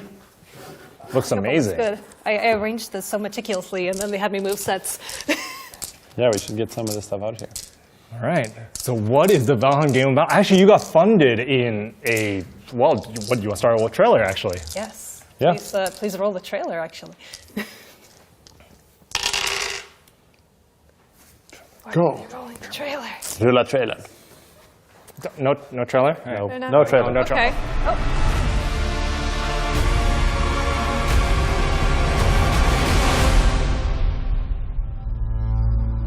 Mighty warriors, Odin summons you to cleanse Valheim of the growing evil. Gather your allies to fight off the sinister Forsaken who stand in your way of glory. Together, you explore the wilderness and face its dangers to complete objectives. Build up your strength before you are ready to challenge the Forsaken. Eikthyr, the Elder, Bone Mass, and Modar will seek to disrupt your progress at every step. You must conquer their challenges or perish under their ever-growing pressure. To succeed, discover the lands of Valheim and seek out essential resources by land and sea. Use them to upgrade your base and craft powerful equipment for you and your group. Fight off the dangers of the wilderness as you carve a path forward. And remember to cook a hearty meal to stay strong. A hero needs to eat. But be wary. The Forsaken will always try to stop you. A slew of obstacles from poisoned crops to troll attacks will test your resolve. Sometimes the strength of your allies will be your greatest asset. Finally, when you have completed your objectives, challenge the Forsaken at their altar, where your combined strategy and skill will come to the test. In this final battle, they will unleash overwhelming attacks. Be vigilant of their tricks that turn the battlefield against you, and try your best to stay alive. Will you claim victory against the Forsaken, or will you die a warrior's death?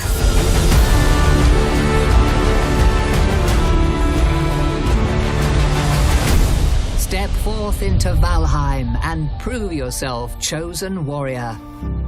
Join the adventure on GameFound now. All right, you just saw the amazing trailer for the Valheim board game. How does it feel? It's cool. It's really awesome to have a board game made from our game. So yeah, it's really nice. I think you hit your funding goal in like what, 53 minutes? Yes, was it? 53 minutes. Okay. And I checked earlier, just an hour ago, I think we're on 1,070,000 euros for funding, and I think that's 5,600 backers, a little over that. If I'm remembering correctly. And you can still jump in now. You yes, can keep absolutely. On. We got two more weeks, I think. Yeah. Yes. Yeah. So do back and get this lovely game that we have right here. Physical. I think you should be able to get a little. Touch the pieces. It's not CGI. No, not the die. I think you should also get a little URL here somewhere in the screen if I wave my hand like that. Yes. Look at that. Valheim.com. Yeah, so this is like the basic edition though. Yeah. So this is like get to that one. Yeah, This is only but one of the editions. All right. Yeah. How is it compared to the digital game? How did you make sure to keep all the mechanics? How similar is it? I think it translates very well. Like you have the these tiles. You have your base tile, and then you have different tiles for different biomes, and you have the fog of war on them. And then as you explore, you flip them to reveal what's underneath them.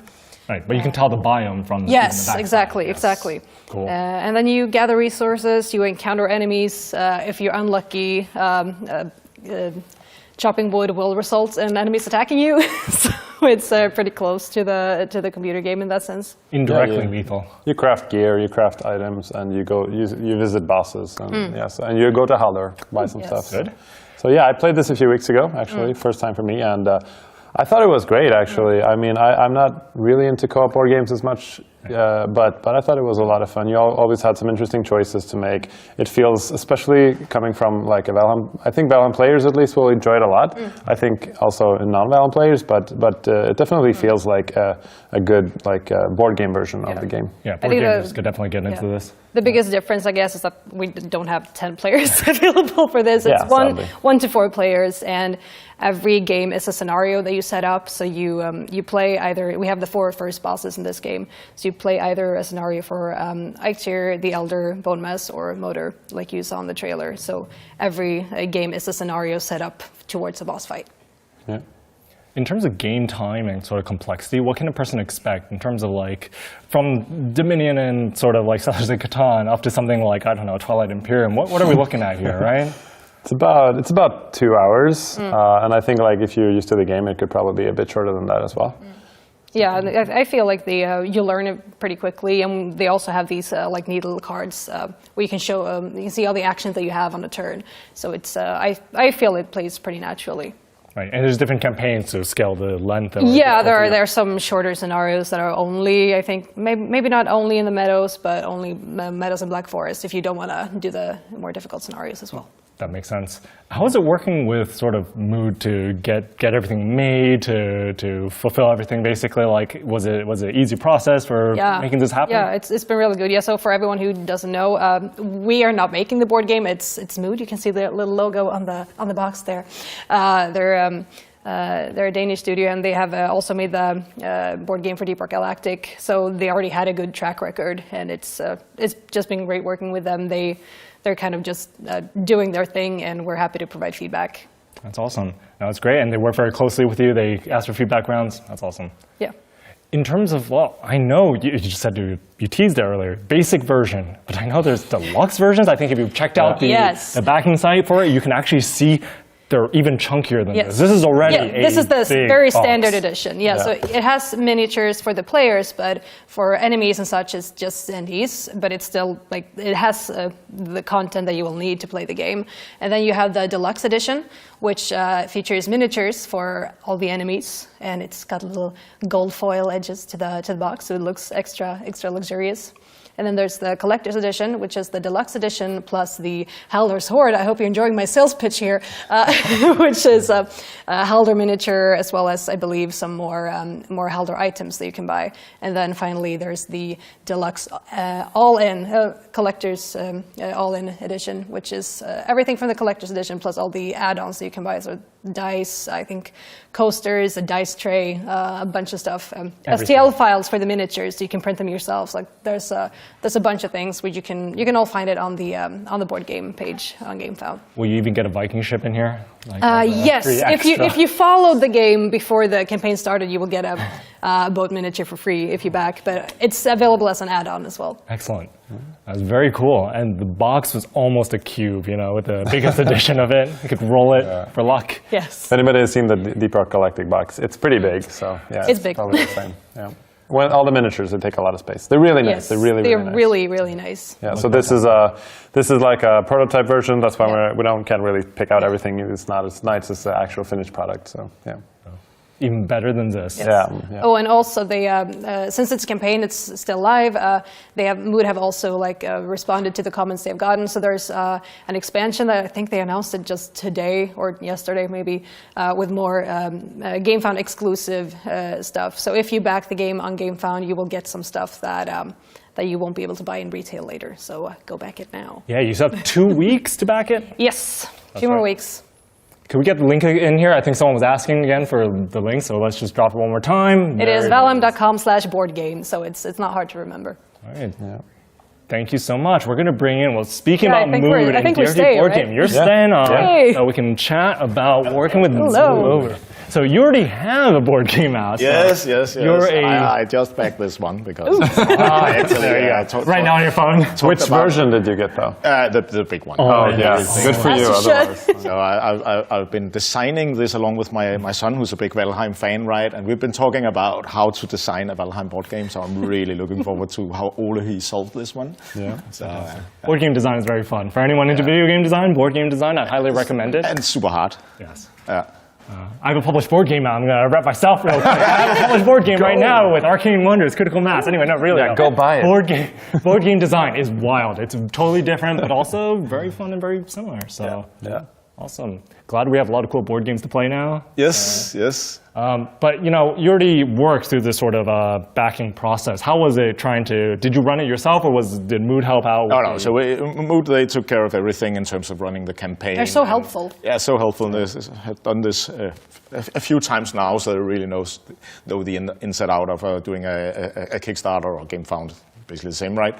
But we were heavily involved in the design process with Ole and Mood about getting the game right. And we talked a lot about that the game should be for our fans first and foremost, and we wouldn't try to be like a clever board game for connoisseurs in that sense.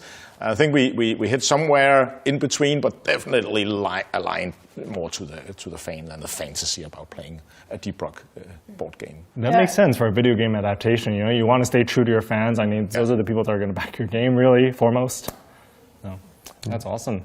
So great. Do you have is it still possible to buy your board game? Yeah. So you can still order it on Moog Publishing's webpage. I think there'll be a link somewhere. And we just starting right now has been delivering of the expansions for the board game, which basically doubled. So if you take the expansion and the game and put them on top of each other, this is the size. It's a Minecraft cube. I'm not sure if that's a good thing. It takes your whole shelf. Someone will have to plan to build around this, right? It's kind of crazy. Structural support. It's really been fun to be part of that, and another check mark on the bucket list of things to do. It's a fun game too. I know we got a copy, so we played it before we started working on this. So really enjoyed it.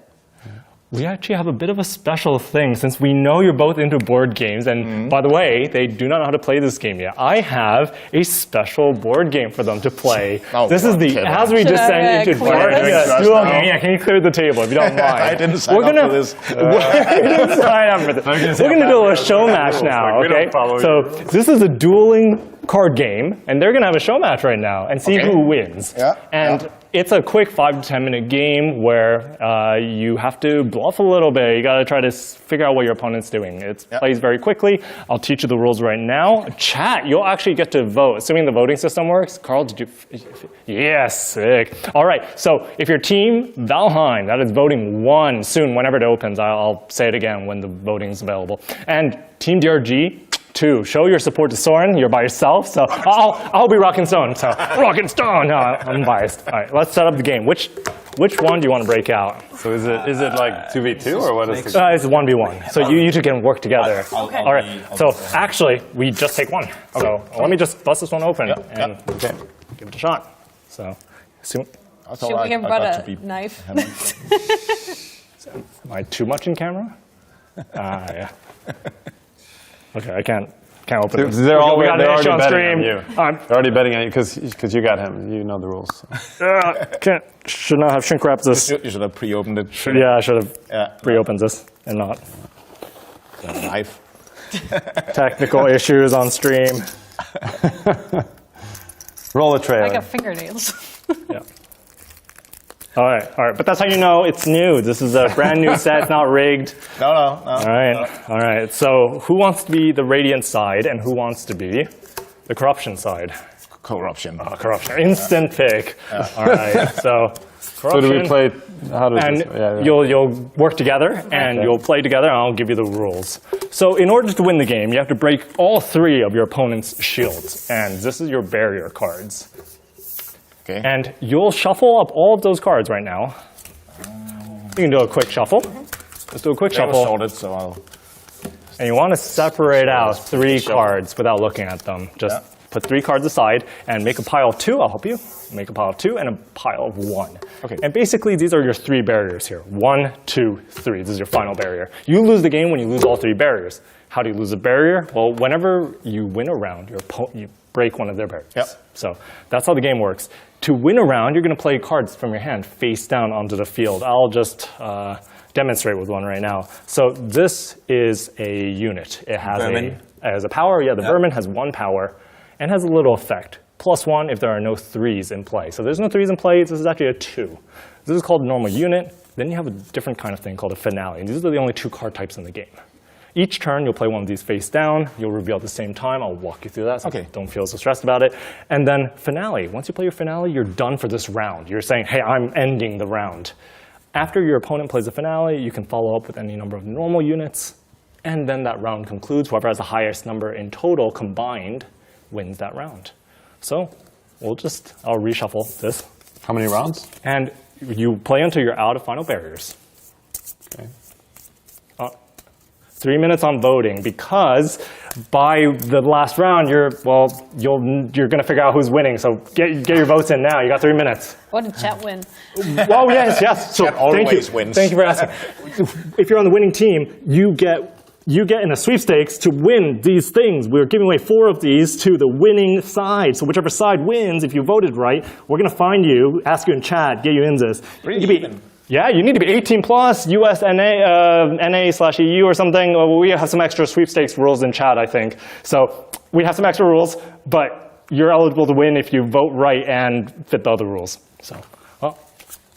It's all hanging on. All right, look at your hand. So this is my entire hand? Yes, exactly. That's your entire hand. You have numbered cards and JQKA. Those are your finales. Yeah. So each round, just play a card. Each turn, play a card face down. Once you've decided, just lock it in. Yes. Do we reshuffle these at any point? No, that's your hand. You're good. You get to pick exactly what you want to play every turn. So just put it face down. Your opponent doesn't know. You can take the turns at the same time. You got 2 minutes left to vote. There you go. All right, now we go for the reveal. So you take these 2 cards and you reveal them. 3. Shield Monk. Shield Merc versus the Bombardier. We got 3 in play from both sides. Yes, that was a big number, so we both decided that was a good play. So now we're even. Don't know how to orient my hands, but yeah, there we go. 3 each. All right, and you just repeat the same thing every turn. So until the round ends. Okay. So you keep going. You know all the rules now. I don't think so, but 1.5 minutes left in the chat. You still got time to vote for the winner, be eligible to win in the sweepstakes. All right, now reveal these options again. Same thing every turn. All right, 2 on each side. We're mirroring it. So again, 2 to 2. So we're 5 on each side right now. And you take every turn. It's just the same. So you get the hang of it. The dusk. It's this one. A seismic slam. We both played a finale, but these. That was if we both assumed we would win with that card. Yeah, we both got +4. So we're equally good or bad at this game. These are actually slightly different. They have an effect that Seismic Slam says +4 if you control the tiebreaker. You do not control the tiebreaker. It's actually on this side. This side is +4 if you have a 3 unit. That was a rule I didn't get. I rigged that. Then that was a rule. I was wrong. It's rigged. You can blame that. You can blame me if you don't win. I will blame you, Kevin. Whoever wins a round that was super rigged. keeps the tiebreaker. So you will keep the tiebreaker. And all these cards are discarded. Right. So we'll move them away now. So I got. And you have to pick up your 1 pile now. Okay, so now I got this. Oh. Now you take another round. It's the same thing. Okay. All right, so you get to use the cards. So 18 seconds left. Yeah, so these will help you come back as you lose. All right. Now I'm going to win.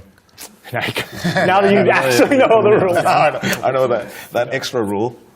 Yep. Oh, 1 on each side. Yes. I have a +1, right? +1 if no 3's in play. And we're going to show these effects off to the camera. Like this. So +1 if there is no 3's in play, +1 if there is any other Vanguard for each other Vanguard. All right. I'll do it this way so it's easier for you guys. All right. This one, end the round immediately. Then what happens? And this is a Vanguard. That's another 1. So you have 2 total power here. No, because they get +1 Both for of these each are of their Vanguards, members. We've got 4. So that's 4 power over here. And it is 2 power over here. So they take this round again. 4 beats 2. It's a very bad game, Kevin. I don't like it. I heard it from you first here. I don't like it because you're losing. You're sore loser. Losing, so I'm pretty sure it's the game's fault. Always blame the game. I like chat. Would you agree? Would you blame the game here? Who's at fault here? All right, you pick up this shield and you're on your final barrier. You keep playing. Okay. All right, there's one last chance for you. Yes. Okej, han är på sin final. Då kör vi ett allt, eller? You can always blame those 2 on 1. I will. Good. Eller? All right, ready to go. Let's reveal. Problemet är att vi har 3 finaler. Sorry. All right. So it is a 3 against 2. No special abilities here. Just a classic 3 and 2. Vad händer om vi slutar kort? All right. You're so done now. Vi börjar köra sådana här faktiskt och spara någonting. Game fault, DRG should be winning. So they're backing off. Yeah. All right. Oh, that's crazy. This is unit in this card pile. Okay, so 2 shield mercs on this side. That's for 6 total power. Versus 2 plus revival. It's a finale that says choose a unit in your discard, put it into play. What do you put into play? Bombardier. 5 still loses to 6. Yeah. So you take this round. You get the tiebreaker now. Yeah, and these out. Yes, those are out, and you break 1 barrier. All right. There's still a game. You're still on. And look at how close the votes are. Well, this is not a this or that, so you don't actually just automatically win by 2 votes. This is neck and neck. Never blame the game. Always blame the lag. What's the lag here? My reaction speeds are slow. Okay, 1-1. 1-1. 2-2 actually, right? 2-1 right now, currently. Okay.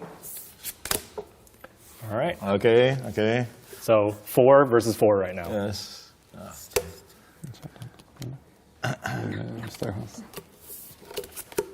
All right. So 6 versus 4 and nullified. This is a finale. It says if the opposing card is also a finale, nullify its effect, but that is not a finale. That's just a normal unit. So 6 beats 4 here. All right, come back to the century, and you keep the tiebreaker. Yeah. So you're going to the last round now with they got advantage. up their cards, which I know is maybe not so good for me. Final few cards. What is this? 3 cards each? All right, final round. Chat, we'll see who the winner is. Oh. You can't vote anymore. Stop. I know you guys love voting. Kevin? Well, destroy all units that don't have the same name as another unit. So destroys the Lancer immediately because it doesn't have the same name as another unit. This is destroyed. But after you play a finale effect, your opponent's allowed to play any normal unit out of their hand. Do you have any normal units? Yes, we do. You can just drop it. And I can't play anything? And you're stuck now because your finale is your last card. That sucks. So 2 beats 0. That is the final round. That's right. Worst game ever. Worst game ever. Valheim wins. Team Valheim wins. Yeah. Oh, of course, it was very unfair. We rigged it totally. Totally. But congratulations on the win. Thank you. You won. Yeah. And congratulations, chat. Valheim 232. We're gonna pick some winners out of this. 4 winners, but we can't do it now. It's a whole sweepstakes hassle thing. Carl will do it. He'll fix it. He'll get you. He'll get you your crazy exclusive. We only printed like 30 each of these, so this is special. I designed it in 2 weeks, made it for Gamescom, but you guys get a special deck. So thank you for participating. We won. Thanks. Thank Thanks you. for playing. Thank you. We won. Thanks for playing. We won. Thanks. Thanks, Kevin. Snoot, to you. Go. Thanks, Kevin. Thanks for that. Look at us go. Yeah. Wow. I'm joined by Lava Potion again. Yes. Carl and Anders. Why is there no plushie? I think Josephine took the plushie. Yeah, well, it's all nothing in this world is fair, Carl. You're like a plushie. I am a plushie. Sure. Thank you very much. Yeah. Okay. But we got stuff to do. Yeah. We do. Sorry. We're in the end game of the stream, sort of. Very much. If you're just tuning in, this is the Spill where we hang out with game devs. There's a ton of game devs. There's 11 studios here joining us. And right now we got Carl and Anders from Lava Potion. Hello. And we're going to start talking about console. This is the next sort of segment in the show. Yeah. Because we're not focusing on like a PC anymore. We're beyond that. Beyond.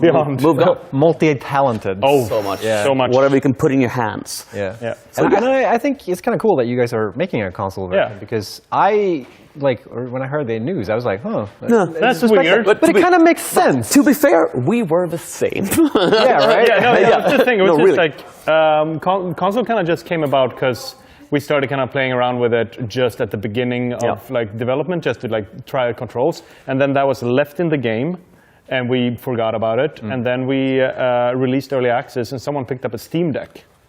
And they were like, hey, it can play on Steam Deck. And we're like, right. Yeah, I guess it does. Of course you can. That makes sense. Yeah. And then we started like fooling around with it, and we had some tryouts with like controllers and Steam Deck. And we're like, this is fun. Yeah. This worked great. Yeah. So that's sort of it's weird angled into it, but it was an angle that worked. Yeah. So then we like decided to start making it on consoles, which I thought was a horrible idea. Because you really did. Because I don't think you should play strategy games on consoles. Yeah, it is kind of odd, isn't it? Yeah. It's super weird. And then like 6 months ago, I tried it out, and I was just like, I'm going to hate this. And then I sat down, and I'm like, I was wrong.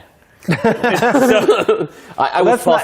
nice that you weren't like reassured. Yeah. But now we're releasing a console. Get it now. We got a real first epiphany traveling to Gamescom.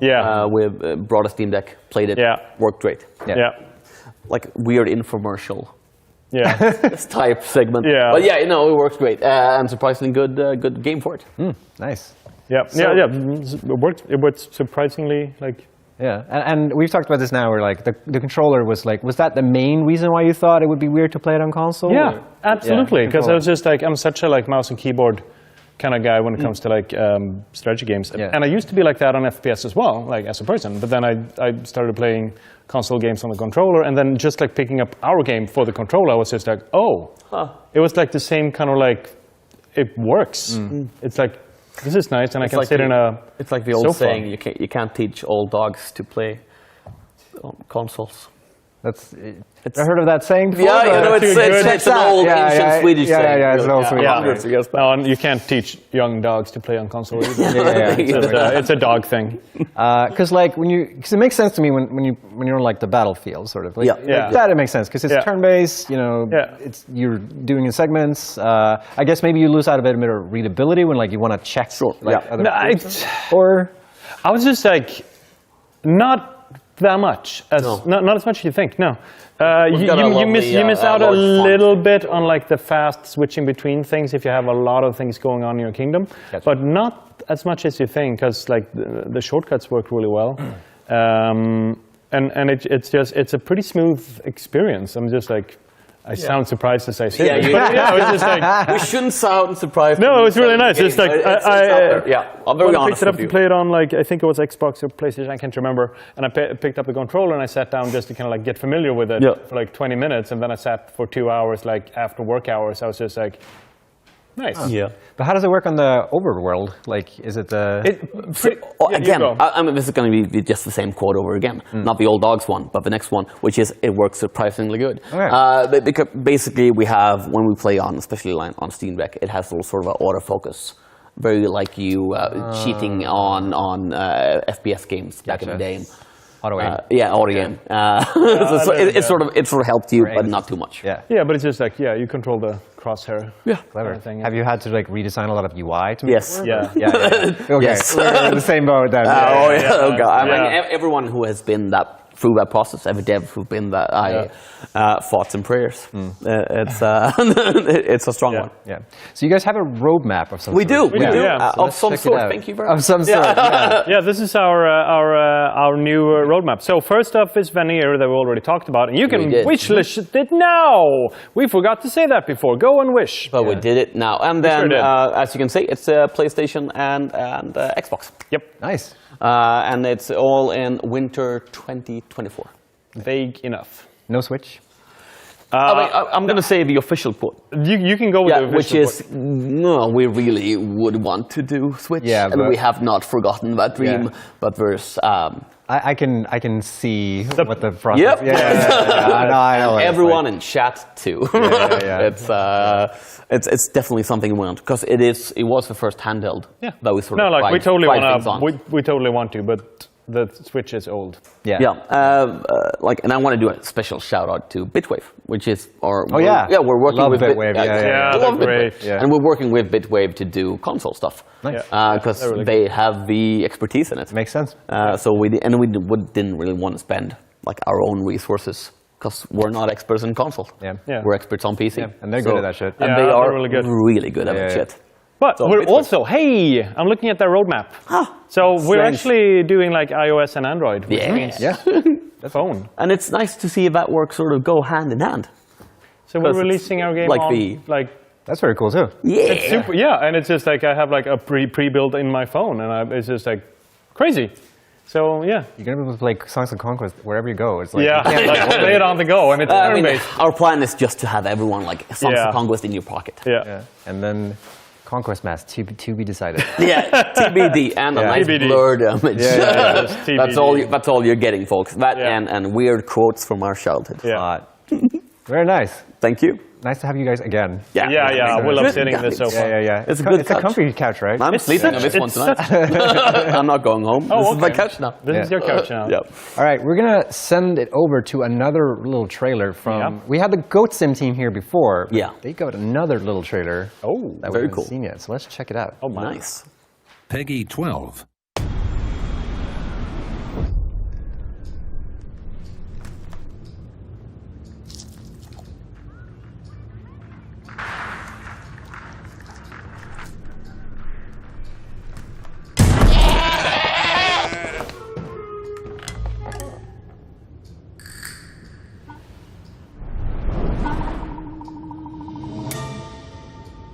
Welcome!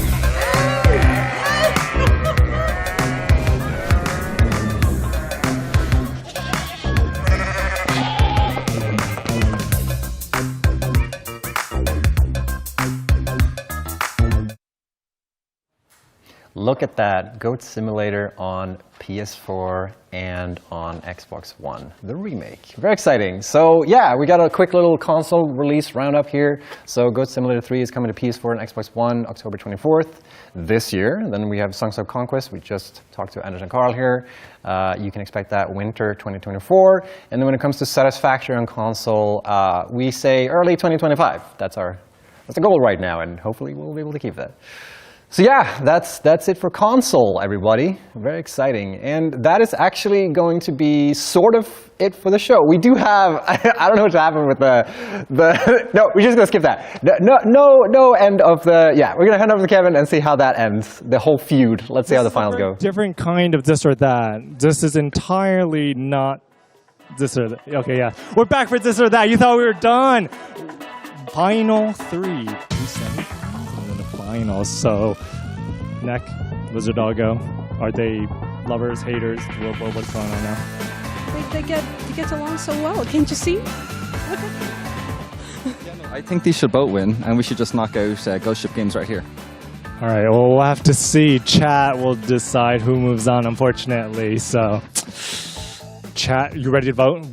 3 final votes. So, you better be ready. Or that. Go. You can do it. 1 Neck, 2 Lizard Doggo. Can't you see? Look at its cute little face. Can you say no to that face? Can you? Can you? Josh from Let's Game It Out has abused this poor Lizard Doggo for so many years. Please give him a win. Not Josh, the Lizard Doggo. Poor Lizard Doggo. But it's green and it's got the lily pads still. I know you like the lily pads, chat. I know you like the lily pads. I know this whole room likes the lily pads. And the little teeth. Fabulous lily pads, and look at those. Yes. You can do it. You can still make the difference. No, I believe chat. Don't. Neck. We'll make it tameable. If the Neck wins, we'll make it tameable. Don't make promises we can't keep, John. Hey, do it, chat. Yeah. Home. It's home ground. Home turf. Lizard Doggo. Woo! All right, we got our first finalist. And on the other side of the bracket, actually, it's Aaron v. Aaron. Well, how are you going to outcompete yourself on this? I'm going to tell you my strategy, Kevin. Chat, bring it in. Go Ship, bring it in. Team Huddle, come here, chat. We need you close.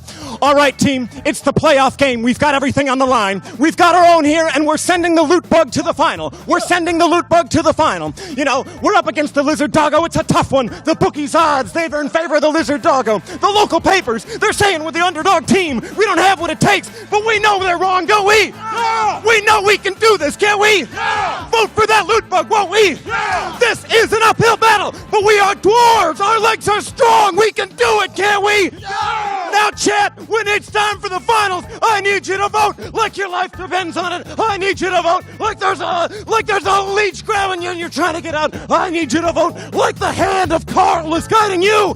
Bring the loot bug. 1, 2, 3. Rockets down. That was fabulous. Will you take it home, chat? Make what? What's this supposed to happen? What's Steve supposed to win this one? Listen, Kevin, the way I see it, it's a win-win. I'd hate to be the guy on the other end of the finals, baby. All right, and speaking about that, let's just wrap it up right now. Chat, one final vote. All right, well, you know our contestants. Come on over. Final duel. You can't do it again? No. You got to be. Otherwise, Aaron, you're a star. This or that. I appreciate that. I have the energy for this. This Lizard Doggo, thank you, is actually based off of a pug puppy that our original art director owned. It is based off a real puppy. Chat, I'm telling you right now, number 2's the number that you want to vote. We're going to bring Steve all the way to the playoffs. We're going to bring the trophy back to Copenhagen. If you can help me now, we'll give you everything. We'll give you merch. We'll go back on the promise about nukes. We'll do DRT4 right away. Give it now. Deep Rock, give us a 2 in the chat for Steve. Baby, it's that sweet bug. But you can also vote 1 for a stack of 3 Lizard Doggos. Satisfactory 2, and Satisfactory 3. Let's fucking go! Satisfactory 4, 5, 6, 7, 8, 9, 10. No, take it back. Cut that. Chat, don't listen to anything you've heard. 1, it's a little number for babies. 2, it's a big number for brave dwarves. Hit that 2 right now. Make it Steve, make it now. Steve wants you, he'd never leave you. Would you leave Steve in this hour of need? 2's the number. Vote now, baby. Deep Rock Galactic's taking it home. A valiant effort. A valiant effort. Aaron, you tried your hardest. But you made it to the finals at least. Some days, Kevin, you fight your best and you don't have what it takes. But you go back to dive another day. And it's not about whether you win or lose. It's about the dwarves you befriend along the way. And sometimes we overpromise too many satisfactories, chat. Are we going to hold them to it? What was this? Holy shit. Sorry, no Satisfactory 2 or 3. Sorry. Cancelled on stream live. But we got our winner, Lizard Doggo, this or that Fall 2024 Championship. Thank you, everyone. Thank you, chat, for voting. Easy. Easy game. All right, and that's going to be the show, essentially. Thank you, everyone, for tuning in. Very exciting. Quick shout-outs to Kevin and Carl, where's Carl, for putting this shit together. And huge shout-out to Sam Dean and his crew, everyone working on behind the scenes, making sure all this works. Well, not there. I mean, it's nothing. They're behind in the there. corner. So big shout-out to everyone, and shout-out to everyone who's been watching throughout the entire stream. If you really like this, hopefully we can do it again. And yeah, thank you, everyone, for coming. Super excited. Thank you, everyone. And of course, thank you, Adam, our extra on the floor camera guy. Can you saw Plus one. All right. Hope you had fun. It was a blast for us, so we hope it was great for you. Yes. Thank you so much. All right. And 15% off. So you can still, if you own any of the games, any other game for 15% off, or you can get any 2 for 15% off, and some free demos. Wishlist now. Make sure to go to the-spill.com and Bob's your uncle. All right. All right. Later, chat. That's us signing off. Bye. See ya. High Goodbye. Five. High five. Steam high five.